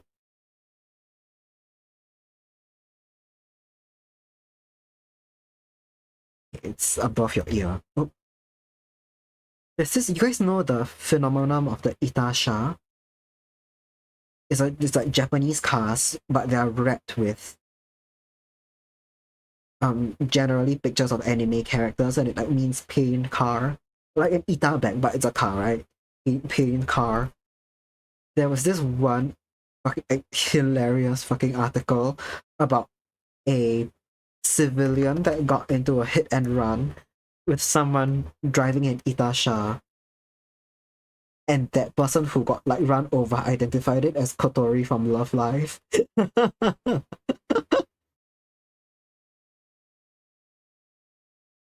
Can you imagine?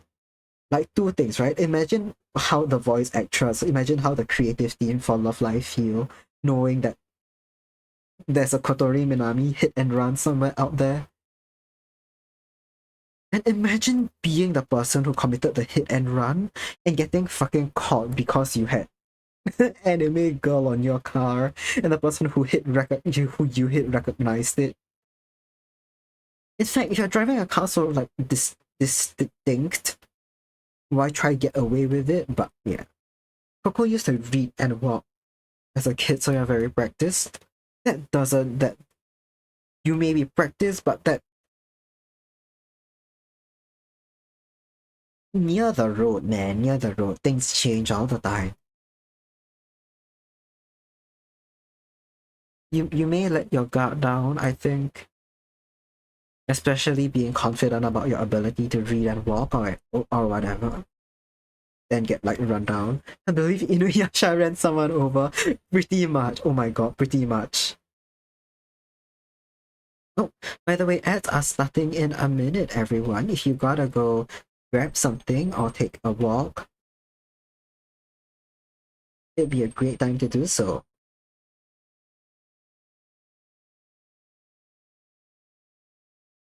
Yeah.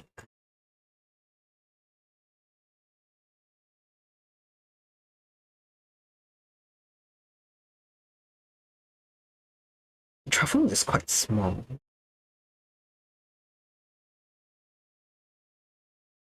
I'm gonna make truffle just a little smaller as well. I'm gonna exaggerate their size a little bit so that the hut looks cozier.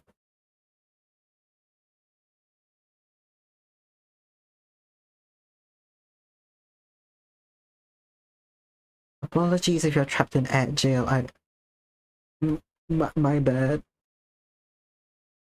But ads are starting soon, so feel free to pump out if you gotta. Great time to do that. We will be drawing truffle while you're out.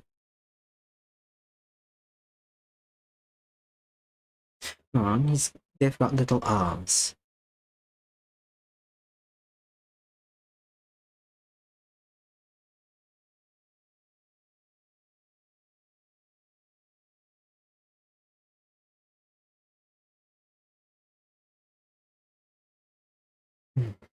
If you guys, I don't know, I don't think a lot of you here play Genshin, right? In chat.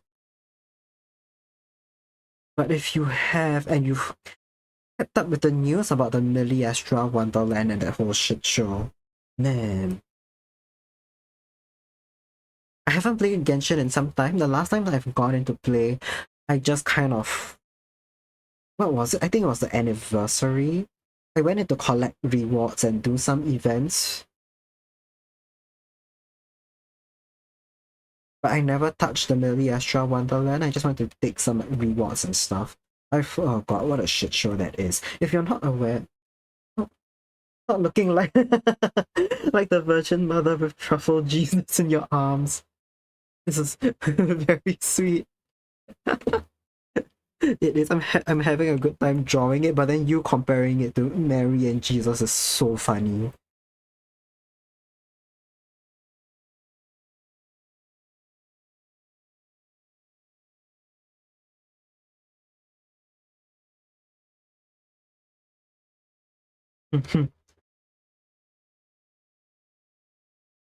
I was like saying, yeah, the Extra Wonderland, it's a new game mode in Genshin Impact that's basically like Roblox, where they give you a bunch of tools, but the whole point of it is for people to create user-generated content, so like puzzles, platforming stuff, things like that, but its monetization system is so disgustingly bad and predatory. In that game mode, you get a new player character called Mannequin, or Mannequina for like a female variant, and you can get outfits for it, but the outfits are gacha system, and it's like a like okay, the rarer ones are paid only. You cannot get that premium currency, that premium currency through any other means, but through what's that word? Through basically buying it with real world money.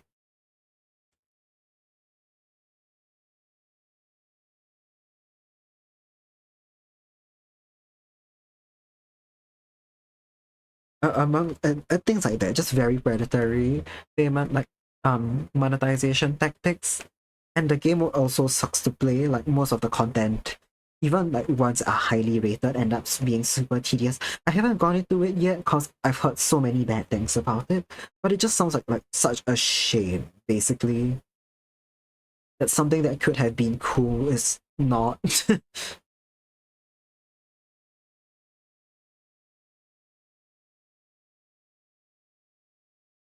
Because Genshin has had some like slightly alternate game modes before, like this one trading card game thing. And microtransactions, yeah, but worse. And it's like it's gacha and microtransactions. For you to get rare outfits, you have to microtransaction to get a premium currency, then use that premium currency to gamble.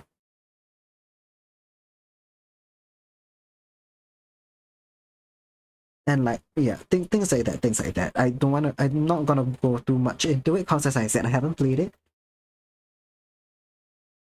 I also cannot visualize how the arm wraps around truffle.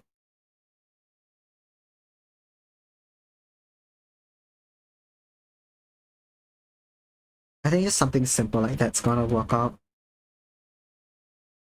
Genshin has had some alternate game modes before, something called the what's it called? Something teapot. Teapot, but basically it's a realm creation thing where you can make furniture and like decorate indoors and outdoors environments of your own, and you can invite friends inside. And it's really cute. I love the teapot. And there's this TCG, like trading card game within Genshin as well, where you can battle people or NPCs. Both of them, they're not super widely played by the larger community, but they have their own pockets of people who are interested in that content specifically. Right, you got Genshin players who do really like TCG and Teapot, but absolutely no one likes the Extra Wonderland from what I've seen. Because it's you never got into Genshin, played Star Rail a little. Ooh. Yeah.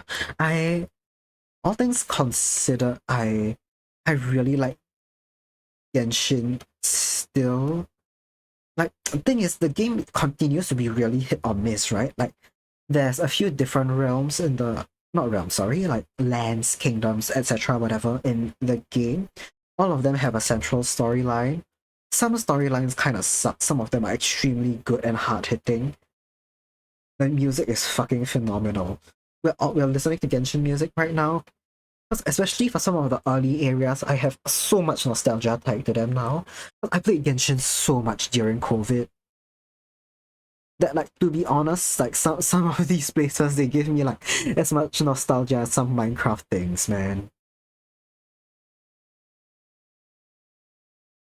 But yeah, I still like Stariel a lot more. I think generally Stariel's storylines hit a lot harder. Man, okay, the Lawful wasn't that fun. I really like the lore of the Lawful.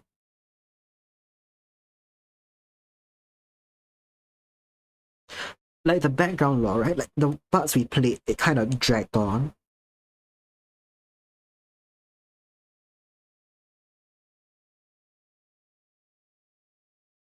I don't know. The characters of the Lawful are very endearing as well.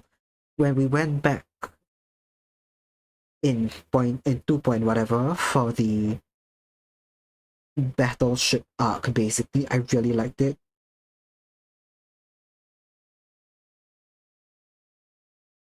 Star Rail tends to be a lot more generous in what it gives its players. Because as a turn-based RPG, I feel like the team building is extremely important. Genshin, you can kind of just fuck around, I feel, with team building. Like, you're not gonna be meta ever, but you can get through a lot of the content on fairly standard supports from time to time. But I think Star Rail being a turn-based thing, it's a lot more difficult to do that. So the game wants you to try and build more teams, but you cannot reasonably pull for that many things, so you need Blade though? Need Blade? Why Blade? Why Blade? Is it just a character you're into? I think he's a bit easier to get now, isn't he? He's on the he's on you can get him if you fail 50-50 now, if I'm not wrong, so your shot at getting Blade has been increased.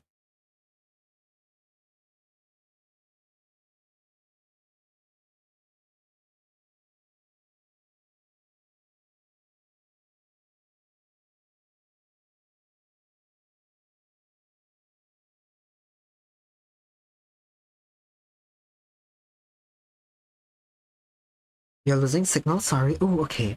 No worries about that. You're on the train after all. I'm just wondering why Blade specifically?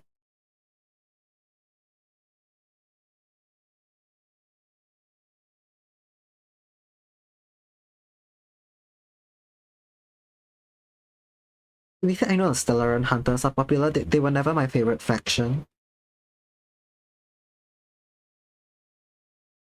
He's cute. I get it. I get it.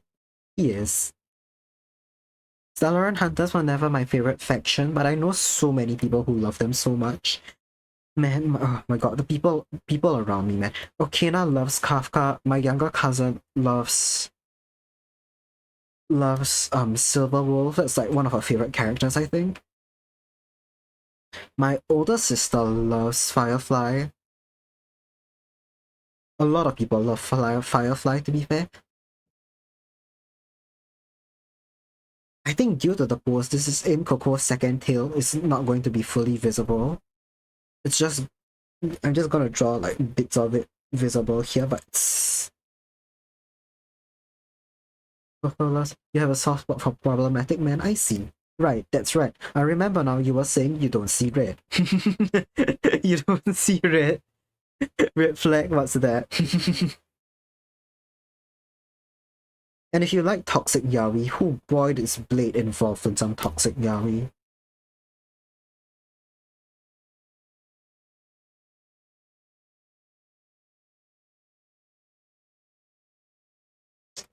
Something's a bit off with this, I think.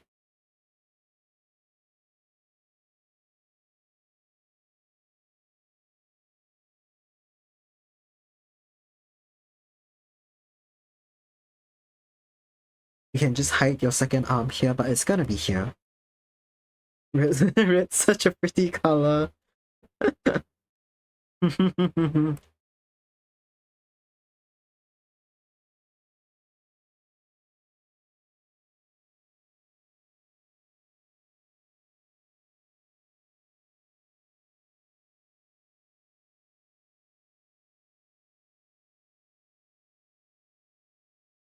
Indeed. Yeah, the Stellaron Hunters are so popular. Firefly I kind of get because she had such a big role in Penacony's story. And to be fair, Hoya also portrayed her like this girlfriend type of character, which I didn't really care for, but I know people fell for her so hard.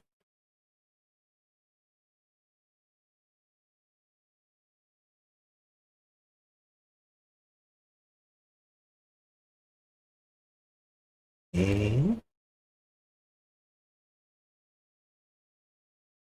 Mm, I'm gonna color in mostly Kokone's hair, tail, and ruffle, just as a whole. Probably the yellow highlights of it or anything. Uh,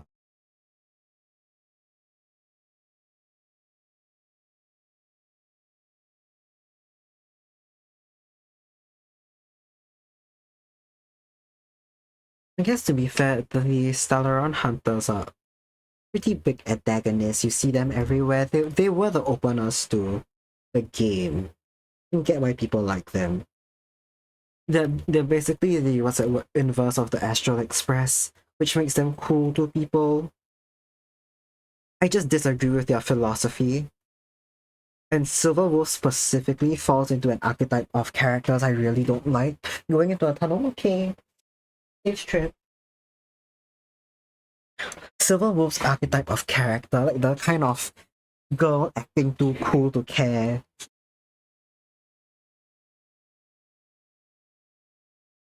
I don't know. I've never cared for that kind of archetype.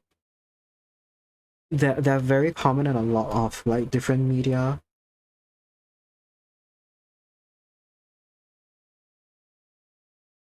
And it depends on how well they're done, right? But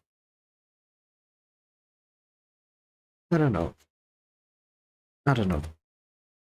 It's one of those things like the Chunibyo trope where I also just don't like the trope as a whole. My issue with these two, I think, stems from the fact that a lot of time the writers are quite bad at um making them break character. Like, okay, a lot of the times it's a front, right? Like Chunibyo or acting too cool. They are generally hiding their true feelings and they're acting cold.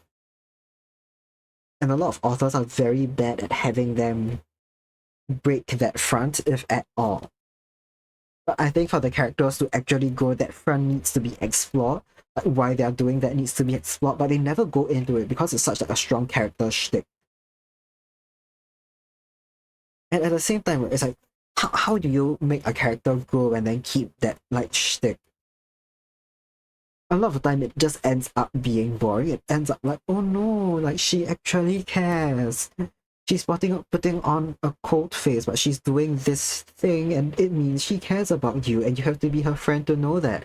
And it's like, oh, okay, cool, but like it's done. I feel like it's overdone. I feel like that's the easiest way to approach it, and it's overdone, and just never given a shit. And then the character just feels like ungenuine, and people around them do not. It feels like the people around them don't care either. That the characters are ungenuine. In real life, I don't like dealing with people like that. Yeah, sure, whatever. Keep up your image, keep up your reputation. But at some points, they stay guarded when people open up to them, and then they never show that same vulnerability. And it's like,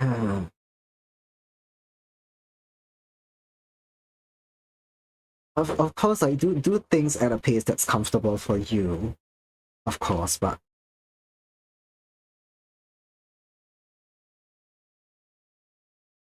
a lot of times when I meet people like that in real life, and I've had friends like that as well for some time, it feels like they're performing some personality for an imaginary audience that, like, what? Who's fucking watching you?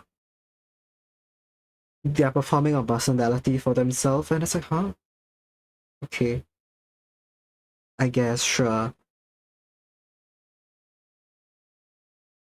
I don't know. Some of you have heard about this before. I had an ex-friend that I'm very happy he's no longer in my life, and he acted like that a lot of the time. And he idolized people that acted like that. I think maybe that's where it came from. I just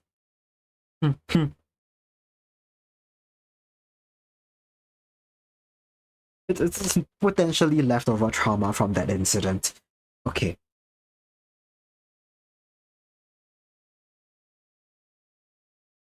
Oh, it's way too big. My bad. Is this even the right brush that I normally use for my uh that I use for the backgrounds of these? Hold on. Is this the right brush? I don't think it is. Is it this one? Yes, it's this one.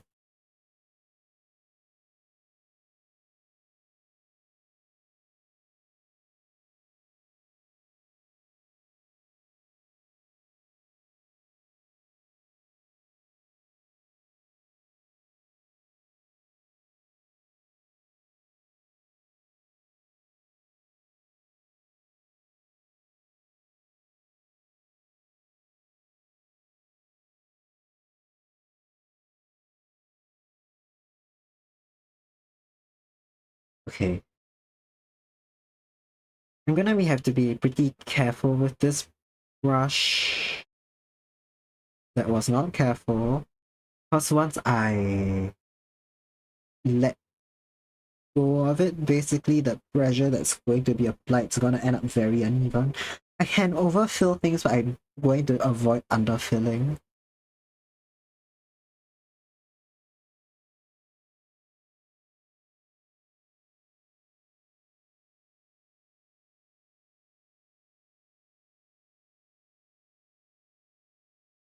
Okay.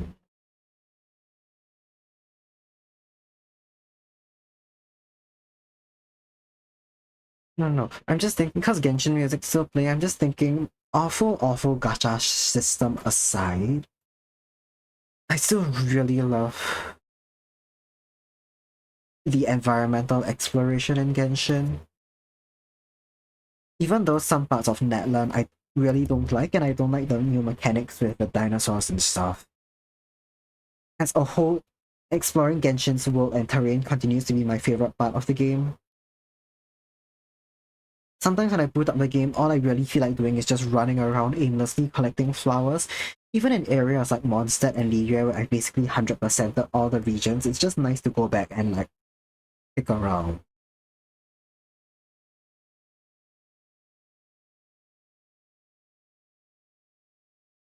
I have a very cute style, by the way. Thank you so much. I appreciate it.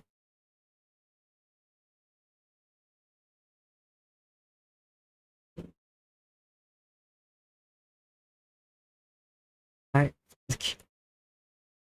I have been told I do cute very well, and I'm happy with that. I like to draw cute stuff.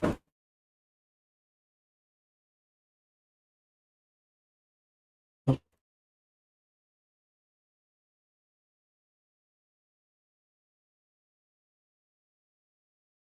honestly, should I just color this whole Coco, please? I might as well.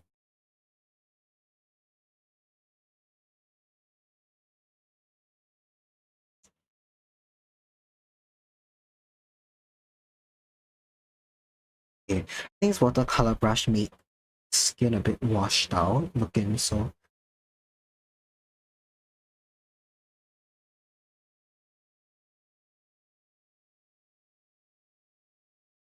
I'm going to try and get the saturation up on this a little. I do want to lightly color the rest of the piece just cause it'd be cute, I think. Very faintly, just brushing stuff in. Tomorrow it's Friday, what do I have tomorrow? I remember. No stream tomorrow, but I've got some IRL stuff to attend to, so don't worry about that.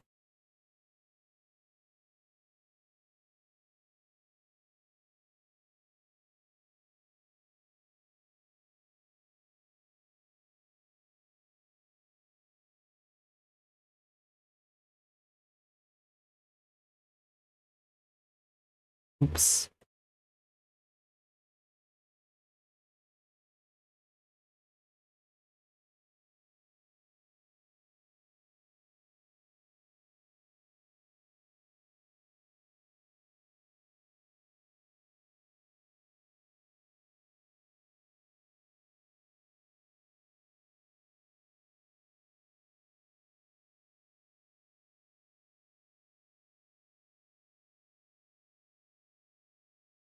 Oops.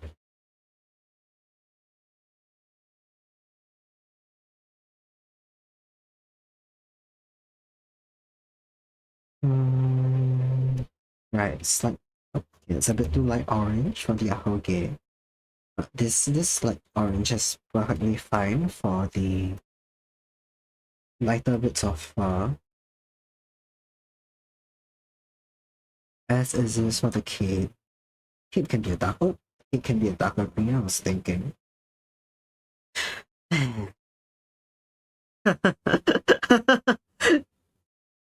Nebula, welcome in. Where have you seen this face before? I cannot figure it out. I do not know. Where have you seen this face before?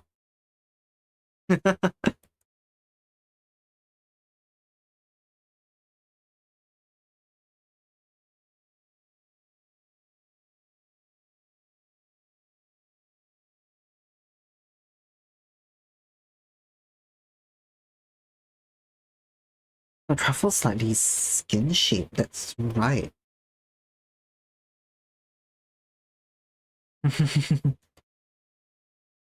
Yep.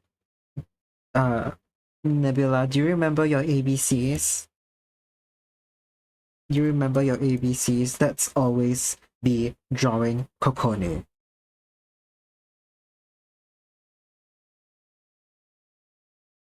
But we are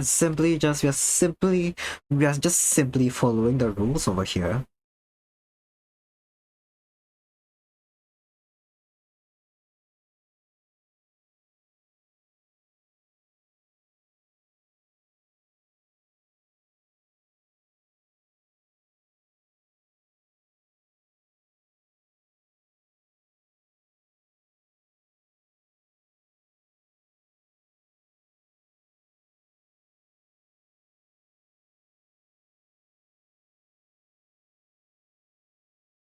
A bit more brown on her gloves. And bits of dark blue. Let me just erase all of the color spill here. Because I've just realized this brush is very transparent, so it will be leaking over. Give me 1 minute, I need to check something.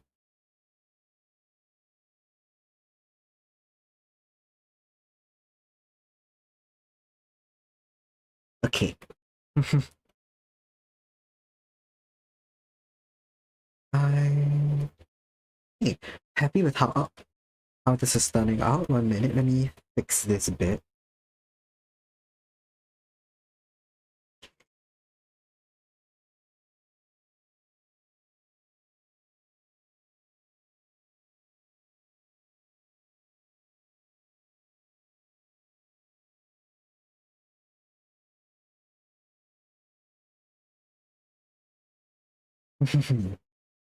Cocoa time.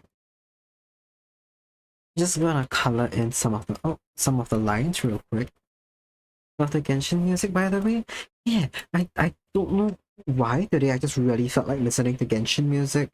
Some of it was on one of my playlists earlier, and every time it came up, it just hit different.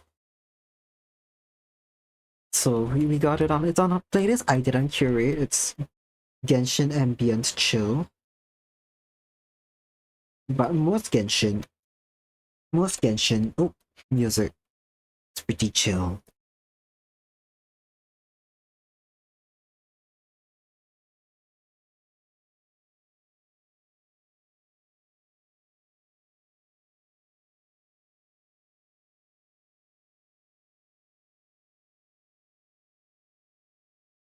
Man, I particularly really love the music from Sumeru.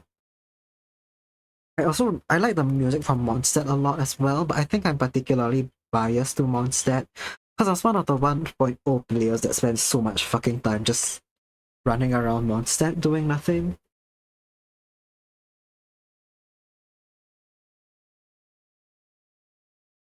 The US is really nice, but that's also because I'm Chinese and then hearing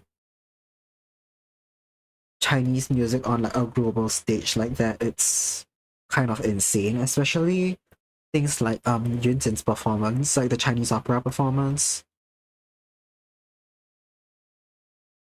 Seeing Chinese opera broadcast on like an international stage through Genshin and giving such like a pivotal role, even in a side story, right? It's given a role in a story, but it's a pivotal role and there's a lot of like emphasis on it. It's different from the way it's done in real life, where there's like whole troops and everything that perform. Oh, hi, lady, welcome in. Whole troops that perform plays and stuff. It's just one unit performing, but still having it at that international stage feels insane. Ooh, right, lady, we have some good progress on your commission. Let me pull it up real quick.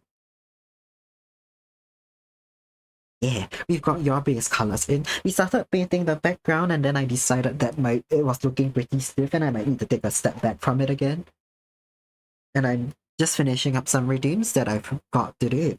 Memory has got thing that looks so thank you so much, Nebula. I really appreciate it. Looking good. Thank you. I'm glad you like it, lady. If anything, if I've got some time, I'll fill in the base colors for myself before I keep going at the background. But I do prefer doing background first before rendering any characters so I know how that lighting and ambience affects the people in it. We got this, just got this redeem from Kokone. Spent about an hour on it. And we got one more from them over here, which we'll probably be doing until it's time for me to head off.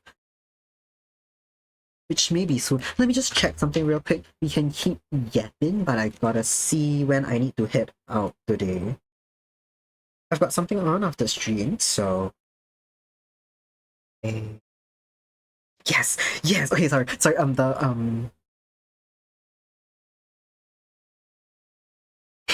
sorry, the production company for the Shiga Charms replied to me and I'm so fucking happy. They can do what I want them to do. So happy. Okay. Yeah, it's just I'm gonna have to use a big brush for that. And what's I gonna do? Yes, maps. I need to see where I'm going after this. I checked a long time ago where it was, cause I uh,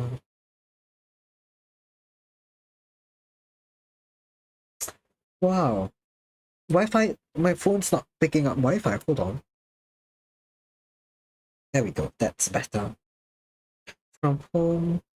Yes, Google Maps. I want to walk there. I want to walk for 4 hours there. That's exactly what I asked you to do. Okay. Yes. Not a bad journey. 1 hour is fine for it. Yay, okay.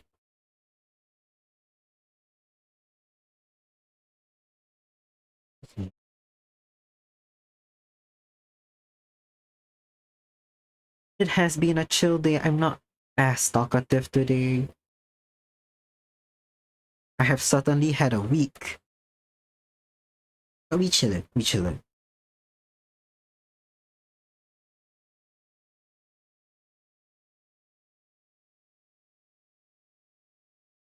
Okay, I think this piece for Coco is about done. I think for the rest of it, we'll be sketching in Nemi's piece. Okay, let me save this and send this over to her real quick. And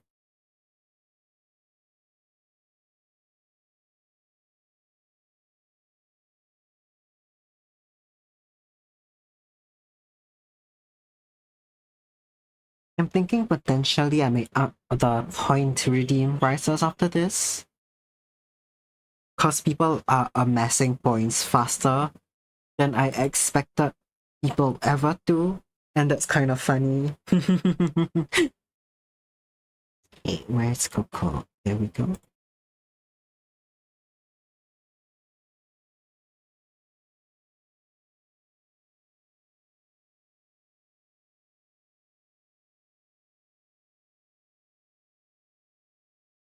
Okay, lovely. Is that dot on my screen? Oh, okay, yes. This is dot on my screen. I was wondering if I left like a strange pixel in, but I didn't. Okay, now sketch time.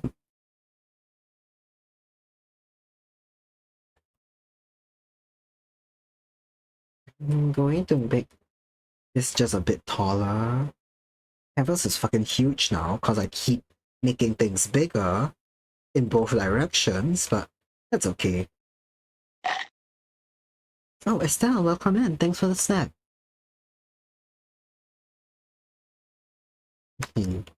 Namari has... We just finished a drawing for Coco, and Namari has hit the 26k redeem.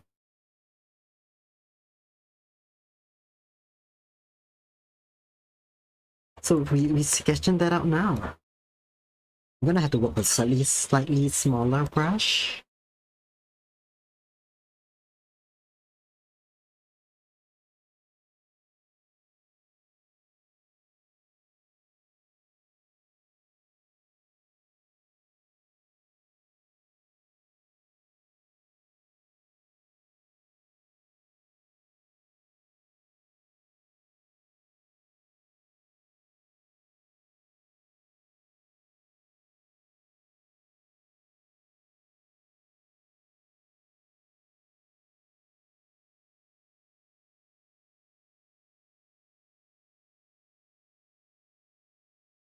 Oh, okay, drawn this a bit.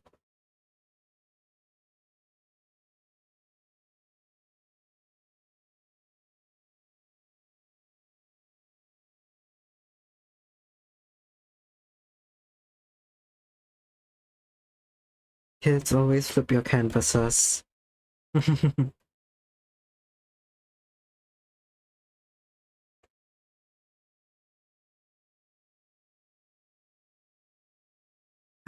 I'm just wondering, I started doing digital art without watching many tutorials on digital art.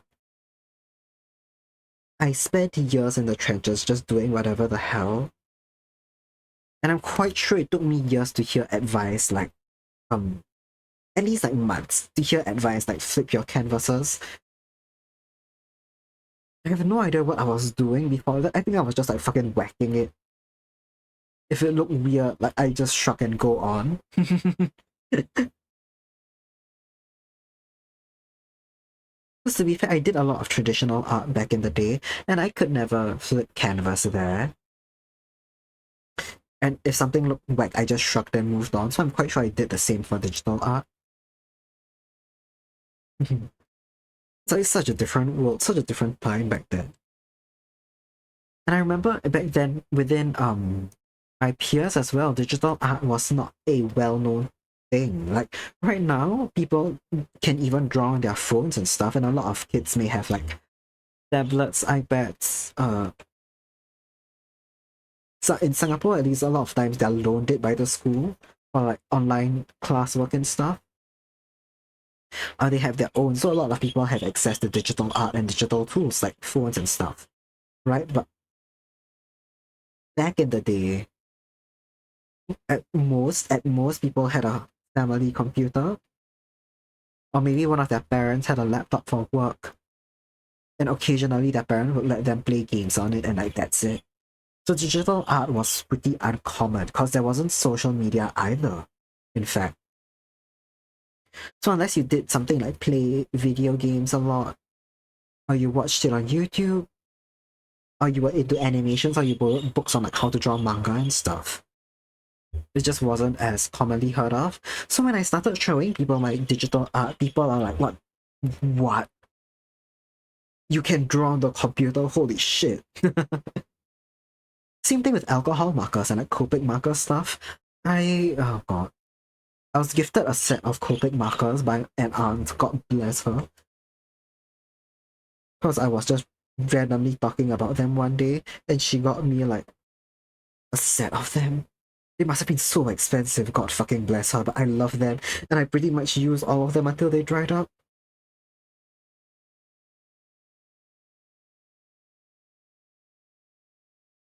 But man, I showed friends my Copic drawing markers, and they were like, "Oh, how did you get the color to apply so evenly? How is it so vibrant? Why is it one solid color, and why can't we see color pencil lines? Did you draw this on the computer?" And I'm like, "No, you can do it with the markers." And they're like, "What the fuck, markers? What do you mean markers? So you can't share anything else?" For oh, okay. Hold on, I need to.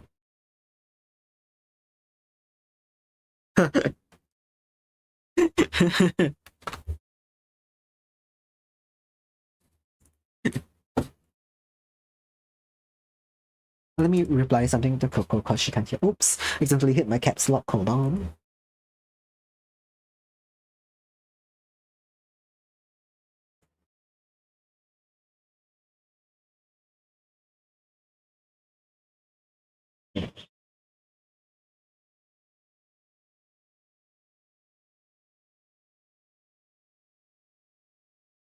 Yippee.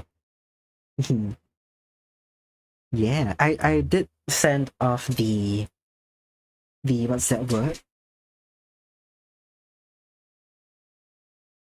The little doodle redeem that Coco got. I managed to send it off before I switched back to this piece, so Coco has seen it. Yay.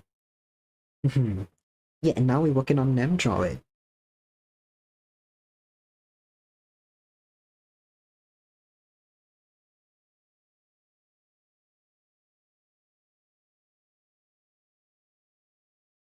Oh, don't actually start till half past. Oh, that's oh, damn. Mm. Kinda get it though. I kinda get it. One of my officers also started at 9:30, like half past, and I feel like it was an unusual starting time. But I realized that by allowing essentially people to reach half an hour later than most other officers, the trains and like lines for coffee and everything were also a lot shorter. Then people started being late less because they could control things more. I kind of get it. I mean, we didn't have to be in the office until 9, which helped. I mean, until 9:30, which helped. And you could also like let your boss know, your supervisor know that, oh, today I need to start at like 10.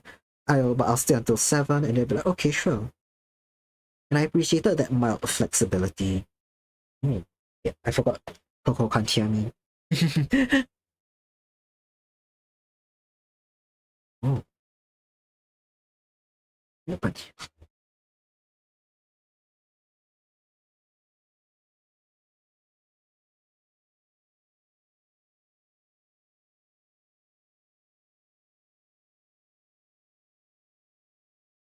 I don't actually know specifically what time it is. Where Coco is, I'm gonna say 00 and hope she understands what that means. And if she don't, oops.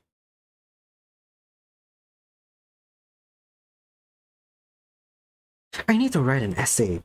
Okay, this is the fun story. A good story this time round in a day where I've been very stressed, but good story. Yesterday I had an idea for an essay that I wanted to write for class. And for that class, right, I'm taking another class that professor teaches.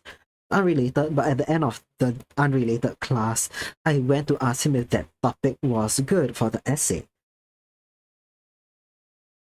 And he reacted so positively that that topic's basically set in stone. Right, here's the topic. Here's the topic. It may be interesting to you guys. Why? I wanted to look at metal music in Southeast Asia. Because metal is a really popular genre here, especially in Malaysia and Indonesia. It's very popular among Asia. I know in Japan specifically, it's quite popular as well. I was thinking about looking into why so many Asian metal bands fuse their traditional like cultural music elements or instruments with it. So if you guys listen to the Mongolian band The Who, that their Who came to mind, that they're the ones that came to mind first. There's also quite a few from Malaysia and Indonesia that fuse traditional elements together. And I wanted that to be my topic basically. But my professor liked the theme, like the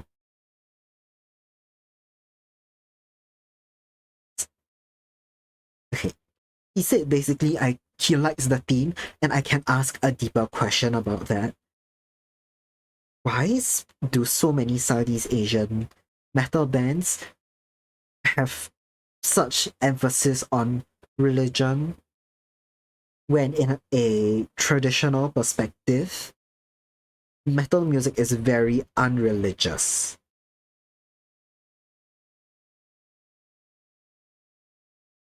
And I was like, fuck, he's right. A lot of these bands lyrically, thematically, they're very influenced by religion. So there's a few in Singapore which are rooted in like Hindu philosophy and Hindu stories and scripture. There's a lot across Southeast Asia which are influenced by Islam. But yeah, from like a traditional, very religious, like traditionally religious standpoint, metal music just does not gel with it. And if you look at it, right, there's a lot of metal music out there that also use Christian imagery, and I know there's a Taiwanese band that uses Buddhist scripture as like lyrics and stuff, which honestly kind of rocks.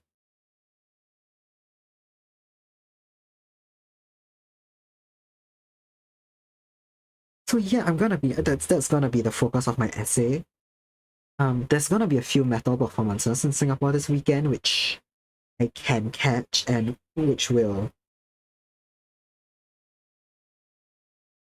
relate basically to the topic of my essay.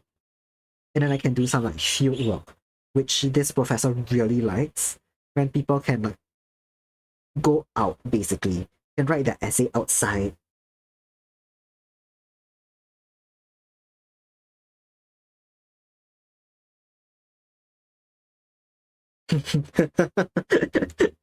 Nem says worth 25k points. Yeah, 25k hard-earned points.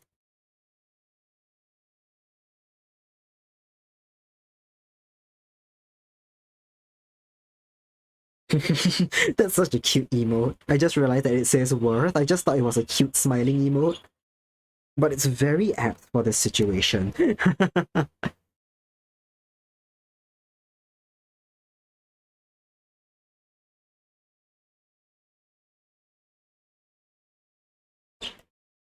I'm gonna hide Mavy's reference real quick so I can draw your skirt.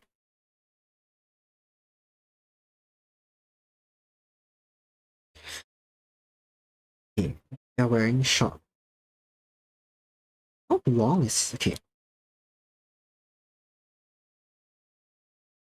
The double okay hands especially. Yeah, that's true. You're making me draw hands for free, which feels slightly illegal, but alas. To be fair, I can always turn down or amend requests based on what's feasible. I can reject things that aren't feasible. I can ask someone to edit blank to something that are, but I think this one is fine. Okay, I'm gonna make the belt and the skirt a bit wider off this side because I realize the other half will be squished against your friend.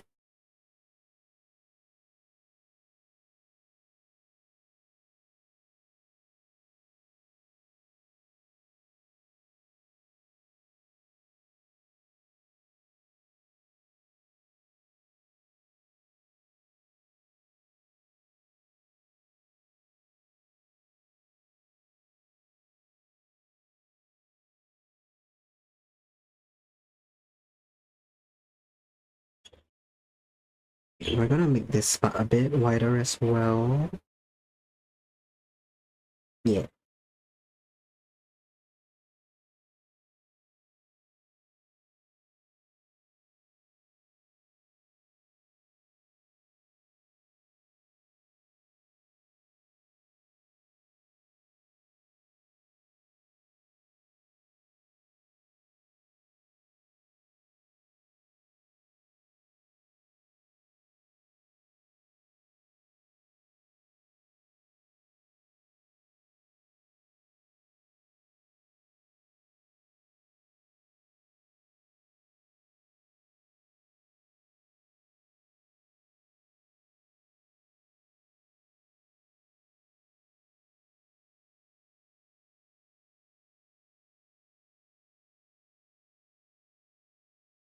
Your heels are shorter than that. I've made a mistake. I've misread my initial draft and how.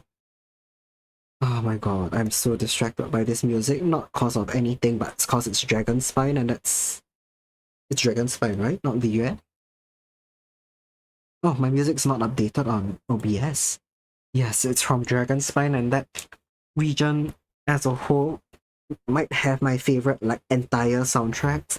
I really like Sumeru's music, but I have very genuinely listened to the Dragon Spine soundtrack back to back many times. I listen to it when I'm studying, I listen to it when I'm playing Minecraft, I listen to it when I'm drawing, I listen to it on the train if I'm feeling it. Estelle doesn't like Dragon Spine. I fucking love it. I think it's got immaculate vibes. It's got wild fucking exploration mechanics. I can get that it's a headache. I was so scared of it. Okay, I stopped playing Genshin. I was a 1.0 Genshin player, but I stopped from, I think, after 1.1 for like a good 2 years. And when I came back, Dragon Spine was there. And it scared me so much because I immediately got bodied before setting foot into it. Flashbacks to early time in the game where you couldn't survive that. Exactly. Me too. Me too. Oh my god. And because I thought Mondstadt was the easy area, somehow I just went in unprepared and got fucking bodied. But then when you get good at the game, and then you can go in and explore, and you can handle the monsters, and you can survive, it really feels like you've grown. I don't know. I like that the way that felt. It felt very satisfying to go back into Dragon Spine one day, scared out of my pants, and then like surviving and then finishing the whole like sub story that it presented basically.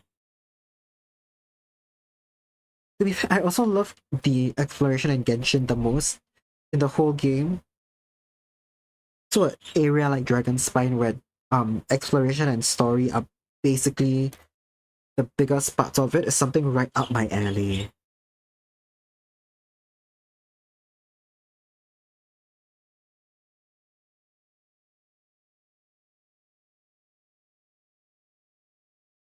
This is yeah, okay.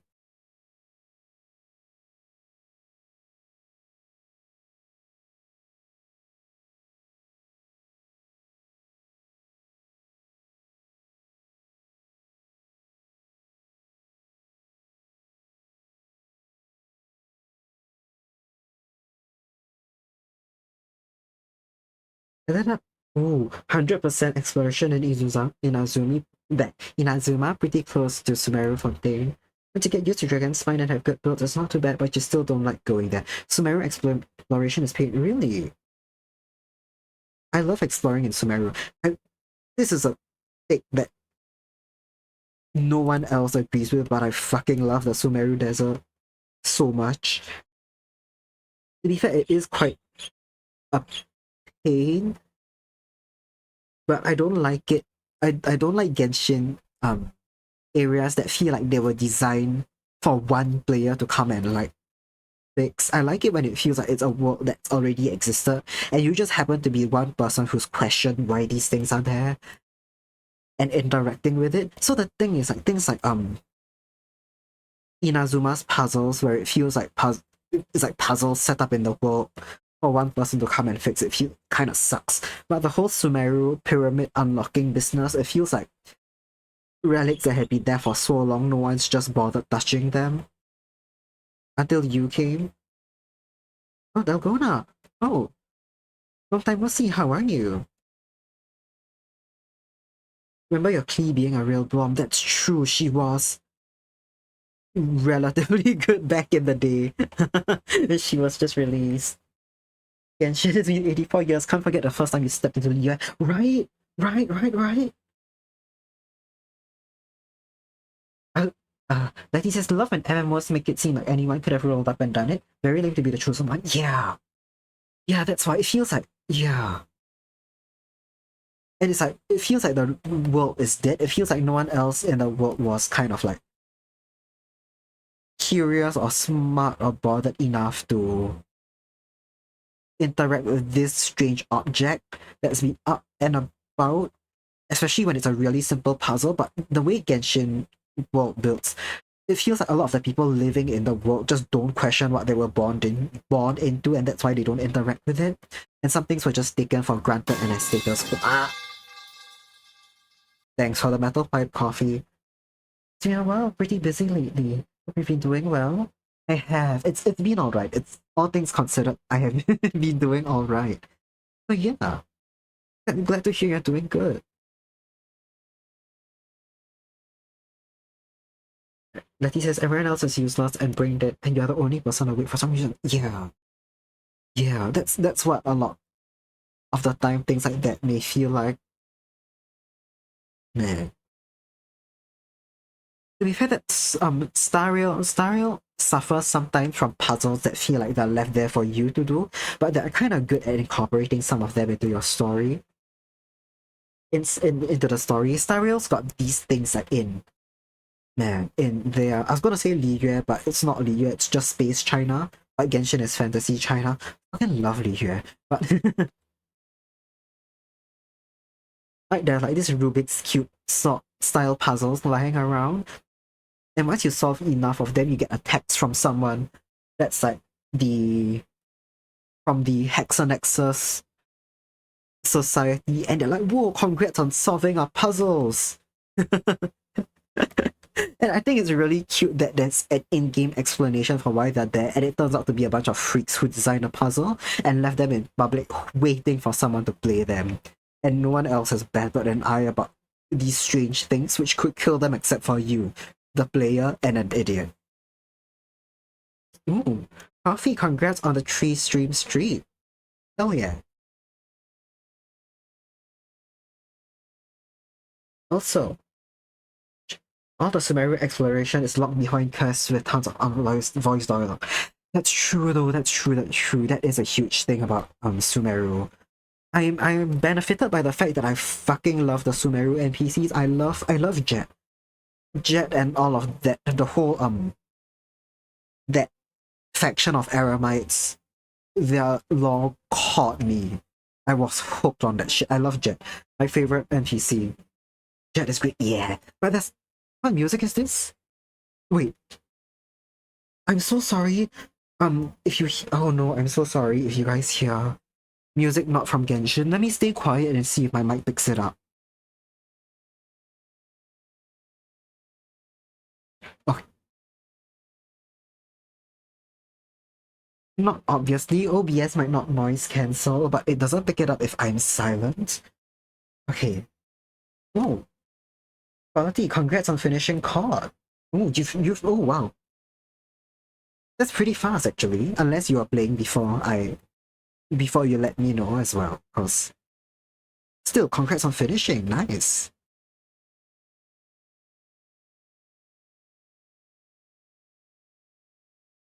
Need to play more Genshin? You've not played any of the non-price stuff outside of exploration and daily commissions. Yeah, I haven't played Genshin in a while. I stopped for some time once Natlan came out. Cause I was a bit burnt out of the game and I wasn't really that hooked onto the Natlan story. Only had a few levels left, I see. Yeah, but oh my god, I've been trying to avoid not cry spoilers because it looks really good. Like, I've heard good things about the story. I have seen screen caps of the region. It looks really nice.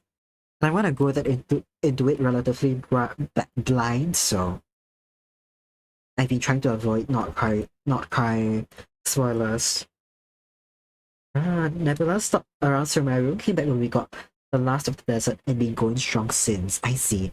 Yeah, I think that's when a lot of people kind of got a bit burnt out of Genshin, because if I wasn't active during Sumeru's release. I only came back when Fontaine was announced. And I wanted to play because the exploration looked so good. But I heard that the desert was released basically back to back to back. Like almost all of the 3 point somethings had a new desert area and people were so sick of desert. And that's why a lot of people dislike the Sumeru desert as well, just because of how much desert there was. It is a very similar landscape throughout the whole desert. Ah, okay, thanks, coffee. a very similar landscape throughout the desert that uh can get boring, but I love it. Love I think it's bad shit that before you solve the big middle of the desert pyramid thing, you can see it activated from everywhere. You can go to Fontaine and the pyramid is activated. You can go to Liyue and the pyramid is activated, and it feels like a huge thing just looming over you. Oh my god, I'm busting a fat nut with how cool it looks. Same stopped in the middle of Sumeru? Yeah. Tree.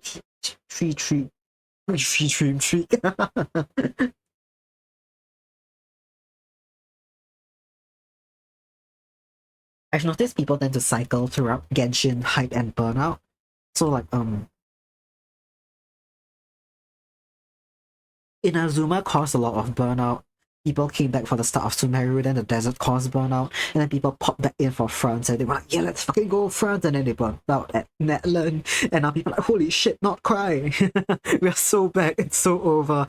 Oh god, Meliestra Wonderland, it's so over, and it's just that whole cycle again. Stop before Chasm, and we joined 4.1 till end of Fontaine. Yeah.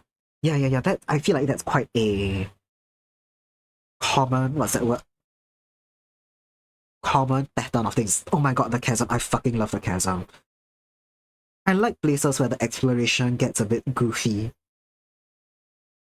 I love exploration. I get when a place feels threatening and genuinely not meant to be explored, yet you're braving it. Oh god, love it.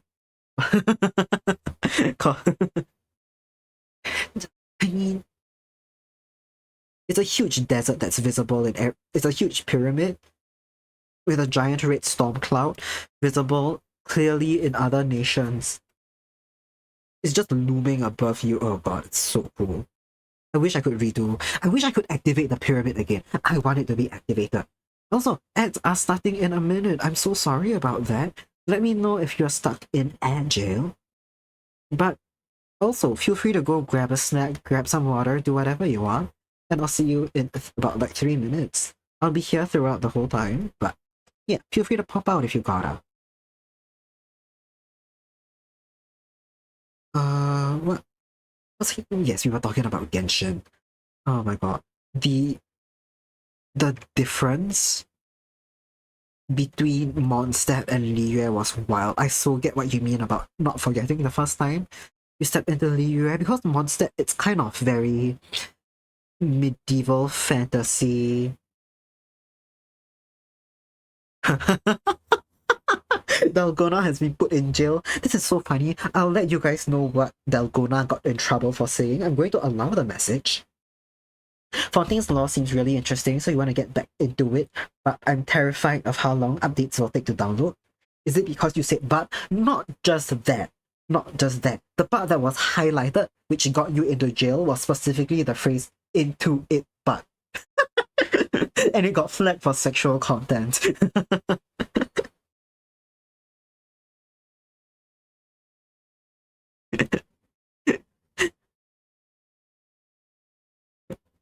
Yeah, but you're right. The downloads, they get. Oh boy, they get chunky. I think it's worth it. I don't know. I enjoy the game still, despite all the fucking bullshit. I somehow enjoy the game. But yeah, yeah, Mondstadt's very standard medieval fantasy-ish to a certain extent, and it's a lot of the same planes. And wow, really, yes. Specifically, the phrase "into it," but Automod is so silly. It is, Estelle. It is. But like, yeah, you get all the plains, you get some low cliffs, you get some big cliffs, you get some beaches, and then you go to Liyue. The landscape is so different, and the city is bustling. It's huge. Liyue city compared to Mondstadt city is fucking huge. And it's like such a different visual design. Well, it's so Chinese. No, but like, yeah, it's like I'm fucking Chinese and I see Chinese characters. I pull on the standard banner and then I get characters named Ming Guang, and I'm like, oh, okay, sure, we got Chinese people in here. And then we go to Liyue and it's like, whoa, this is great. I just didn't expect it to be Chinese. Because it's just that the environment is so rich. That's a good word for it. It's so rich. It feels so different from Mondstadt. It feels like a completely different realm and a country. And like a country that should not be neighbors, but it is. And I love it.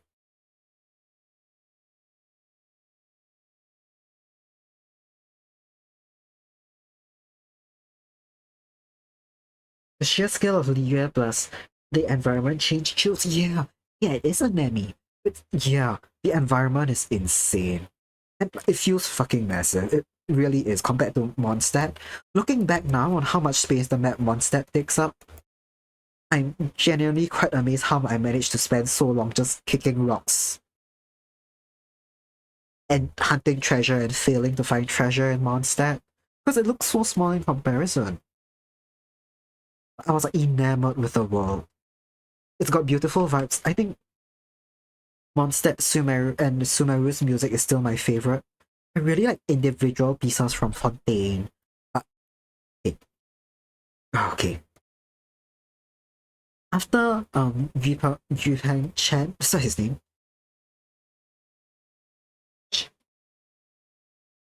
You, how do I pronounce it in English? How do I read it in Chinese even? Yupeng Chen, fuck it, whatever. Would love to talk more about Genshin, but it's quite late. Have a good one, good luck. Thank you so much. Yeah, thank you for stopping by and have a good sleep. Yeah, no worries about that. Good night. Thanks for dropping by. Mondstadt Mondstadt was tiny compared to pretty much every region during the story arcs. It really is. It really is. Mondstadt was very much the tutorial area, but still, it's such a lovely place. After Yu Cheng left the composing team for Hoyo, I still like the music in Genshin, but I think what it has been missing is the extremely solid and consistent direction that Yu Chen gave every region. Something that I really miss from all the regions is that the leitmotifs no longer appear in every background music. Coco says you're outnumbered right now. Eh, are you? How many Lottles are in chat? We still got Nemi, we still got me. How many Lottles are in chat? What's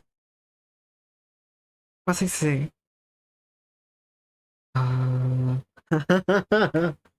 give me that. Oh, that is a good emo. Economia is also one of my favorite regions. Ooh, right. Oh my god. I've not finished Enka yet. It's really good. Its atmosphere is it's so good. It's violently unsettling at points, but that makes what makes it so good.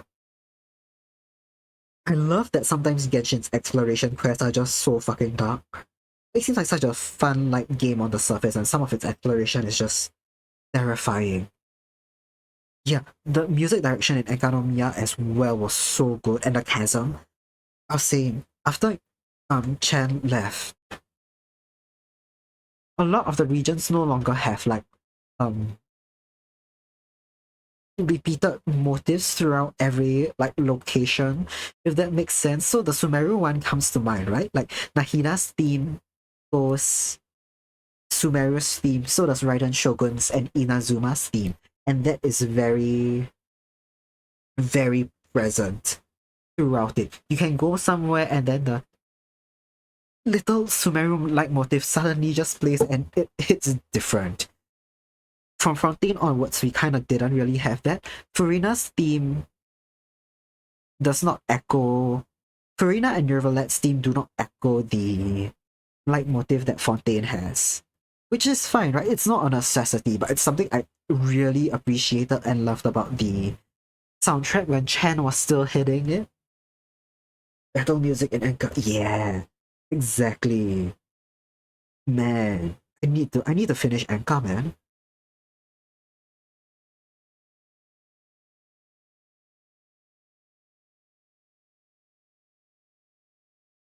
Yeah, it's just some very small things like that. It's not to say I haven't liked the new music.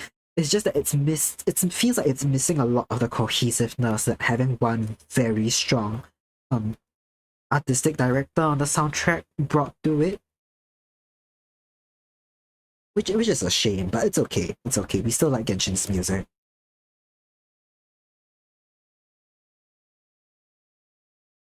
Let me just draw Nemi's necklace before I forget.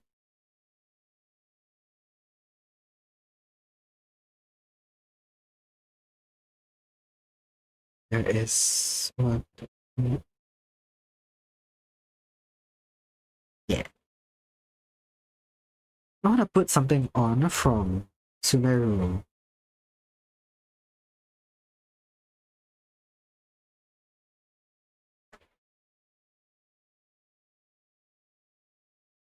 Dalgona says, I'm getting bodied by those of the shadows, but you still love it because of the music. Right? Oh my god. Oh my god. I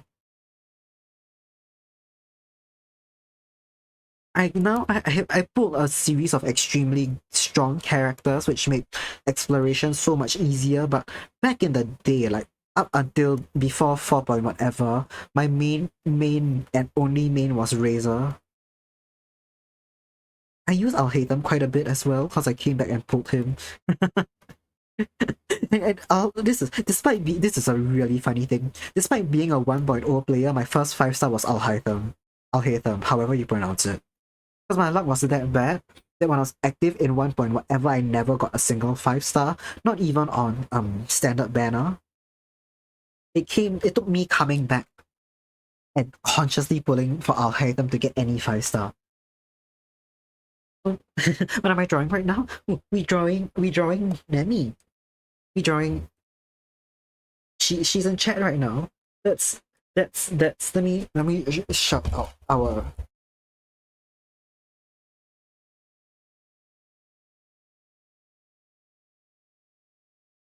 yeah.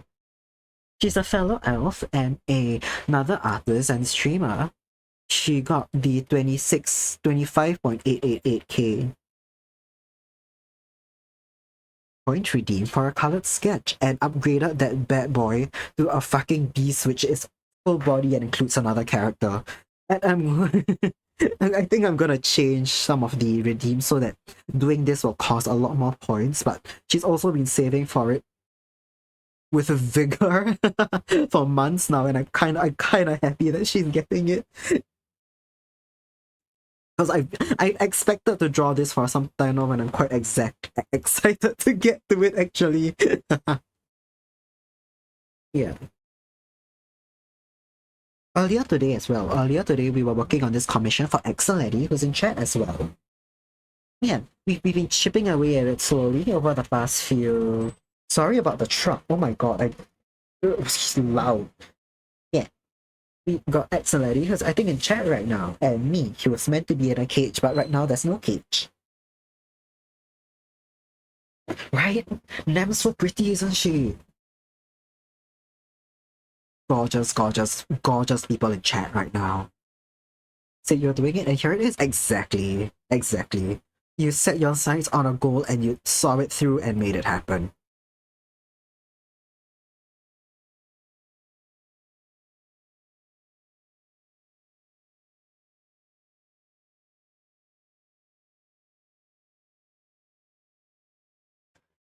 Okay, the angle of this is a bit silly. But he's free but not leaving his post. He likes not letting Kuva. Yes, I'm free but I'm not leaving my post.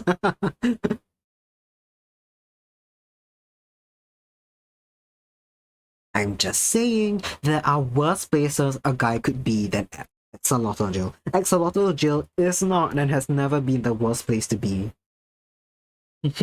Coco's next. She is. Once I'm done with I already drew a Coco today. Once I'm done with Letty's commission, we got one in queue for Kokone, and then it's straight back to Axolotl Jail with Estelle. And if depending on when I get things done in between Coco and Estelle, I may get a not rush thing, something with a deadline from Okena. So lot of lottos. That's what they call it, and that's what's happening on my stream every single time. Lot of lottos.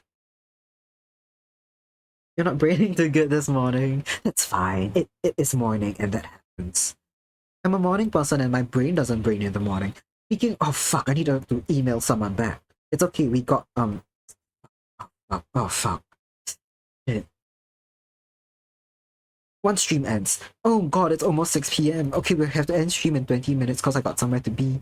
I guess I'm dropping an emergency email before before I head out.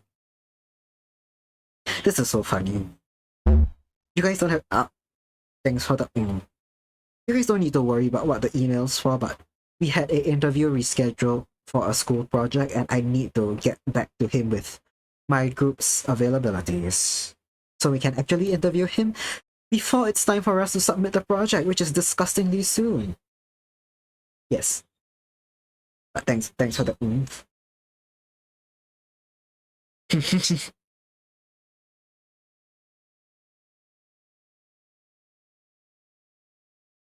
Coco next? And to which she's confused. What if we left her confused? Would that be funny? The angle of this leg's not working out. Hold on, I mean, oh god. Wait, I know it's this leg. This part here. This part here onwards, which isn't making sense with the anatomy. Because this part here is curved off to the side wrongly.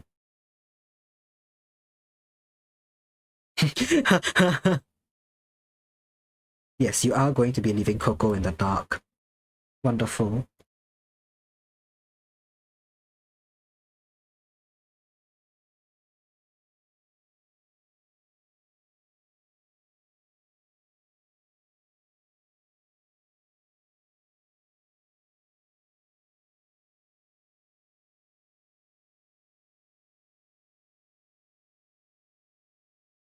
Let me get the shape of this a bit edited a little.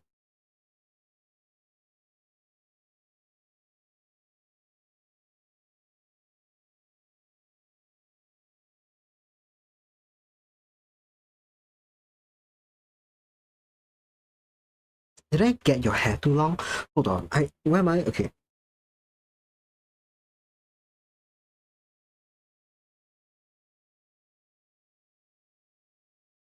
I need to remind myself that this is a colored sketch and I really don't need to be that precise. It's just sheer habit that I try to make things perfect. And it really doesn't have to be. In fact, it shouldn't be because this is a sketch. It's about right? Okay, nice, nice.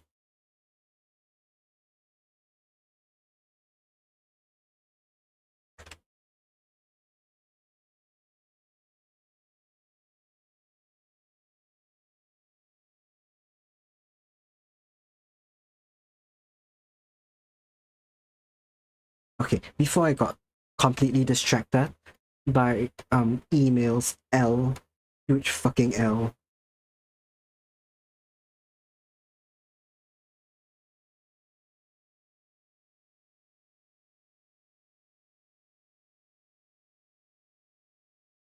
We were talking about Genshin and Genshin music. I really love just the Hoyo, what's that word? Hoyo's music theme in general. I really like Zenla Zone Zero's music. I haven't played ZZZ in a long time, right? I think basically since 1.2 I haven't played the game. Even then around 1.2 I was kind of petering out. I was like losing interest a bit. It's just, I mean, I liked its combat, but the story couldn't really capture my attention for that long. I like the combat mechanics, and I also couldn't be bothered to pull or build characters, and things got too difficult for me, so I just gave up. But that's okay. But I still love its music. I think the Sixth Street soundtrack and ambience is so fucking good, man. I feel like a lot of lo-fi tracks lack memorability, but then by having a lo-fi soundtrack tied in very strongly to a region with so much personality, I don't know. It made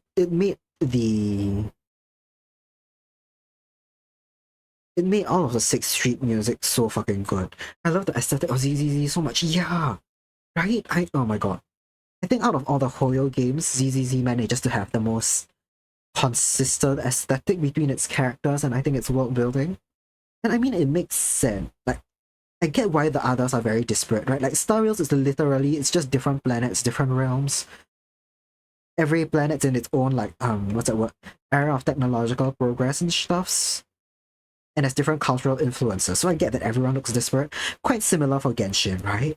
Where everyone is based off a different like real world culture and in different stages of like technological progress. So people end up looking really different from one another, and that's kind of fine.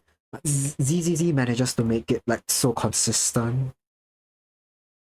Despite people coming from different parts of the world and different parts of the world being like involved with different things, everyone still has that slightly futuristic, hacky kind of look to it. Not everyone looks post-apocalyptic, but a lot of the worlds have kind of, in a sense, recovered from that. But still,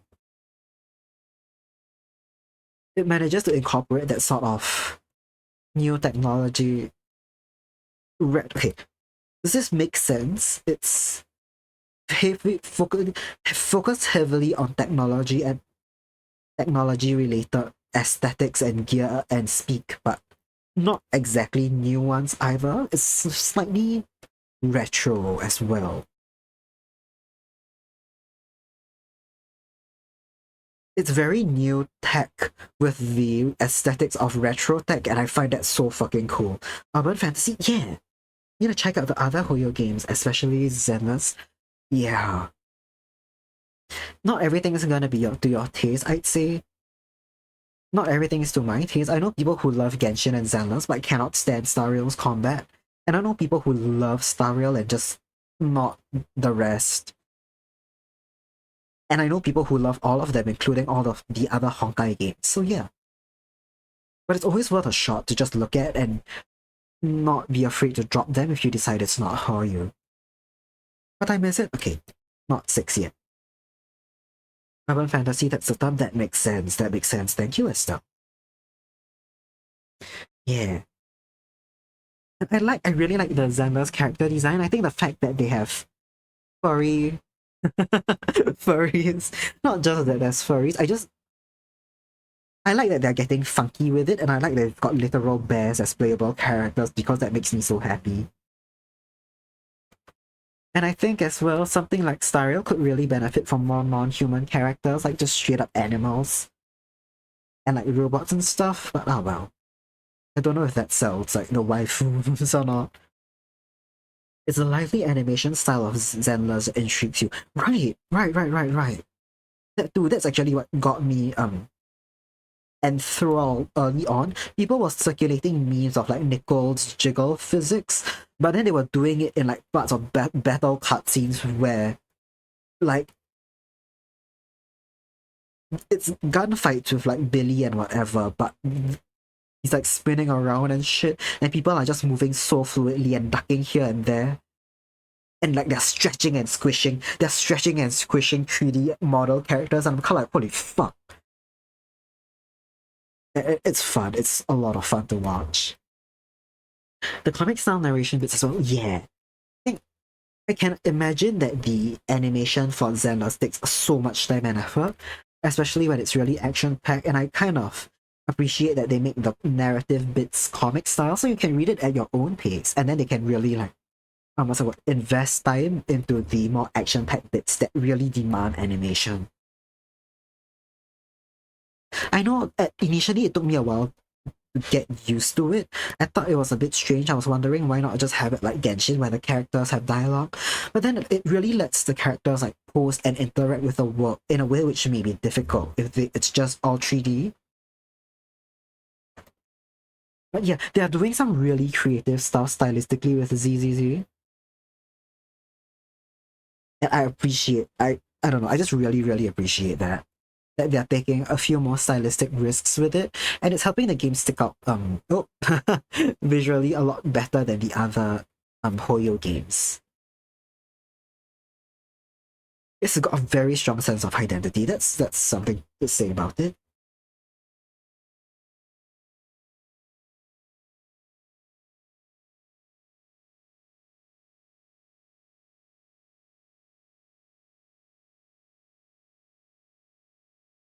Okay. I think something else that Hoyo does quite nicely is overarching lore. So things like the aeons in Stariel and the paths and juggling themes of like,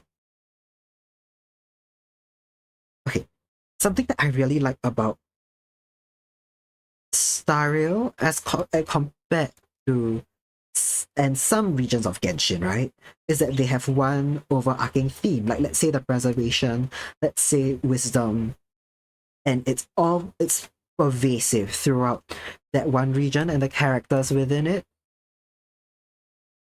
I still think Battlebox theming of not theming, sorry, the way they explore what preservation means is still so fucking effective. In some places, I'd say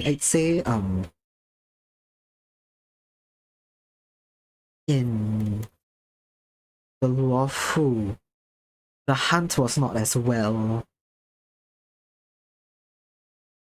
expanded upon, nor was anything like permanence. I feel like thematically the bit with Fei Xiao, that whole update spoke a bit more to what the hunt was, to the Luofu specifically. It wasn't as well executed in the first bit, sorry. Same thing with like Li Yue, right? Like it's about contracts, but apart from Zhong Li and Yan Fei, and I think the what's that word? The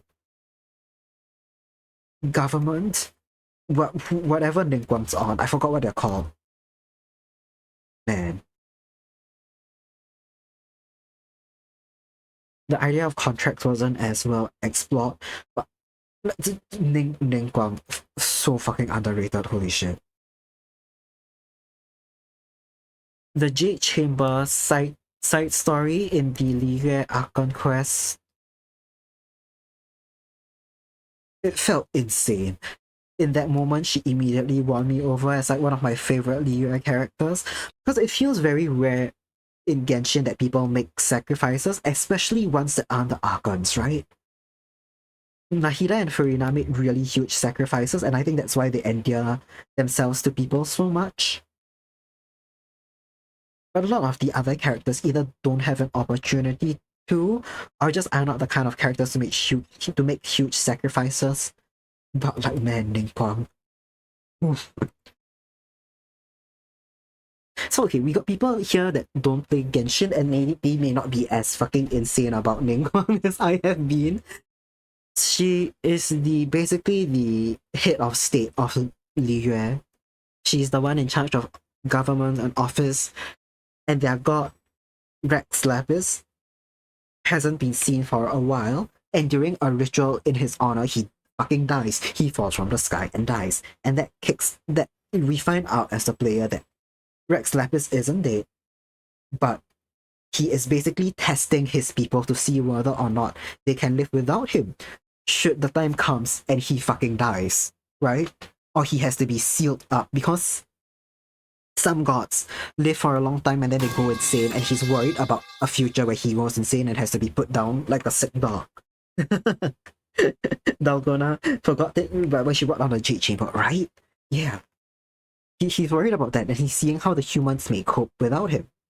You worried? Oh, exactly. It feels like one of the things Genshin wouldn't do, but they did it. It feels like there would be like a huge Deus Ex Machina, like the Adepti would do some bullshit, and she wouldn't have to, but she did. But okay, I'm getting ahead of myself for the recap for the non-Genshin players.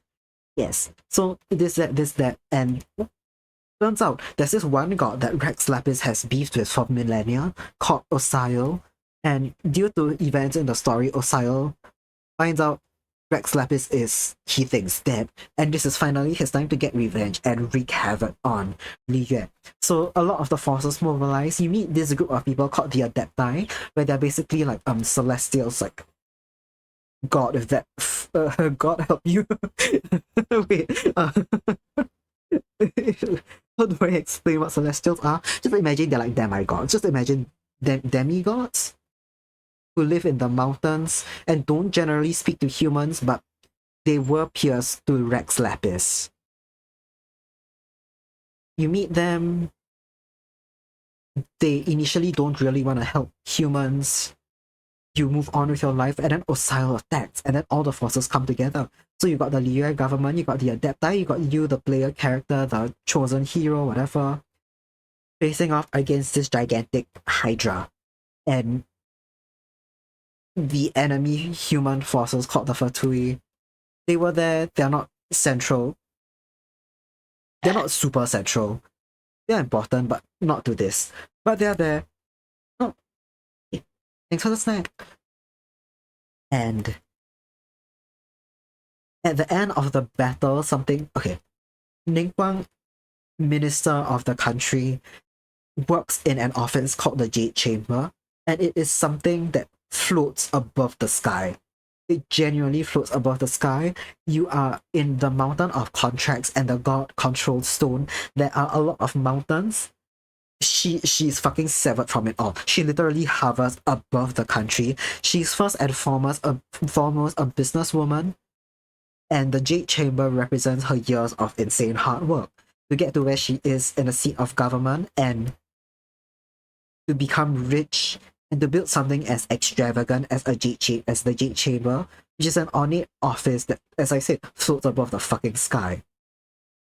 At the end of the game, when the fight with Osile and when everything seems desperate, all of the forces have helped you the best they can, yet you're being overwhelmed consistently, and Ningguang is like, well, fuck it, I need to protect my people somehow. Everyone stand out of the way, I'm dropping the Jade Chamber on Osile's head, and it's like, what the fuck? Wait, what? What do you mean you're dropping the Jade Chamber on its head? And she does, and the whole office just falls into the sea. Explodes the head of the Hydra, basically, killing it all in one blow. And she's like, yeah, well, I'm the government of these people, and if the Hydra kills these people, I have no one. And it's like, oh, okay. I feel like I could have pissed myself. I'm not explaining it well, and frankly speaking, in the bounds of the story, it's the only moment that stands out to me. The US story was a bit boring, but several times over, Ningguang and the people around her emphasize how proud she is of the Jade Chamber and where she is in life, and the Jade Chamber as a representative to that. So just for her to go, it is, okay, the Jade Chamber is functionally an item. I can rebuild items. We cannot get people who die back and then to like sacrifice it for the sake of her country feels fucking batshit. I love Ningguang so much. She's so underrated, and to this day I'm upset she's not a 5-star because like, what the fuck you mean she's not a 5-star? How is... Oh god. I know what happened. I think behind the scenes people were saying Genshin realized they had too many Geo 5-stars but no Electro 5-stars. So they made Keqing the Liyue 5-star, and she's Electro, and Ningguang had to become 4-star. It feels like such a fucking snub, man. Keqing didn't do shit. She really showed up all those gods. You love CEO queens who have morals. Exactly. We love a woman with a backbone. Right? The fact that she's on 5-stars a crime. Exactly. Oh my god. Because her kit is so unique as well. It's not the best, certainly, but like it's unique. And a lot of the 5-stars are the ones with like the Geo 5-stars have particularly unique play styles and constructs. Like, how do I say it for you don't play Genshin? Geo characters, essentially rock characters, they can create funny objects on the playing field with their Geo powers. Generally, 5-star characters have extremely unique ones, and Ningguang has a really unique one that's just a giant scroll screen. But yeah, she's a 4-star because she got snubbed last minute. Man, I love Ningguang.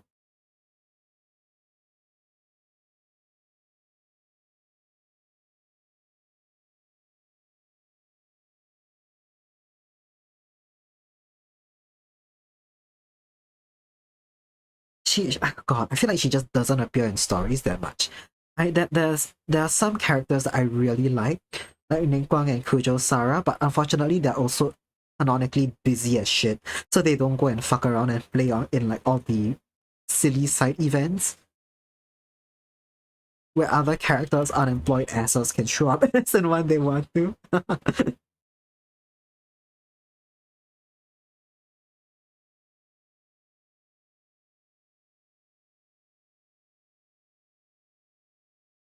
Okay, it's 6 p.m. now. It's 6 p.m. now. I'm gonna go and find someone to read out to. Because I've got something on after this and it'll take me a bit of time to get there. Relatable, can't have a big character growth because you have a 9 to 5. Yeah, you're too busy for fun activities and character growth. Not character growth. To be fair, you can character growth with a 9 to 5. You just can't show up in the main character's funny side quests anymore. Okay. I may fix bits of this liner. I don't like how the back of Nem's skirt looks over here. I don't think I got the angle on that correct. So I'll go and fix bits like this off screen. Off stream, sorry. We may get in the sketch for... This is such a neat sketch. I'm kind of mad at myself at how neat this sketch is, even though I didn't want it to be so neat. Oh my fucking god. I'm kinda I need to. Why do I draw? Why do I feel like I draw so easily when I am not when I don't intend it to be serious, and then I can't draw when it's serious? I need to look into that for myself. What mental blocks am I creating that doesn't let me draw fast when I'm trying to be serious? Okay. Let's go find someone to read out to. We can just keep looking at this cute picture of Nemi while we find someone to read out to. No, Glenna needs to go more silly side quest. You really do. Everyone needs a silly side quest in their life. If you're busy, I get it. I get it. Everyone is busy from time to time, but the occasional silly side quest would do everyone well mentally. I feel like other NPCs who didn't get chosen. Estelle, I miss this. Estelle says we need to be we must be NPCs for 40 hours a week. Real. Oh god. I feel like other NPCs who didn't get chosen for revision, right? Right. Nah.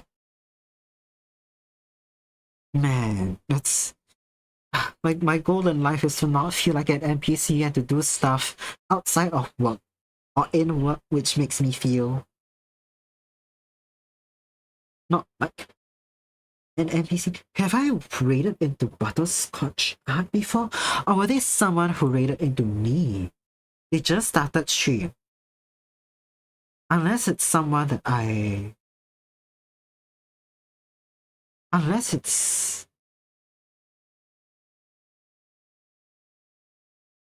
Huh. Have I raided into them before? Nishiko is live. I haven't been super active in any of Nishi's streams before, but there's someone Coco recommended. Let me see. These are the people I'm following. Let me see who else is live who's not who I'm not following right now. Because Butterscotch Art also just went live, so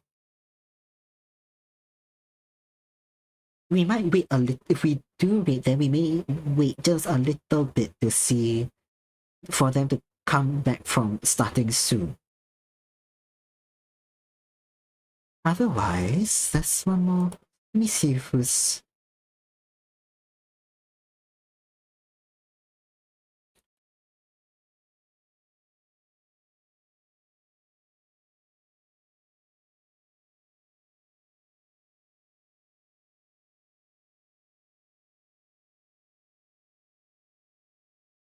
Okay.